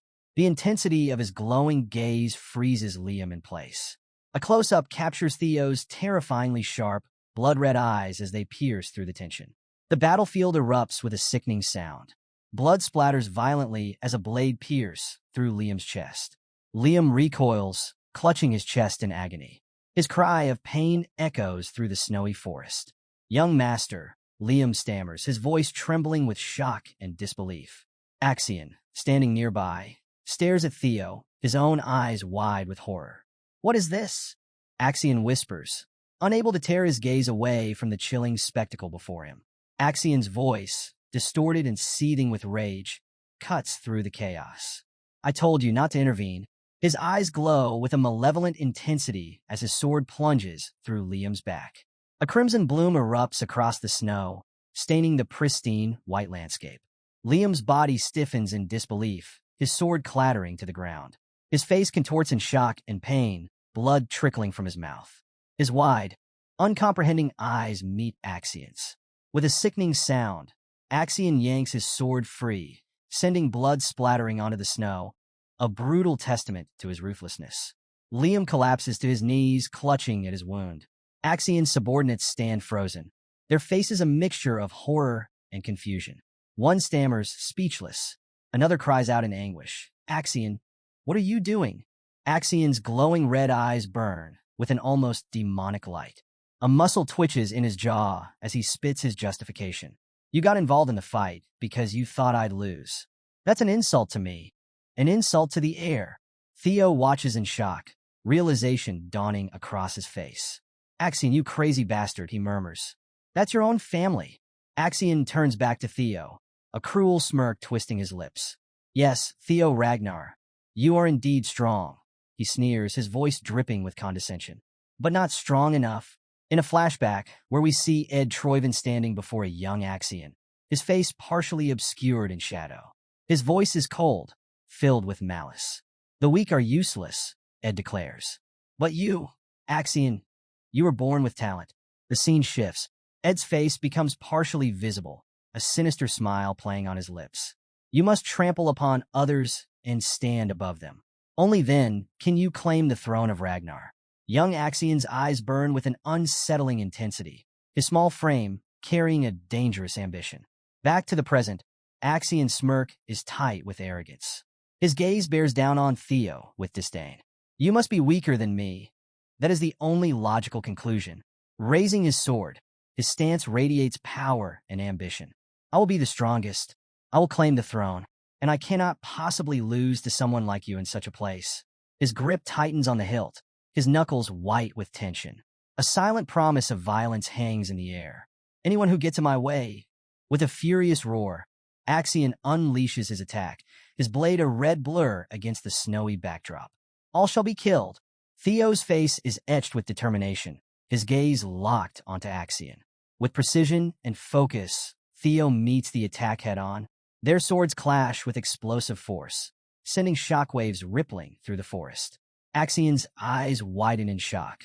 Where is he? Theo has already slipped past his attack, preparing a counterstrike. Blood sprays as Theo's blade finds its mark. Axian staggers, pain and disbelief twisting his features. Nearby, Liam's men rush to his side, supporting his slumped form. Senior Liam, are you okay? One of them shouts, his voice thick with concern.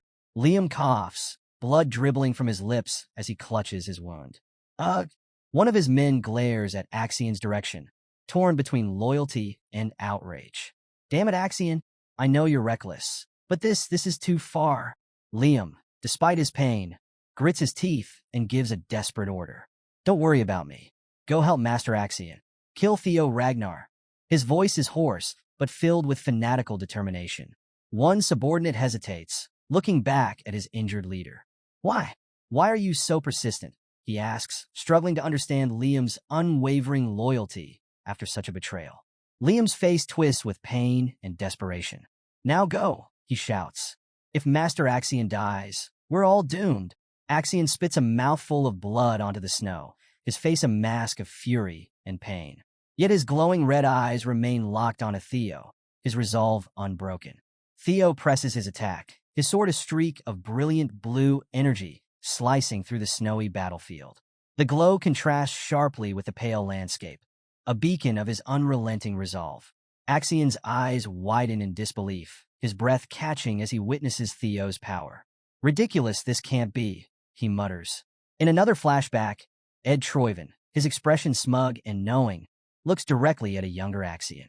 When it comes to Ragnar, Ed remarks, you can always expect the unimaginable. The scene shifts. A flickering lantern glows in a dimly lit room, its flame dancing precariously. Even a weak lantern before the wind, Ed's voice echoes, can suddenly ignite into a roaring fire. Back in the present, Theo's face is set with determination, a single bead of sweat tracing a path down his cheek. His focus is absolute. No way, Axian whispers, his voice tinged with disbelief. Ed Troyven's voice returns, this time cold and dismissive. Why are you so worried about that bastard? He's nothing, just a waste with no talent. Axian smirks arrogantly, holding a card in his hand. I'll toy with him for a bit, he replies smugly, and make him realize his place. But Ed's tone turns sharp, his face partially obscured in shadow. Don't you know? Ed's words cut through the air like a blade. The gap between your skills and his isn't as wide as you think. Back in the battle, Theo's sword slices through the air, leaving a vivid trail of blue energy. Axian's features contort with fury as Theo's attack hurtles toward him. A piece of trash like you, Axian snarls, can easily be torn to shreds. Unleashing his full power, Axian roars, crimson energy radiating around him. I will become the Northern Sovereign. I will take Ragnar's throne. Me, Axian Ragnar. Behind him, a massive spectral entity materializes, its jaws wide open in a silent roar, radiating raw, terrifying power. Theo stands firm, his expression resolute despite the overwhelming force before him. Throne this, throne that, Theo growls, his voice shaking with righteous fury. Because of your ambition, so many of my men have died. Clenching his fist, energy crackling around his hand, Theo steps forward. If you refuse to abandon that ambition, then I'll break it myself. Even if I have to do it by force. Brilliant blue energy explodes around Theo, his aura igniting into an intense radiance. Behind him, a magnificent blue dragon materializes, its blazing eyes filled with righteous fury. With the power given to me, Theo declares, his voice booming, I will end this. The dragon surges forward as Theo unleashes his ultimate attack. 3 claws of the dragon. His eyes glow with an unyielding blue light, his focus razor-sharp. The monstrous entity behind Axion lets out a silent roar as Theo's dragon races toward it. Theo glares, his resolve unwavering. I will become strong enough to cut down anyone who stands in my way. Liam, despite his injuries, stares wide-eyed at the battle. The raw power Theo wields leaves him speechless. Axion's subordinates watch in stunned silence, their faces etched with awe and fear. From a distance, Remington, Hulkus, and Erica observe, their expressions mirroring the sheer magnitude of the forces colliding before them. Pain and desperation twist Axion's features as he struggles against Theo's onslaught. Their powers clash violently, creating a blinding vortex of energy. The force of the collision erupts in a massive explosion, sending shockwaves rippling through the forest. In the aftermath, the battlefield falls silent, thick with smoke and debris. The air hums with residual energy as the dust begins to settle. Axion's boots dig into the snow, the pristine white now marred by drops of his blood. His feet slide backward, leaving a trail of disturbed powder before he crashes onto the snowy ground. A dark silhouette against the pale landscape, Axion lies motionless. His body, limp and lifeless, is surrounded by a growing pool of crimson, a gruesome testament to his defeat. Theo stands over Axion's fallen form, his sword lowered but still radiating power. His silhouette is imposing against the pale sky. Weariness and grim satisfaction mark his features as he gazes down at his defeated opponent. Liam stares in disbelief, his face pale with horror. His voice is barely a whisper, trembling with denial. Master Axion, the cold, sharp steel of Theo's blade hung in the air like a morbid pendulum, dripping crimson onto the pristine snow below. Axion lay sprawled on the ground, his lifeless eyes staring blankly at the unforgiving sky. A chilling silence descended upon the battlefield, broken only by the ragged breaths of the surviving combatants. Liam's subordinates, their faces a mixture of shock and horror, stammered. Young Master Axion. Despite his grievous wounds, Liam struggled to rise, his gaze fixed on Axion's fallen form. Kill, he rasped, his voice a ragged whisper. Kill him. Kill that bastard. Theo stood amidst the carnage, his once white coat now stained crimson with blood. His sword, lowered but still dripping, bore the evidence of his victory. The faces of Liam's subordinates, barely visible beneath their dark hoods, betrayed their inner turmoil. Though weary and wounded, Theo held his ground, his sharp gaze sweeping over the remaining members of the Central Intelligence Bureau. His mind raced. I'm in trouble. He assessed the situation grimly. Even if I were at full strength, going against 4 senior proctors would be a gamble. In my current state, it's impossible. My stamina is at its limit, and my mana is almost gone from the earlier attack. His grip tightened on his sword, anticipation flickering in his exhaustion. Soon he thought, isn't it almost time for him to appear? 2 cloaked figures approached Theo, their swords unsheathed, the tension rising with each step. Theo prepared himself, his grip tightening further. Soon, suddenly, a blur of motion broke the standoff. Figures clad in dark cloaks moved with blinding speed, their swords flashing in the pale light. A surprised grunt and the sickening thud of a body hitting the ground shattered the silence. Before anyone could react, more figures joined the fray, their movements swift and precise. Remington, Hulkus, and Erica emerged from the chaos, their faces grim with determination. Their swords clashed with the attackers in a whirlwind of steel. That's not who I was waiting for, Theo exclaimed, his voice a mix of surprise and relief. What? You guys? Theo gasped, his eyes widening in astonishment. Remington, his silver hair gleaming in the fading light, offered a wry smile. Isn't it natural to save a comrade in trouble, young Master Theo? He said, his voice calm despite the chaos around them. Theo, momentarily speechless, could only stare at his unexpected saviors. Erica grinned. Theo, you look even better in person. Damn, it's my first time meeting someone as strong as you. I like you already. Hulkus laughed, his wide grin cutting through the tension. Finally, Sybil, his face bruised but his spirit undeterred, joined the fight. "We sincerely want to assist young Master Theo," he declared, his voice ringing with unwavering loyalty. "We can't just run away after causing so much trouble." Despite the intervention of the supervisors being strictly forbidden, they stood with Theo, their resolve unshaken. "You do know that directly involving yourself with a candidate is a serious offense, right?" Remington shouted, his voice laced with irony. The question hung in the air, heavy with unspoken defiance. The tide of battle shifted. The remaining members of the Central Intelligence Bureau, overwhelmed and outmatched, found themselves on the defensive. Liam's face contorted with pain and frustration as he watched his carefully laid plans unravel before his eyes. "Sir Liam, what should we do?" One of his subordinates pleaded, his voice trembling with fear. "Things have gotten too big. Should we get rid of all these guys too?" Another supervisor, panic etched into his face, begged, "Please, give us your decision." But Liam, defeated and desperate, could only mutter, "We're doomed." His thoughts spiraled. "We failed. We couldn't uncover anything about Rose Palace's artifacts. We couldn't kill Theo.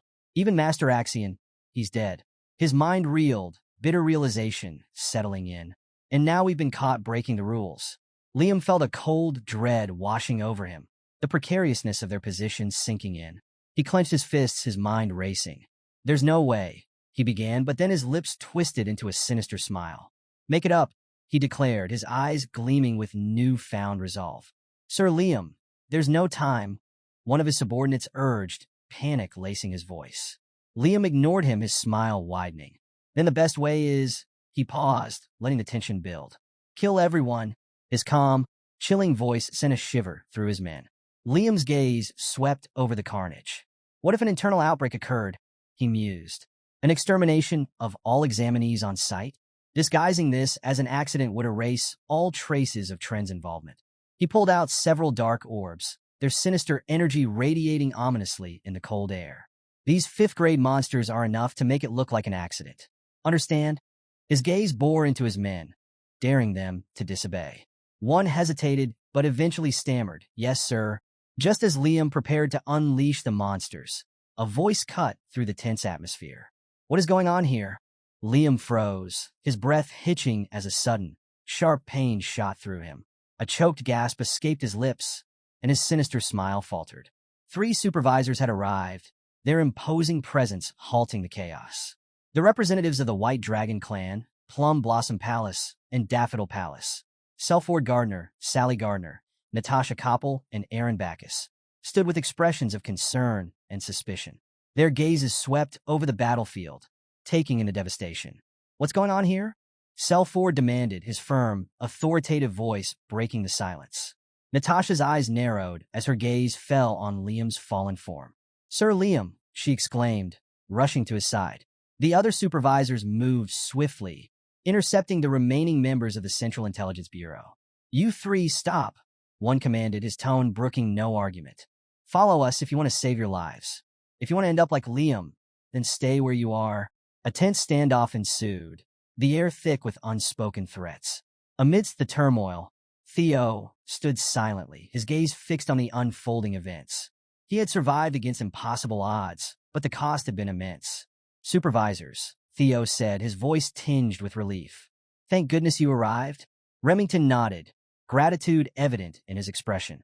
"You came just in time," he added, his voice a mix of exhaustion and appreciation.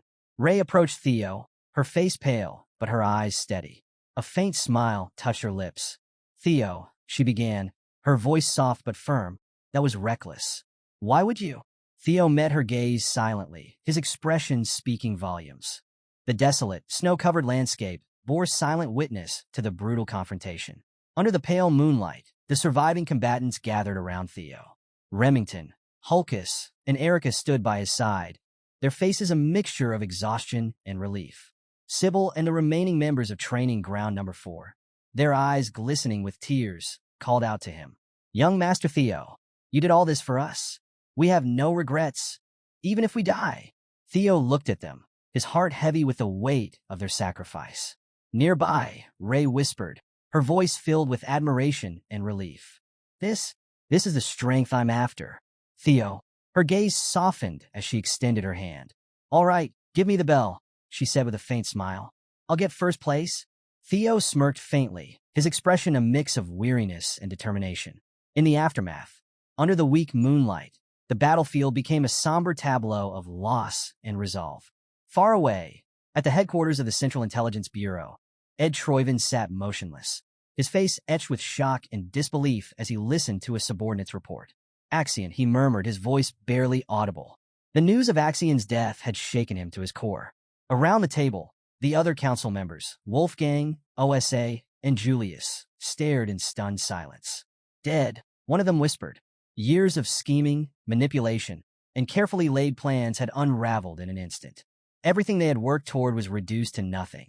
The announcement echoed through the snowy forest clearing, a formal declaration that hung in the air like a solemn decree. The second round of the blooming ceremony has concluded. The gathered figures, their faces marked with exhaustion and hardship, exchanged shocked glances. Murmurs rippled through the crowd, uncertainty and anticipation crackling like static. The scene panned downward, focusing on the deliberate steps of the examiner as he moved forward. His boots left firm impressions in the snow, each step punctuating the tense stillness.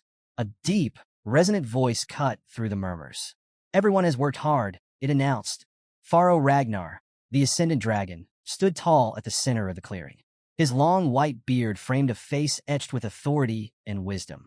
His crimson eyes glimmered faintly, his presence alone commanding respect. Pharaoh's voice carried over the crowd. 45 out of 87 candidates passed. The crowd reacted instantly, disbelief, confusion, and murmured questions. I can't believe the Ascendant Dragon himself is here, someone exclaimed. Why would someone who rarely shows up come now? Another whispered. Unfazed by their reactions, Pharaoh continued, his tone steady. The survival rate is not bad. It must be true that this year's talents are the best we've seen in generations. The atmosphere shifted. The air seemed to hum with unseen power as Pharaoh's words carried weight. And the highest score this round is surprising, he added, his crimson eyes gleaming ominously. Pharaoh's gaze swept across the crowd. As you all know, everyone who passed the second round of the blooming ceremony will be promoted from apprentice to entry level. The weight of his declaration sank into the assembled candidates. You are allowed to be proud of yourselves, Pharaoh stated. His solemn tone softened slightly, tinged with a note of acknowledgement. Because now, you are qualified to serve as Ragnar's inspectors. In the crowd, Remington and Sybil stood side by side, their expressions unreadable. Everyone here is qualified, Remington muttered, his calm tone betraying a hint of contemplation. Pharaoh's voice resumed, commanding the crowd's attention. Now, I will announce the scores of the second round of the blooming ceremony.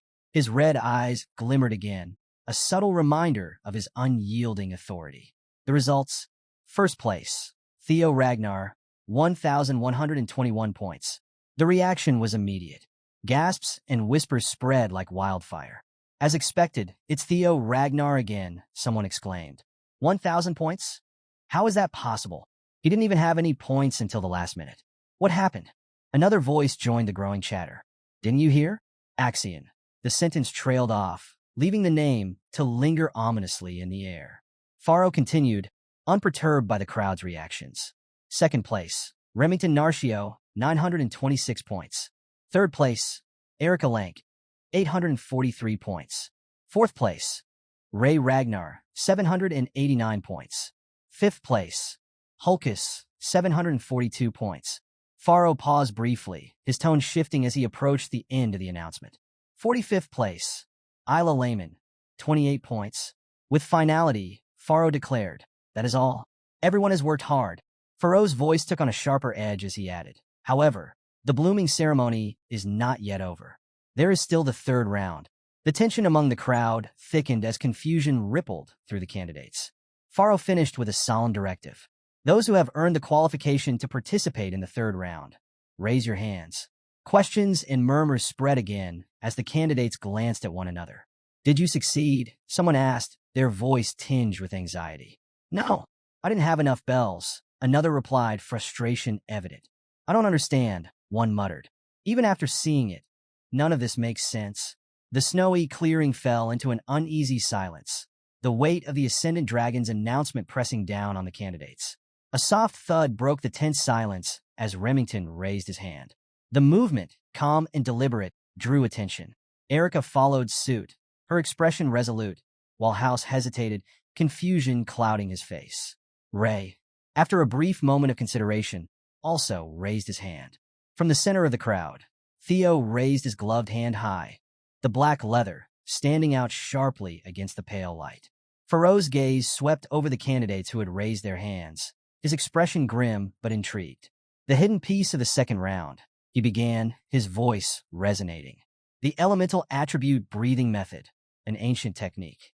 To master it, one must not only collect bells, but also understand the words etched within them. It's called a hidden piece because of how difficult it is to read, comprehend, and integrate into one's magic. Only those who've truly mastered it during the exam can qualify for the third round. The crowd murmured in awe, some glancing at the raised hands with envy and disbelief. Theo's flashback. Theo's mind drifted to the past. In my previous life, he thought, his expression tightening, I couldn't fully understand the meaning of the words. A vivid image filled his mind. A single bell, its surface adorned with strange, intricate symbols. His bright blue eye filled the screen, glowing with unearthly energy. A blue-bordered system notification appeared. Hatchling synchronization activated. You can read the thoughts of things. The scene shifted to a fierce battle, bright lights and crackling energy illuminating the chaos. The essence of the words appeared in my mind as vivid pictures. Theo narrated inwardly, recalling the surreal experience. And in this life, I was able to understand everything in no time. He let out a soft laugh. It's rare to see even one person master it. But four? That's surprising. In my past life, Ray and Remington never managed to grasp the quality breathing method. Is this the butterfly effect I caused? Faro's expression darkened as he addressed the four candidates. Each of you will now demonstrate what you've gained. Show me the results of your mastery, he commanded, his voice unwavering. First, he announced, Theo Ragnar. Theo stepped forward, his thoughts steady and resolute. Since Axion is gone, so much will change, he thought, his heartbeat steady. His gaze turned forward, filled with determination. But I have nothing to fear. The future will be better than before. As his foot touched the ground, a faint blue aura surrounded it, crackling with latent energy. What I've obtained, Theo began, his voice firm. The air around him seemed to hum with power. His blue eyes narrowed as a glowing text box appeared before him. Infusion, manifestation, control, expansion, aura release. Theo's voice grew quieter, almost a whisper. First, grant the mana, a thunder attribute. The crowd gasped as the ground trembled beneath him. No way, someone exclaimed, their voice filled with disbelief. He's already at the level of expressing it?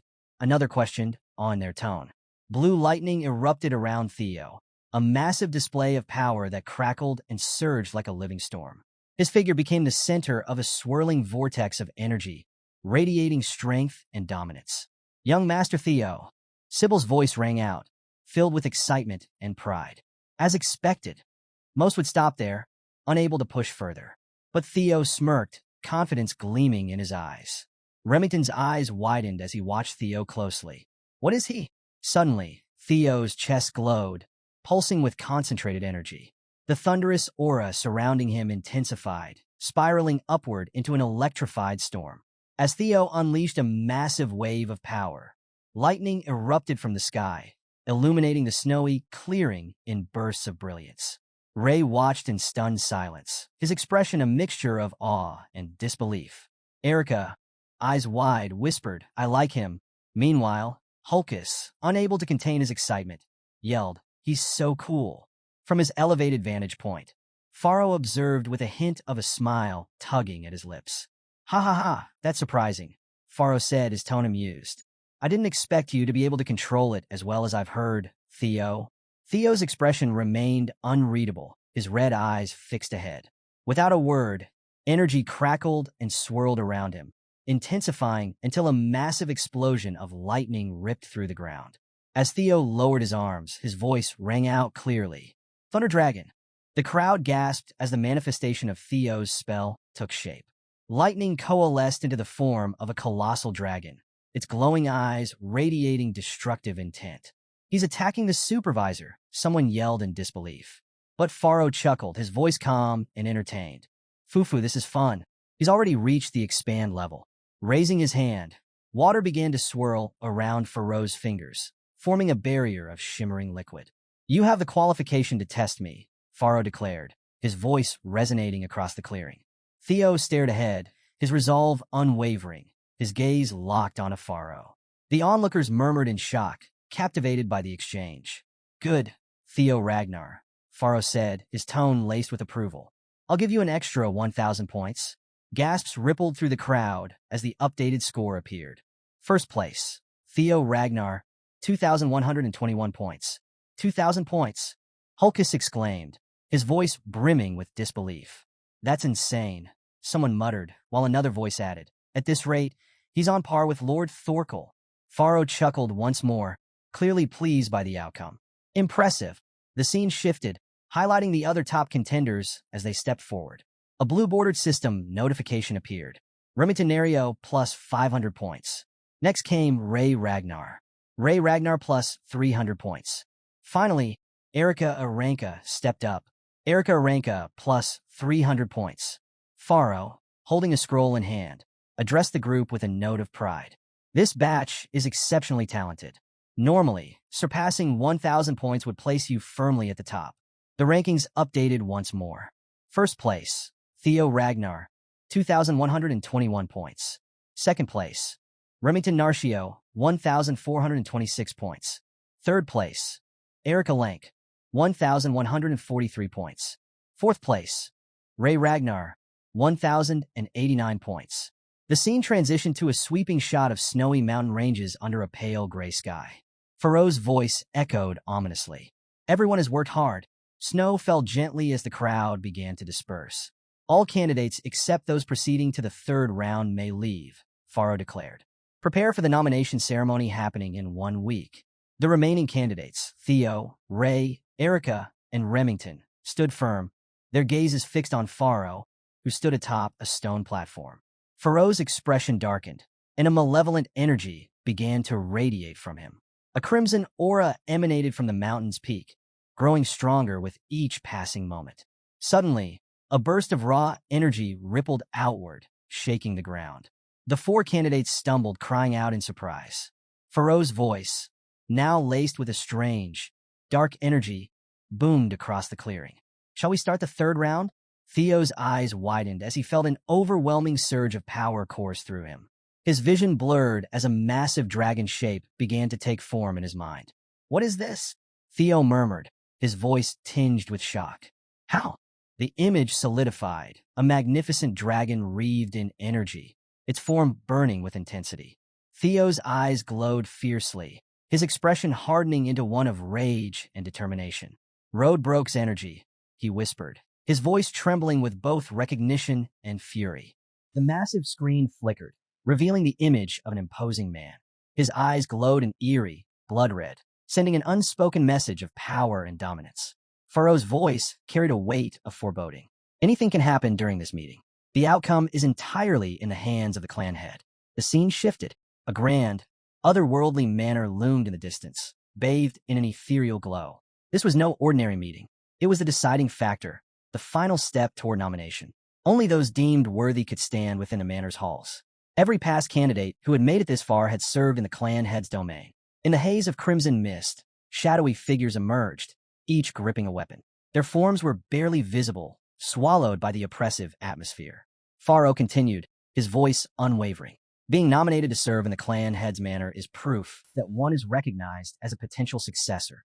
Theo's gaze sharpened, a flicker of unease passing through him. "So, the one waiting for us at the top is the clan head," he murmured. His eyes darted around, scanning the area, until a bead of sweat traced a slow path down his temple. His breath hitched. Why? Why am I sensing Lodbrok's energy?" His voice was barely above a whisper, edged with suspicion. A realization struck him like a lightning bolt. His heart pounded in his chest. "No, it can't be." A silhouette emerged, bathed in an ominous red glow.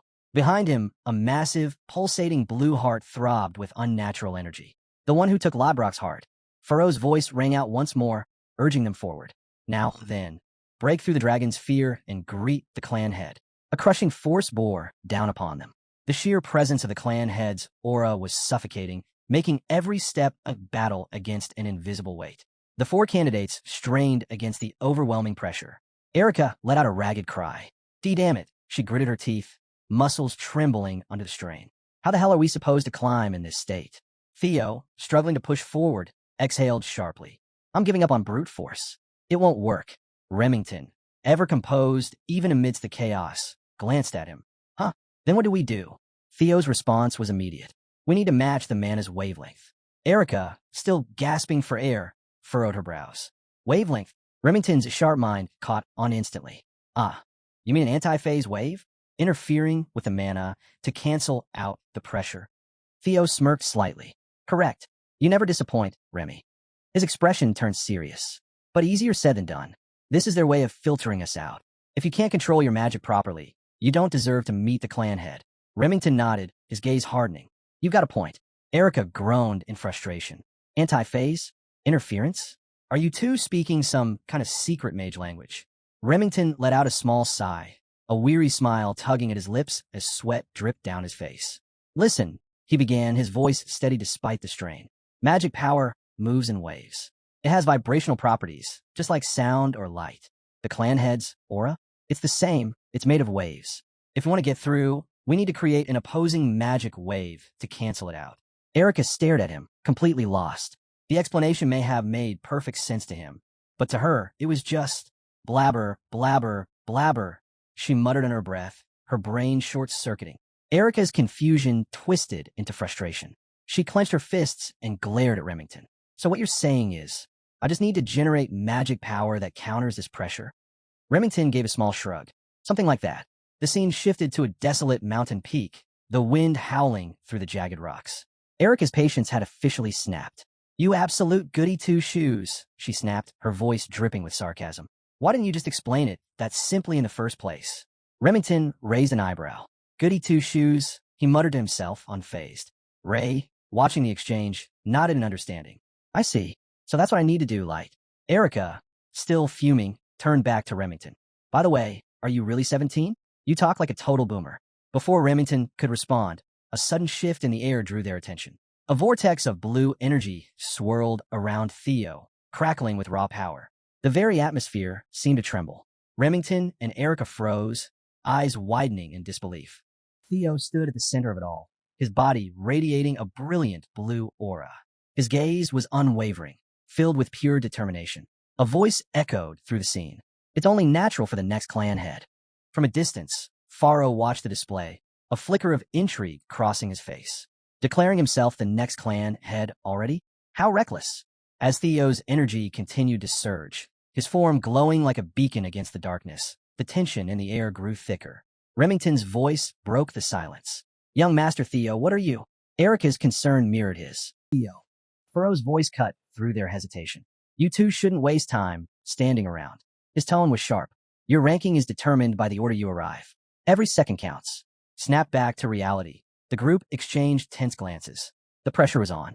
Meanwhile, high above in a rocky outcrop, Faro let out a quiet chuckle. Oh, interesting. The wind whipped around him as he mused. To think I'd be considering taking on a disciple at my age. Scene shift. Palace. Laughter echoed through the grand palace halls. Wahaha, my precious youngest daughter, where are you? The eccentric demon craftsman dashed through the lavish corridors, his excitement radiating like a wildfire. A group of maids trailed behind, whispering amongst themselves. The demon craftsman is here again. The palace has been livelier ever since young Master Theo became a rising star. Meanwhile, in a secluded chamber, Cecilia Ragnar sat deep in discussion with Taylor. The moment Curson spotted her, his voice boomed across the room. So here you are, my dear Cecilia. Cecilia barely suppressed a sigh. Mother, please. At least try to maintain decorum within the palace. Curson waved her off with a hearty laugh. Decorum? Who cares about such pointless formalities? He leaned in, eyes gleaming with excitement. I'm about to become obscenely wealthy. Cecilia raised an unimpressed brow. Weren't you already wealthy? Curson smirked, their voice practically vibrating with glee. But not obscenely wealthy. At that moment, a caption flashed on the screen. Curson, the elf of capitalism incarnate. Curson let out a dramatic sigh of satisfaction. Ever since Theo became a rising star, orders have been pouring into my workshop nonstop. His laughter filled the room. Ha ha, my business is finally mainstream. His expression turned momentarily serious, his eyes burning with ambition. This is just the beginning. Cecilia offered Curson a simple smile, but behind that calm facade, her thoughts churned. I always believed Theo would excel. Her mind drifted back to him, a shadow of worry creeping in. But now that I'm seeing it unfold, I can't help but be anxious. What if he gets hurt? What if the pressure becomes too much? She clenched her fists, frustration bubbling to the surface. All I could do is stand by and watch. I hate this feeling. I wish I could do more. Her gaze shifted to a nearby display, a beautifully crafted outfit draped over a mannequin. She sighed. This is all I can do for him. But I wish I could help in a more meaningful way. Curson, completely undeterred by her somber mood, threw their arms wide, their excitement boundless. Haha, the days of crafting only weapons are over. They spun dramatically. I'm expanding my empire. Accessories, clothes, you name it. Cecilia, still lost in thought, barely reacted. Curson, however, was far from finished. Their eyes sparkled with mischief as they turned to her. Mother, they said with a sly grin. Cecilia blinked, startled. Huh. Curson leaned in, lowering their voice slightly. Tell me, have you ever made a prosthetic arm? The scene cut to a close-up of a mechanical arm. Intricate, meticulously designed, and gleaming with potential. Scene shift, graveyard of swords. Laughter echoed across the vast, desolate battlefield. Ha ha ha. Kyle Ragnar's voice boomed, his amusement raw and unrestrained. The next clan head, huh? He let out another deep laugh, shaking his head. I like your boldness, Theo. A raven perched on his shoulder, its piercing gaze locked onto the unfolding events below. Kyle's expression shifted, his amusement giving way to something more reflective. I know what you're worried about, he murmured, but a parent has no right to stand in the way of their child's ambition. His gaze hardened. Besides, trying to stop the passion of youth? Impossible. We were the same back in our day. He looked out over the endless field of swords, each one planted firmly in the ground, a solemn tribute to countless past battles.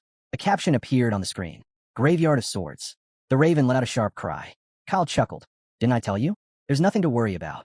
Then, his expression darkened. His voice carried a quiet but unwavering intensity. What I want is Ragnar's prosperity. The wind howled through the field, making the countless swords tremble. And anything that threatens that, his gaze grew sharper, filled with an ominous resolve, will be dealt with. His eyes remained locked on the battlefield below. Nothing is set in stone yet. There's still time to observe. The raven's unblinking eyes remained fixed on the horizon. Kyle's expression grew even darker, his voice dropping to a menacing whisper. Even if my damn son. His gaze flickered to Theo, who surged forward with blinding speed. His final words were laced with a chilling intensity. Is a regressor. The world was a swirling blur of crimson. You finally arrived, my son. The words came as a low rasp, more of a declaration than a greeting. The clan head stood tall, his presence as imposing as the massive greatsword resting at his side. This was it, the true beginning. The air itself felt heavy, thick with an unspoken challenge. Theo's breath came in ragged gasps. Every step of this climb had drained him, every inhale a reminder of the unbearable pressure weighing him down. His body trembled. He looked toward the ground, his vision wavering. A single tear trailed down his cheek.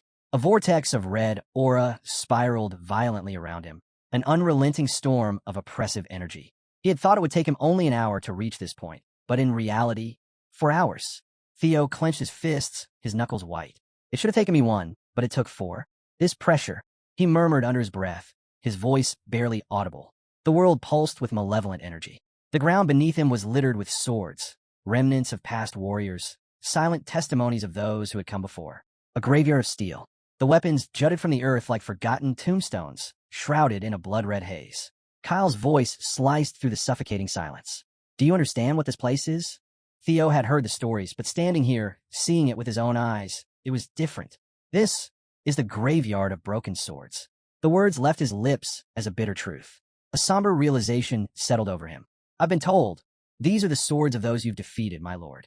He forced the tremor from his voice, but his body betrayed him. A chill ran down his spine, his bones rattling under the sheer weight of the scene before him. Kyle's gaze was cold, his voice sharp as a shattered blade. Correct, his words cut like steel. This is what it means to be clan head. He took a slow step forward, his greatsword humming with a sinister glow. A position where you stand alone, facing unending threats, endless challengers. A position where you can never truly rely on anyone. His voice was heavy, final, like a sentence being passed down. A position ruled by strength. His tone hardened, growing sharper, more dangerous. You must stand above everyone else. with your own power. A gleam of something unreadable flashed in Kyle's eyes as he stared Theo down. Do you truly believe you have a right to seize this position? The question hung in the air, suffocating, inescapable. Theo met his father's piercing gaze. His heart pounded. He swallowed hard, then forced the word out, small but defiant. Yes. Kyle's expression darkened. His eyes narrowed, displeased. Do not answer lightly. His voice was ice, laced with something more, warning, or perhaps a challenge. I have slain thousands to stand here. The weight of those words crushed the space between them. Thousands upon thousands of souls, their blood staining my path. His voice echoed with the weight of all the lives he had taken. Can you still answer the same? After feeling their resentment? Before Theo could respond, the air around them crackled. A furious, unnatural energy surged through the battlefield. Then came the voices. A jagged, seething wail of tortured souls filled the space. Kyle! Kyle! I curse thee forever. The cries of the slain rose like a storm, howling with agony, fury, and unrelenting hatred. Spectral figures took form, shadows of those Kyle had cut down, their twisted faces contorted in rage, their eyes burning with vengeance. How dare you? Their tortured screams grew louder, surrounding Theo like a relentless tide. Monster, you will pay for this. The cursed wraiths surged forward, their hatred thick enough to suffocate. I'll tear you apart. The battlefield trembled, and in that moment, Theo realized this was no mere test. This was war. Despite the storm of hatred swirling around him, Theo stood unshaken. The chaotic wails of the vengeful dead were nothing but a backdrop to the unyielding steel of his resolve. My resolve remains unchanged. Kyle's gaze pierced through the turmoil. And why is that? Theo's answer came without hesitation. To avenge my past life. His voice was steady, unwavering. To become the clan head and put an end to this cursed battle for the throne. His fingers tightened around the hilt of his sword. No matter the challenge, I will overcome it. But then, for the briefest moment, doubt flickered in his eyes. I know that's not the answer he's looking for. Theo inhaled sharply, casting aside hesitation. The sword in his grasp felt heavier now, not from fear, but from purpose. He raised it, his voice cutting through the chaos. I shall answer with my sword. A slow, sharp grin stretched across Kyle's face. It was not one of warmth, but of cruel amusement, anticipation gleaming in his eyes. Very well. His voice carried a dangerous excitement. From this moment on, I shall not treat you as my son, only as a challenger. He took a step forward, his presence suffocating. Then, his voice dropped slightly, laced with something unreadable. Let's see what you've learned from her teachings. Theo's breath hitched. His grip faltered. Her. His mind reeled, the words throwing him off balance. Did he just say her? His fingers clenched tighter around his sword. As I suspected, Father is the one who took Lodbrok's. His thoughts cut off. A flash of movement. A violent shockwave. Theo barely had time to react before the world erupted into chaos. A sharp gasp escaped his lips. And then, darkness. Am I dead? His vision blurred. His body felt weightless, foreign. It was as if he was no longer part of himself, detached from everything. Then a sudden, explosive force tore through the void. His heart soared. A terrifying surge of power ripped through the battlefield as Kyle unleashed his next strike. His once amused expression had dulled into something almost bored. A black bird fluttered down, perching beside him, its glowing eyes fixated on the unfolding scene. Kyle barely glanced at it. Are you worried our little prodigy might die? He mused. The bird chirped twice. Kyle exhaled through his nose, acknowledging the response with a flicker of seriousness. You're right, he admitted. Only those with an unbreakable will can escape the heart sword. His tone held an unusual mix of pride and doubt. But his voice darkened, turning to ice. It's a cruel trial for a greenhorn, especially in the middle of an awakening ceremony. His fingers curled into a fist. His next words were cold, calculated. If his resolve is weak, if he hesitates even for a second, his gaze hardened. Then it's better if he dies here. His voice was as unforgiving as steel. I have no need for a regressor who will bring only harm to the clan. The world around Theo darkened further, a suffocating blackness seeping into his very soul. I'm dead. The realization settled over him like an inevitability. Makes sense. I was cut down by Father, after all. His consciousness drifted, a strange peace washing over him. I have no regrets. His mind detached, observing his own demise as if watching the final act of a play. I did everything I could. Images flickered before him, a replay of his past deeds, his sins, his victories, his failures. I stole Camellia Palace. I killed Rendon and Axion. And now, the curtain was closing, or so he thought. Theo's mind was heavy with the weight of his past. his crimes, his victories, his regrets. It was all just luck. The realization struck him like a blow, cold and undeniable. His life flashed before his eyes, yet instead of fear, a strange calm settled over him. Compared to my past life, this one was happy. A faint smile tugged at his lips, a rare moment of tranquility. That's right, it's time for me to go. His thoughts faded, slipping further and further into the abyss. Rest peacefully. The words echoed, distant and hollow, as his consciousness dissolved into nothingness. The darkness swirled, consuming everything. And then, a voice, harsh, guttural, unyielding. Hey now. It wasn't gentle. It wasn't comforting. It wasn't even meant for him. A monstrous presence emerged from the void. A magnificent beast, its form shifting between shadow and light. Enough already. Get up. Its voice rumbled like thunder. If you were just going to sulk, you should have let me devour you. A single spark ignited in the void, small but potent. It flickered, then roared into a blaze, flames licking at the edges of the darkness. Theo's heart pounded. You're right. Thanks. Strength surged through his body, the frigid grip of death retreating before his rekindled resolve. I can't let it end like this. His awareness snapped back. His body stirred. His legs moved. The crunch of the ground beneath his feet was real. I made a vow. His head lifted, eyes burning with fierce determination. His thoughts were sharp, his mind clear. His sword gleamed in his grip, power coursing through him. I may break. Pain screamed through his body, stretched to its limits. But still, I will never yield. With a roar, he struck. His body moved on instinct, a symphony of motion and raw power. His sword became a streak of light, cutting through the darkness like a blazing comet.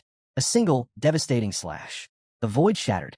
Theo stood still, dazed, watching as the world around him fractured, splintering into 1,000 pieces. His vision cleared. The battle was over. He had survived. Kyle watched from above, his gaze unreadable, his dark brows shadowing his eyes. Then he spoke.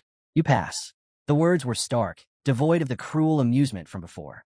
But there was something else, an edge of acknowledgement, a sliver of pride.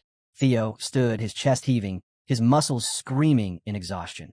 He had been pushed to the brink, but he endured. 1 week later, clan headquarters. The air crackled with anticipation. The nomination ceremony was finally here. The grand hall buzzed with energy, voices blending into a restless hum. Excitement and tension clashed, unspoken yet undeniable. Hulkus stood awkwardly beside Erica, shifting uneasily. He looked visibly uncomfortable, his towering frame rigid as he scanned the sea of people. He groaned, his voice tight. There are way too many people here. It's making me anxious. His fingers fidgeted at his sides, his shoulders stiff. Erica rolled her eyes, a smirk tugging at her lips. How could someone so big be this timid? She teased, her tone laced with amusement. There was something almost fond in her voice, though she'd never admit it. Hulkus bristled at her remark, his voice rising in protest. I'm not timid. You're just overly bold, he shot back. His frustration grew with every name he listed. Commanders from every unit, the 9 dragons, the former clan head, the current clan head, heroes, all of them, gathered here. His words spilled out in a rush, as if trying to justify himself. Erica scoffed. You're such a baby, she muttered. Relax already. She smirked. No one's going to care about someone who couldn't even obtain elemental breathing. Hulkus gaped, his eyes widening in disbelief. What did you just say? He sputtered. His face twisted in frustration and embarrassment, his fists clenched at his sides. A strange sensation bubbled inside him, his body trembling. He exhaled sharply, his eyes darting around. Just tell me already, he demanded. What did the clan head give you during the 3rd stage? His voice brimmed with impatience. Erica crossed her arms, her tone cool. It's a secret. Hulkus' face darkened with outrage. You're so stingy, sis, he yelled. My Theo would have already told me everything. His fist tightened in fury. Erica raised an eyebrow at his outburst, unimpressed. My Theo? She repeated, her voice laced with skepticism. What are you even talking about? Hulkus turned away, his expression hardening. You know as well as I do, he said firmly. A Lank exists to be the sword of a Ragnar. Our lives belong to them. His mind flashed to an image, dragons of bone and fire, surrounded by legions of bears. If I have to stake my life on someone, I want it to be someone powerful. Someone with character, strength, ambition. His eyes burned with determination. That's Theo. He's my Ragnar. Erica frowned. And Theo agreed to this? Hulkus hesitated, his brow furrowed. Does he have to? He asked. I was just planning to join the same unit as him. His gaze drifted to the side, uncertainty creeping into his expression. But his fists clenched again. For some reason, the clan head isn't taking Theo into the manor. His voice was tense, but resolve burned in his eyes. That means I can still follow him. Suddenly, a rhythmic thump echoed through the grand hall. A staff struck the stone floor, its metallic clang reverberating through the courtyard. Attention! Vanna Ragnar's voice boomed over the assembled crowd. He raised the staff high, his presence commanding. The nomination ceremony shall now commence. A charged silence followed, then an eruption of cheers. Valedictorian Theo Ragnar, Vanna announced, his tone carrying a forced edge of respect. Step forward. The roar of the crowd was deafening, their chants shaking the very walls of the great hall. Theo stepped into the open, his figure framed against the vast sprawl of the headquarters. The energy of the moment crackled in the air. All eyes were on him. Young Master Theo, a voice rang out from within the crowd, cutting through the tense silence. Where will you choose? The question lingered in the air, a challenge, a plea. Evelyn watched from the sidelines, her gaze fixed on Theo, a strange longing flickering in her eyes. I'd love for him to join our white armored dragon cavalry, she mused silently. But that's just a selfish dream. Standing alone in the courtyard's center, Theo faced the sea of expectant faces. Vanna Ragnar's voice carried over the assembly. Congratulations on being named the overall valedictorian, Theo Ragnar, he announced, his tone filled with weight. Your excellence in every category was truly awe-inspiring. He paused. Now, then, a sharp sound rang out. Movement. The crowd instinctively turned toward the source. Vanna's face twisted in shock, his eyes widening. A figure stepped into view, Ed Troyven, director of the Central Intelligence Bureau. His eyes were concealed in the shadows, his presence sending a ripple of unease through the gathered elites. The Sky Dragon, the Central Intelligence Bureau's director, Ed Troyven. Murmurs spread like wildfire. What the? Is he here to avenge Axion? Someone whispered. No way. Another muttered. Not with the 9 dragons and the head of Ragnar watching.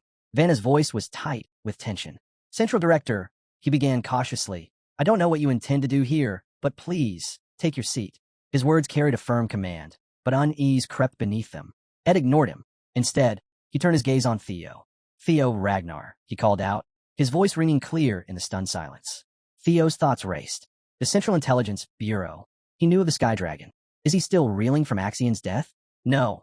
Even he wouldn't be reckless enough to disrupt the nomination ceremony over personal vengeance. Ed took another step forward. Then, to everyone's astonishment, he extended a hand. A faint, disarming smile played on his lips. I'd like to offer you the position of Deputy Director, he announced. The words sent another wave of shock through the crowd. Theo's eyes narrowed. His expression remained unreadable, but suspicion coiled within him. He didn't trust this. Not one bit. Theo's title as valedictorian carried a weight unlike any before him. A Ragnar, starting from nothing at the lowest rank. An image flickered in his mind. A cracked, dark egg resting in a nest of brittle twigs. A fragile beginning, overlooked and dismissed. Yet now he had risen. The vision shifted. A dragon, powerful and majestic, soaring against the endless sky. Whispers rippled through the crowd. I knew he'd gotten strong. But to think he actually killed Axion? Someone muttered. Another voice chimed in, hushed but urgent. I heard he almost took out a Proctor too. Would have finished the job if he hadn't been stopped. Theo's story, his climb from rock bottom to the very top, struck a deep chord among the apprentice swordsmen. The sneers and mockery from before had vanished. The disdain once attached to his name was gone. The imbecile of Ragnar no longer existed. A notification flashed before Theo's eyes. You have become the overall valedictorian of the awakening ceremony. Another message followed immediately. Congratulations. You have completed scenario quest number 3. Victor of the Awakening Ceremony. You have obtained Ether Core as a reward. The reward has been stored in your inventory. Theo blinked. Oh yeah, I almost forgot about that quest. He glanced at the panel, his curiosity piqued. Ether Core? Considering the effort this quest took, the reward had to be something significant. His gaze drifted toward Ed Troyven, who remained poised among the gathered elites. The Central Intelligence Bureau. Theo's eyes sharpened. Ed Troyven stepped forward, his smile warm yet unreadable. He extended a hand toward Theo. I'd like to offer you the position of Deputy Director, he announced. Silence fell. Theo didn't move. His expression remained impassive, but his focus locked onto the man before him. With a subtle flicker of intent, he activated his skill. Observing Ed Troyven, the results flashed before him. Ed Troyven, age 46. Title, Sky Dragon. Talent, wolf in sheep's clothing. Status, aims to take Theo Ragnar under his wing and use him as a pawn to uncover the secrets of the relics of the primordial dragon. Theo's eyes narrowed slightly. So that's his game. He's after the relics, which means he probably knows I already have one. His fingers curled into a fist. Too bad for you, Ed Troyven. Nothing will ever go your way again. The Troyvens will be crushed by my hands. The tension was shattered by a sharp voice. What is the meaning of this, Central Director? Julius Ragnar's demand rang out across the courtyard. Ed remained composed, his tone smooth. I'm merely extending an offer to a talented individual in accordance with nomination ceremony procedures. Is something wrong? Julius's expression twisted with fury. Don't insult our intelligence, he snapped. Everyone can see this for what it is. A pathetic excuse to avenge your nephew. The crowd buzzed once more, the air thick with unspoken tension. All eyes turned to Theo. Would he accept? Or would he shatter their expectations once again? Ed chuckled softly, shaking his head. I can see why you'd think that. He mused, a sly smile creeping onto his lips. But you're mistaken. His voice was smooth, almost disarming. As an individual, I may hold my own grievances. But as the Central Director, my only priority is recruiting the best talent. This snake. Theo's gaze darkened. Even after his nephew's death, his only concern is completing his objective? Stop. Vanna Ragnar stepped forward, raising a hand. I understand your desire for skilled personnel, Director, but we haven't even formally begun the proceedings. He shot a pointed look. Hold your horses. Turning to Theo, Vanna's expression steadied. Now, Theo Ragnar, have you made up your mind? Or do you need more time to decide? Theo met his gaze. Truth be told, I haven't decided yet. Vanna's features softened slightly. That's why, Theo continued, his lips curving into the faintest smirk. I'd like to hear what offers are on the table first. His eyes swept across the grand hall. A movement caught his attention. A delicate hand raised, fingers adorned with a gleaming ring. OSA Ragnar Plunus stepped forward. OSA Ragnar Plunus. Offer Theo Ragnar more than just mentorship, she declared. I will take him as my personal disciple and grant him the title of Junior Lord of Plum Blossom Palace. The hall erupted in stunned murmurs. Did she just say Junior Lord? Someone gasped. Lady Plum Blossom has no children of her own. Another whispered, eyes wide. That's basically an adoption proposal. A third voice added, filled with awe. Theo studied her. The successor of the Sword Dragon. Across the hall, someone murmured, 2 of the 9 dragons have already stepped up. Remington grinned. You really are something, young Master Theo. Amazing, Hulkus exclaimed, eyes gleaming with excitement. Most commanders and directors won't be able to compete with these offers, Erica added, her arms crossed. Then the air shifted. A lone figure stood atop the balcony, a bird circling overhead. I like to throw my hat in the ring as well. A powerful force crashed down, shaking the very foundations of the hall. Crash! A dark, shrouded form descended from above, shadows rippling around him like living energy. As the dust settled, the figure emerged, long white hair flowing, his face partially obscured by a dark mask. A collective gasp spread through the crowd. The Black Dragon, the head of the Black Snow, Robert Ragnar. Stunned voices filled the hall. Even he's joining in. Robert Ragnar's piercing gaze locked on Theo. The hall fell into silence. Another powerful contender had entered the fray. Theo Ragnar. Robert Ragnar's voice carried through the hall, steady and unreadable. I've been watching you throughout the awakening ceremony. Theo met his gaze. He's been observing me this whole time. Come to Black Snow, Robert invited. I'll grant you the rank of Null Snow. Murmurs rippled through the crowd. Null Snow. The Black Snow was an intelligence agency, their agents working in secrecy, their names never spoken in public. But Null Snow, the highest rank within Black Snow, a position that allowed one to maintain a public identity, to achieve fame and honor while still operating in the shadows. Theo's mind flashed back to his past life. When I was in Black Snow, there were only 8 Null Snow agents. He had strived for that rank, pushed himself to his limits, yet it had always remained just beyond his reach. To think I could obtain it so easily this time. A voice cleared its throat, pulling Theo from his thoughts. If it's prestige you seek, then allow me to remind you of another option. Pharaoh Ragnar stepped forward, his expression warm. Theo Ragnar, your performance in the 3rd stage left quite a lasting impression. He smiled. I hope you haven't forgotten about Zenith Academy. Gasps erupted throughout the hall.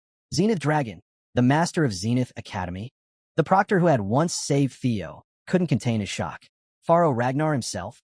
That makes 4 of the 9 dragons, someone murmured. Let's not forget, Evelyn added, her voice tinged with amusement. There's still one more. All eyes turned toward the last remaining silent figure. Julius Ragnar, the demon dragon, commander of the white armored dragon cavalry. Julius stepped forward, his gaze unwavering. The White Armored Dragon Cavalry will not offer any special treatment to Theo Ragnar. Aaron let out a breath. He's really choosing now to stick to his principles? As expected of our commander, Evelyn said, admiration laced in their voice. Julius's voice was firm. Honor is earned, not given. My desire to recruit Theo is great, but I cannot grant him any privileges over the others. The only thing I can guarantee is full support for his development and the pride of being a Druid. His gaze locked onto Theo. That is my offer. The hall fell into silence. All eyes were on Theo now. He stood in the center of it all, taking a slow, deep breath. His eyes fluttered shut for a brief moment, then reopened, sharp, unwavering. A smirk played at his lips. I will choose. But before he could finish, a voice sliced through the air, laced with an undeniable force. You're a regressor, aren't you? Theo's breath hitched. His eyes widened in shock as he whipped around, scanning the room. His gaze landed on a woman sitting gracefully upon a throne. Her piercing eyes locked onto him. The former clan head, Hilda Ragnar. Theo swallowed hard. His throat had gone dry. Gulp. I have no idea what you mean, he said, his voice carefully measured. Hilda's lips curled into an amused smile. I don't know what kind of life you lived in your previous cycle, she mused, but your acting is impeccable. Her smile deepened. Truly impressive. Cycle? Theo's mind raced. She knows. But what does she mean by cycle? Is there a limit to regression? His pulse pounded as he struggled to piece it together. Vanna Ragnar's voice cut through the haze. Is something wrong? You don't look well. Theo exhaled sharply. Could I be given a moment to gather my thoughts? Vanna nodded. As you wish. The weight of every gaze pressed down on him. Theo clenched his fists. This ceremony had taken a turn no one could have expected. Vanna nodded. This is indeed an important decision, but don't take too long. Hilda leaned back in her throne, a smirk tugging at her lips. There's no need to hide it, she said smoothly. After all, I'm also a regressor. Theo's breath caught. What? Hilda continued, her voice steady. Though my cycles have now ended. Theo stared at her, his mind spinning. She said again. That meant she had regressed multiple times. His eyes narrowed, thoughts racing. But how? Could there be more aggressors? If so, how many? He exhaled sharply. There was no use dancing around it. She's a former clan head. If I want answers, it's faster to ask directly. By cycles, do you mean that one can regress multiple times? He asked. Hilda raised an eyebrow. Then, with a chuckle, she replied, Wait, you don't know? She sighed, shaking her head. Kyle must not have told you anything. Theo stiffened. Kyle? I suppose I shouldn't be surprised, Hilda mused. Kyle hates regressors. Theo's eyes darkened. Kyle hates regressors? He clenched his fists. So that's why he gave me such a brutal challenge. You seem confused, Hilda observed, amusement flickering in her gaze. But I'm afraid we don't have time for all your questions. Her smirk deepened. If you truly want to uncover the secrets of this world and our clan, come find me. We'll finish this conversation then. Theo remained silent, his thoughts in turmoil. During the third stage of the awakening ceremony, his father had given him no answers, only the heart sword. He lowered his gaze, recalling this ceremony. So father hates regressors. Then what about Lodbrok's energy? He had sensed it from Kyle back then, and suddenly, a realization struck him. The stolen heart of Lodbrok. Was it really father who took it? His heartbeat quickened. Lodbrok was an ancient dragon that welcomed regressors. A human defeating an ancient dragon? Impossible. His gaze lifted, locking onto Kyle Ragnar, who sat upon his throne, silently watching him. But then again, father is called a demigod for a reason.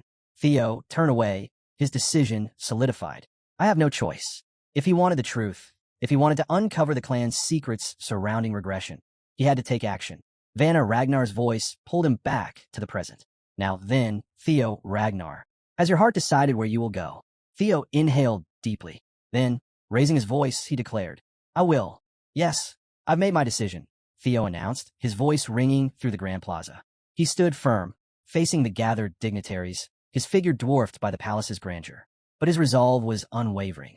I will, he declared with certainty. Next was Remington's turn. He stepped forward, his choice clear. I select Zenith Academy, he announced. With that, Remington became the disciple of the Zenith Dragon, Furrow Ragnar. Theo wasn't surprised. He likely chose this path because they both used a water current breathing technique, he explained. In my past life, Remington had chosen differently. He returned to his Narshio clan to grow stronger. The scene shifted, bodies of fallen soldiers littered a desolate battlefield. Amidst the blood-stained ruins, Remington stood tall, his armor drenched in crimson, his presence commanding. Eventually, he led a rebellion against the Ragnar clan. But this time, things are different. The image changed again. Remington stood with power radiating from him, a spectral lion roaring behind him. This time, he did not leave the Ragnar clan. This is another change. Because of me, Theo realized. Remington stepped forward, extending a hand. This is just a temporary farewell. Theo grasped it firmly. Their bond was unspoken, but strong. Let's both grow stronger in our own paths and meet again, Remington said, his confidence steady. Theo nodded. Of course, young Master Remington. I'll be looking forward to it. A slight smile crossed Remington's lips, mirrored by Theo. In that moment, their determination was set. As expected, Ray returned to the Daffodil Palace, the place where her mother, the Ice Dragon, resided. A vision of the palace appeared, an imposing structure sculpted from ice and snow. Ray stood before it, her silhouette outlined against its frozen majesty. There's no better place for her, Theo murmured. Meanwhile, Sybil and the others from Training Ground Number 4 had wanted to follow him. Their faces reflected a mix of disappointment and determination as they clutched their admission papers. Their grades weren't high enough, Theo noted. It was tough parting ways with comrades, but there was no other choice. The nomination ceremony is now concluded. A voice rang out across the plaza. Good work, everyone. You are dismissed. As Theo turned to leave, a familiar voice called out. Oh, hey, Theo. Theo turned at the familiar voice. Hulkus. He raised an eyebrow. Didn't think we'd end up in the same unit. Hulkus let out a booming laugh, waving a hand. Huh, what a coincidence, huh? Nearby, Erica crossed her arms, her usual sharp expression softening. A small smile tugged at her lips. Theo glanced at them both and then at the others standing beside them. Looks like I made some new allies, he thought. With an easy grin, he extended a hand. Hulkus, Erica, good to see you here. Thanks for what you did back at the second stage, Erica said, her cheeks tinged with the faintest flush. Then, with a playful smirk, she added, Don't forget, you owe me. Hulkus, barely able to contain his excitement, slapped Theo on the back. Damn it, Theo, I like you. He then echoed Erica's sentiment. Strong guys are the best. Theo chuckled to himself. Why is everyone suddenly swearing allegiance to me? Before he could dwell on it, a commanding voice cut through the moment. Attention, the commander is approaching. All eyes turned as a figure strode toward them, his presence alone demanding respect. Theo's expression turned serious. No matter what happens, my goal remains the same, he reminded himself. His gaze locked onto the man in white and blue armor, the unmistakable symbol of the most prestigious unit in Ragnar. This is the perfect place to start my rise, to become clan head. He took a steady breath. The white armored dragon cavalry, he murmured. The figure stopped before them, his polished armor gleaming under the sunlight. Congratulations, he announced, his voice firm. You are now part of the white armored dragon cavalry. Theo clenched his fist. I'll check in with Hilda later. But for now, the commander took another step forward, glancing at the assembled recruits. A smirk played on his lips. Now then, let's hear your declarations. Hulkus, unable to contain himself, spoke first. I want to become an incredible dragon knight. Another recruit chimed in, determination burning in their eyes. I want my name to be known across the continent. Erica stepped forward. I'll become the strongest of my generation. Another voice joined. I want to earn your recognition, Commander. The recruits' voices filled the air, each declaring their ambitions. The commander listened, his gaze steady, but when it was Theo's turn, the energy shifted. Theo locked eyes with the commander.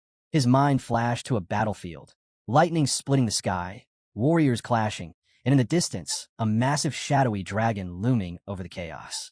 His voice rang out, unwavering. To prepare for the great war coming in 5 years, Theo declared. The crowd stilled. Then, a collective gasp. Aaron muttered under his breath, This guy's got guts. Then he chuckled, saying that right to the commander's face. Bull. The commander, instead of reacting with surprise, let out a deep, booming laugh. Huh, now that's the kind of ambition I like. He turned, his cloak billowing behind him. Good dreams should be grand, he said. Then his gaze landed back on Theo. Very well, you've come to the right place. He walked past the recruits, his words hanging in the air. Whatever your reason for choosing our cavalry, prove you belong. The commander's gaze swept over the gathered recruits. There is only one thing you need to remember, he declared, his voice carrying across the ranks. He raised a fist, his stance unwavering. Every drop of blood and sweat you shed will be immortalized in the history of Ragnar. His eyes burned with intensity as he continued. Today's hardship will be tomorrow's pride. Our shield does not break. Our sword does not yield. The recruits, their determination ignited, echoed his words in unison. The commander's voice rang out once more. Your comrades will always have your back, and in turn, you will always have theirs. He let the weight of his words settle, his gaze steady. Then, with the faintest hint of a smile, he added, and waiting at the end of the road forged in blood and sweat. His eyes flickered to the horizon. His glory. He stood tall, radiating authority. Congratulations, he announced. From this moment on, you are part of the white armored dragon cavalry. At that moment, a colossal spectral dragon materialized behind him, its form pulsing with raw power. Its eyes gleamed with an eerie light before it unleashed a deafening roar, shaking the very air around them. A flying dragon. A recruit gasped in awe. That's the commander's partner, another whispered. The commander's expression was proud as he gestured toward the mighty beast. This is my partner, Gullah, he introduced. A flying dragon, the symbol of dragons. As if answering his words, more dragons appeared, their massive forms soaring effortlessly through the sky. One by one, they descended, their claws digging into the ground with thunderous impact. Then, the commander turned back to the recruits, his sharp gaze assessing them. Now, get on your seniors, dragons, he ordered, a knowing smirk playing on his lips. He strode toward his own dragon, mounting it with practiced ease. We will begin the admittance test, he declared. It's time for you to obtain your own partner. With that, he commanded, assemble at the nest. His dragon launched into the sky, its enormous wings cutting through the air with ease. Theo watched in silent awe. So this is a dragon knight. A thought flickered through his mind. Will I be able to get a flying dragon of my own? Just then, a familiar voice rang out. Let's go, young Master Theo. His eyes widened in surprise. He turned quickly toward the source of the voice. A dragon rider approached, her presence commanding even in midair. I see you've made it to the white armored dragon cavalry, she said, her tone teasing. Theo's eyes locked onto her. Evelyn, he exclaimed, why are you here? Have you returned to active duty? Evelyn smirked, a glint of mischief in her eyes. Yeah, something like that. But Theo's gaze had already fallen to her arm. His expression darkened. Evelyn, your arm, he muttered. She lifted it slightly, the metal glinting under the sunlight. The craftsmanship was flawless, intricate, precise, a masterpiece in itself. Evelyn simply smiled, her expression unreadable. I came to give my thanks, Cecilia Ragnar, Lady of the Camellia Palace, announced, her voice warm and sincere. She stood before Evelyn, placing a hand over her heart, a picture of graceful gratitude. Beside her, Curson observed the exchange, his expression filled with curiosity. Evelyn, her sword resting casually at her side, seemed momentarily caught off guard.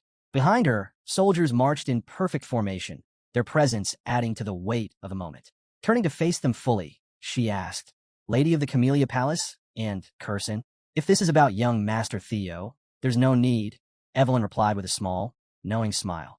I believe he would have grown just as strong without my help. Her tone was light, almost dismissive, but there was a hint of something else beneath it, humility. Cecilia and Curson exchanged a glance. That may be true, Cecilia admitted, but knowing that someone acknowledges him sincerely, supports him, her voice carried genuine emotion. And knowing that person is someone strong and reliable, that alone gives him strength. Evelyn's eyes widened slightly, a faint blush creeping onto her cheeks. Cecilia's words didn't stop there. She smiled softly. I heard you were that person for Theo. Evelyn's composure faltered. No, I'm just a retired, one-armed inspector, she mumbled, clearly flustered. Curson, ever practical, interjected. Please, don't diminish yourself like that.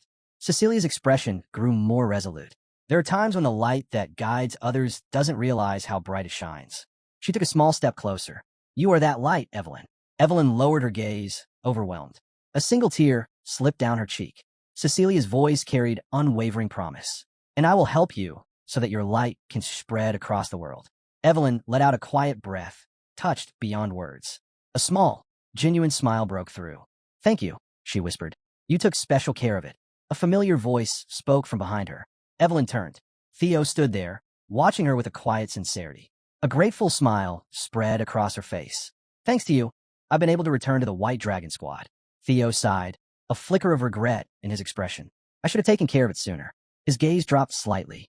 Seems like my mother shifted the credit to me again. Cecilia chuckled knowingly. That's very much like her. Theo exhaled and murmured, Thank you, mother. His voice was filled with gratitude. Then, Evelyn stepped forward. With newfound resolve, she lifted her head, her pink hair catching the light. I, Evelyn, pledge myself to you, young Master Theo, she declared, her voice ringing with conviction. As your sword. Theo met her gaze, a faint smile playing on his lips. The scene shifted, revealing a breathtaking mountainous landscape, its jagged peaks rising toward the sky, vast and imposing. I'll be in your care, Theo said, his voice steady yet soft. His gaze was fixed on the towering peaks ahead, White Dragon's nest. The scene shifted, revealing an immense structure carved directly into the mountainside, its intricate design blending seamlessly with the rugged terrain. Above, dragons soared through the sky, their movements both graceful and powerful. This is White Dragon's nest, the narrator explained, where the wyverns reside. Theo and Evelyn stood at the foot of the nest, their figures small against the vastness surrounding them. As you know, the White Dragon Squad operates with wyverns, Evelyn said. That's why the entrance ceremony is held here. Theo's brow furrowed. If I fail to find a partner, I can't join, right? Evelyn gave a small nod. Yes, it's rare, but it does happen. Theo's thoughts drifted to Hulkus and Erica. Will the rankers be okay? He wondered aloud. Evelyn shrugged. They'll figure it out. Theo, however, wasn't convinced. This kind of thing doesn't really suit their abilities. Evelyn waved a hand. First, just take a look around. She gestured toward the massive expanse of the nest. Usually, you'll feel a connection with the wyvern that's meant to be your partner. Suddenly, the ground trembled. A massive clawed foot slammed into view, followed by an enormous dragon covered in thick brown scales. A demon species, Opterex, Evelyn said. The narrator continued. A tyrant predator, reaching up to 15 meters in size, covered in tough brown scales. Above them, a sleek, dark purple dragon with an elongated serpentine body twisted through the air. A poisonous species, Aviarai, Evelyn introduced. This dragon releases a deadly purple venom mist and has a venomous needle at the tip of its tail. One strike is enough to end a life. Without warning, the earth beneath them shifted and a stocky, gray-scaled dragon emerged from underground. Its bladed tail gleamed dangerously. A blade dragon, Sigia, Evelyn stated. A docile herbivore most of the time, but it attacks from below when it senses a threat. Above them, several smaller, agile dragons darted through the sky, spitting bursts of fire as they maneuvered in tight formations. Speed dragon, Velociraptor, Evelyn said. Highly intelligent, small but fast, and known to hunt in coordinated packs. She turned back to Theo. The wyverns managed by the White Dragon Squad are generally divided into these 4 types. Then, with a curious look, she asked, So, have you felt a connection with any of them?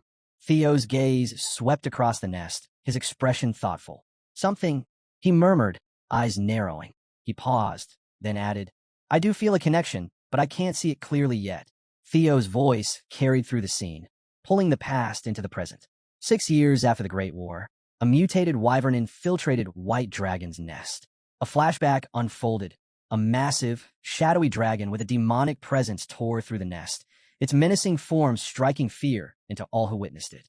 It slaughtered hundreds of wyverns that had been carefully raised by the White Dragon Squad, Theo continued. The scene shifted, revealing the grim aftermath. Villages consumed by fire. Fallen inspectors lying motionless. That day, 8 villages burned, and dozens of inspectors lost their lives. The devastation forced Ragnar to take action. They classified the demonic shadow dragon as a second-degree disaster and launched an extermination order, Theo stated. Dark silhouettes appeared, the battle that followed. In the end, it was finally captured, but only after both the demon dragon and the sword dragon intervened. A shadowed figure of the demonic shadow dragon lingered in the vision, its eerie form flickering like a nightmare reborn. They called it the demonic shadow dragon because of its unique ability to hide within the darkness, Theo explained. His thoughts drifted. It would be incredible to have a partner with that much potential. A memory surfaced, the dragon from his past. He focused, his sharp gaze searching the distance. The characteristics, they match, he murmured. Then, a sleek, dark-scaled dragon with piercing blue eyes swooped down from the cliffs. Found it! Theo's voice broke with excitement. As the wyvern stirred in the nest, the scene shifted once more. The commander sat atop his own dragon, watching Theo with a knowing smile. Nearby, OSA noticed Julius's reaction. You look happy, she commented. The commander chuckled. Wouldn't it be weirder if I wasn't? His voice carried a hint of pride. Unexpectedly bringing a dragon under my wing. That's a good thing. OSA nodded with a small smile.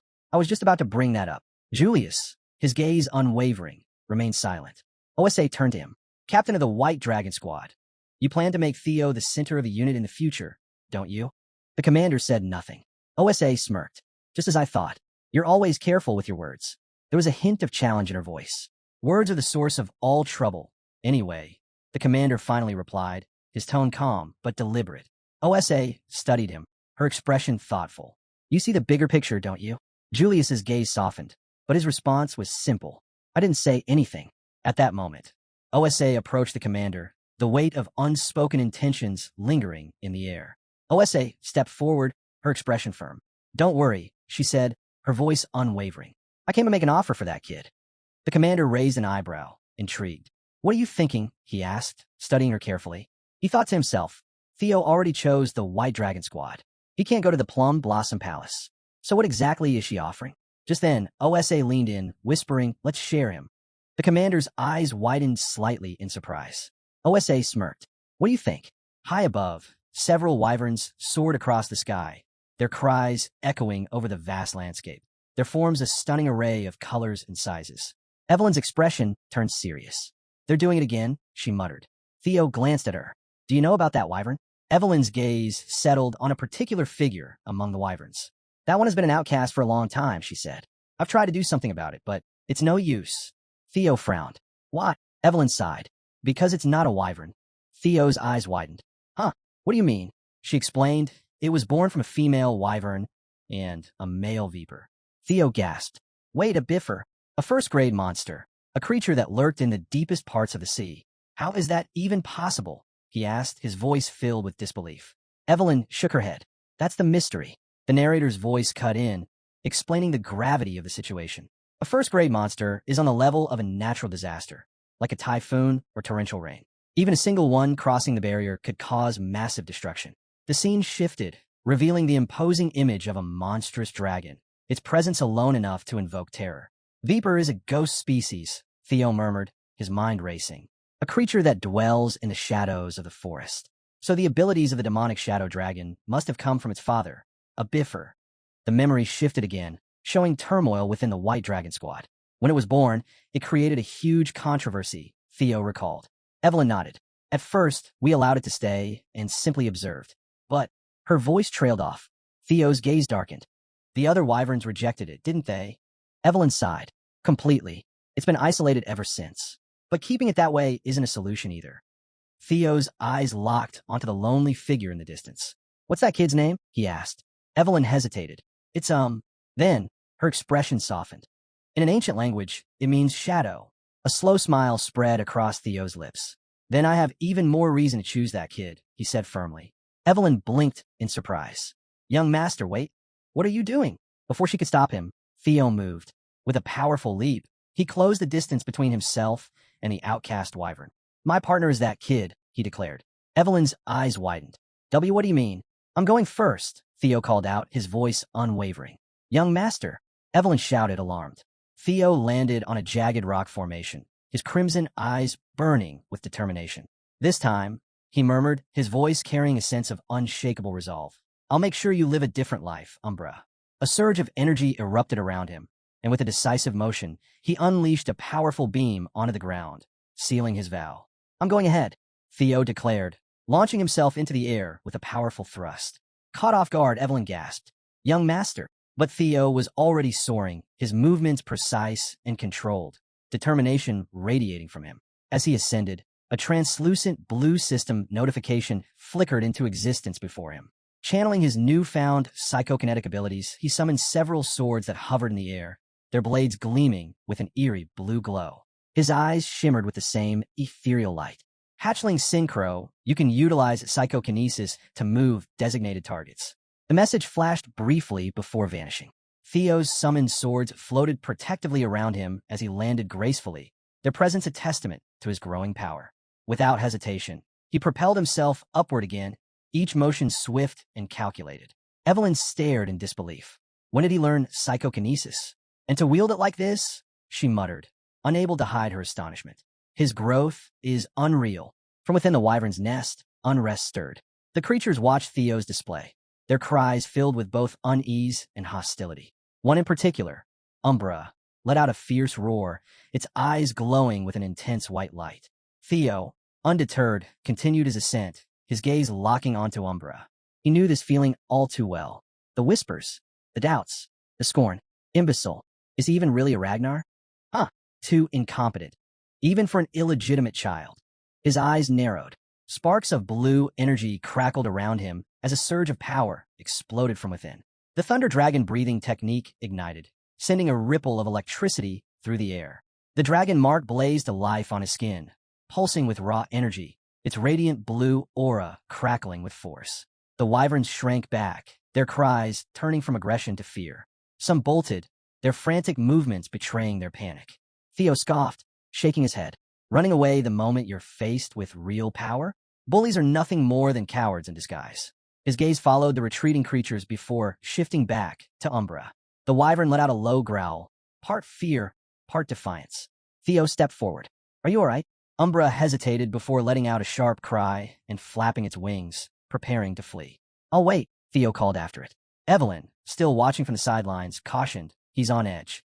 If you push him now, it'll only drive him further away. Give him time. But Theo remained steadfast. No, he said firmly. That's exactly why I have to be here.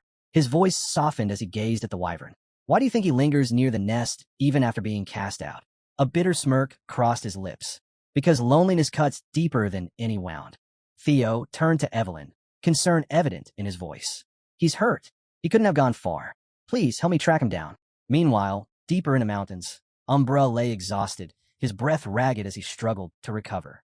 His body tensed at the slightest sound, his instincts on high alert. As Theo approached, a strange glow caught his eye, a luminous rock pulsing with energy. The moment his hand hovered near it, the light intensified. Theo, Evelyn cautioned. Many have tried to tame him before, but none succeeded. Even the commander himself couldn't get through to him. Right now, he's even more on edge. If you push too hard, it can make things worse. Theo nodded. I'll take it slow. But first, could you bring me something to feed him? He turned his gaze back to the wyvern. In the meantime, I try to understand him. This is my test, after all. With that, Theo activated wyvern fear, his aura flaring to life. Umbra, in response, unleashed lesser drake fear, his own presence surging forth. A tense moment passed. Theo took a step forward. Umbra mirrored him. Another step. Umbra followed. A silent rhythm formed between them. Then, reaching into his inventory, Theo pulled out a small vial. He uncorked it and splashed the healing potion onto Umbra's wounds. How's that? Feels better, right? Umbra blinked in confusion, as if unsure of what just happened. Theo observed him carefully. Maybe it's the dragon heart, but I can feel his emotions. Pain, resentment toward the herd that cast him out, conflicting sorrow and longing, the desire to belong, yet the fear of rejection, and then a wariness toward Theo himself. He doesn't trust me, but he wants to. Slowly, Theo reached out, placing a hand against Umbra's face. Don't worry, he said softly.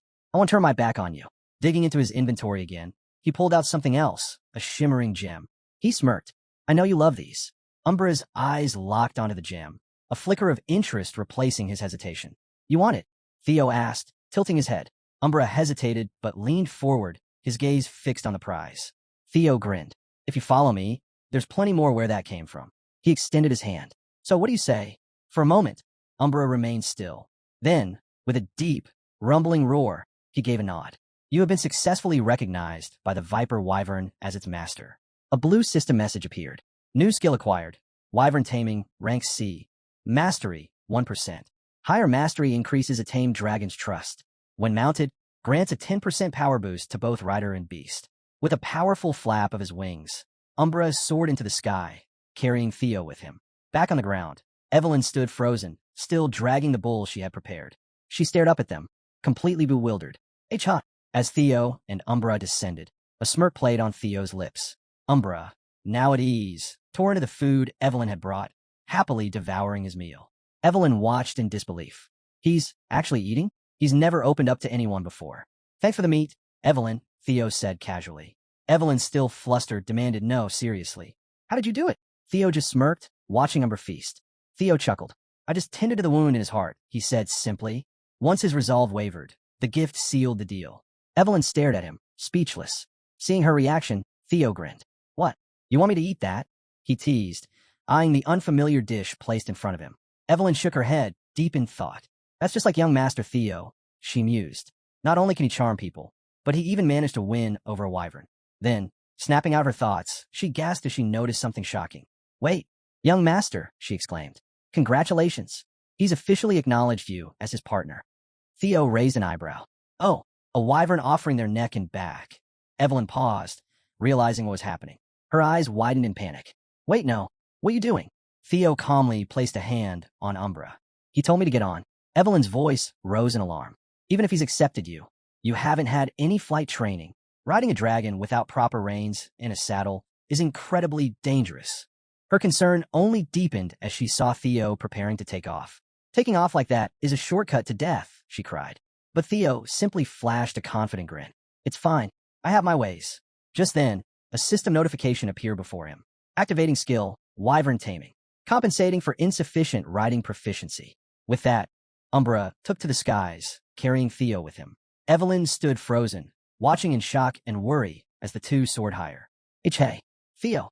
Up in the air, Theo steadied himself, feeling the rush of wind against his skin. Umbra let out a deep cry, flying with newfound purpose. All right, Theo laughed. I get it. You want to show me something, right? He leaned forward slightly. Then let's go together. As they flew, Theo's expression darkened. A thought nagged at him. Something doesn't add up. He glanced down at Umbra. How would a pure-hearted dragon like him end up being labeled as the evil shadow dragon? Then, below them, a waterfall came into view. But something was wrong. Dark liquid seeped into the water, twisting and corrupting it. Theo's gaze sharpened. What is this? Far behind. Evelyn's frantic voice barely reached him. Young Master Theo. But Theo and Umbra had already descended toward a hidden grotto. As they approached, a crystalline cavern shimmered behind the cascading water. I thought I knew every inch of the winter mountains after my time with the black snow. Theo muttered, dismounting. But I had no idea this cave was here. He turned to Umbra, eyes narrowing. You really like shiny things, huh? Umbra rumbled softly in response, his eyes gleaming. Theo stepped further inside, but something in the cave's depths made him pause. His gaze locked onto a cluster of strange purple flowers. So that's it, he murmured, realization dawning on him. This is how you became the evil shadow dragon. He knelt beside the flowers, examining them carefully. You've been eating these, haven't you? A system window appeared. Ghost Spirit Flower, a rare plant found only in the deepest reaches of the Demon Sea. Absorbs demonic energy under moonlight. A highly potent elixir for demonic fiends and demon kin. Theo's expression darkened. Demons and dragons are complete opposites, but you've been absorbing pure demonic energy. A surge of power radiated from the flowers, making the air around him feel heavy. This is dangerous, Theo muttered. I'll have to burn them all later. Umbra let out a low hiss, shifting uneasily beside him. Relax, I won't touch the crystals, Theo reassured him. But then, he noticed something. His gaze darted to the back of the cave, where a shadowy corner concealed something eerie. A skeletal corpse chained to the wall. The faint sound of agony echoed in the cave. Theo's breath slowed. A person. He stepped closer cautiously. No, it's a corpse. From a state of decay, it had been dead for at least a decade. But the body hasn't rotted much, Theo observed. The cold definitely helped, but his eyes narrowed. Whoever this was, they must have had overwhelming magic power. Circling the remains, Theo's expression hardened. A high-level martial expert dead, bound in a place like this? Something wasn't adding up.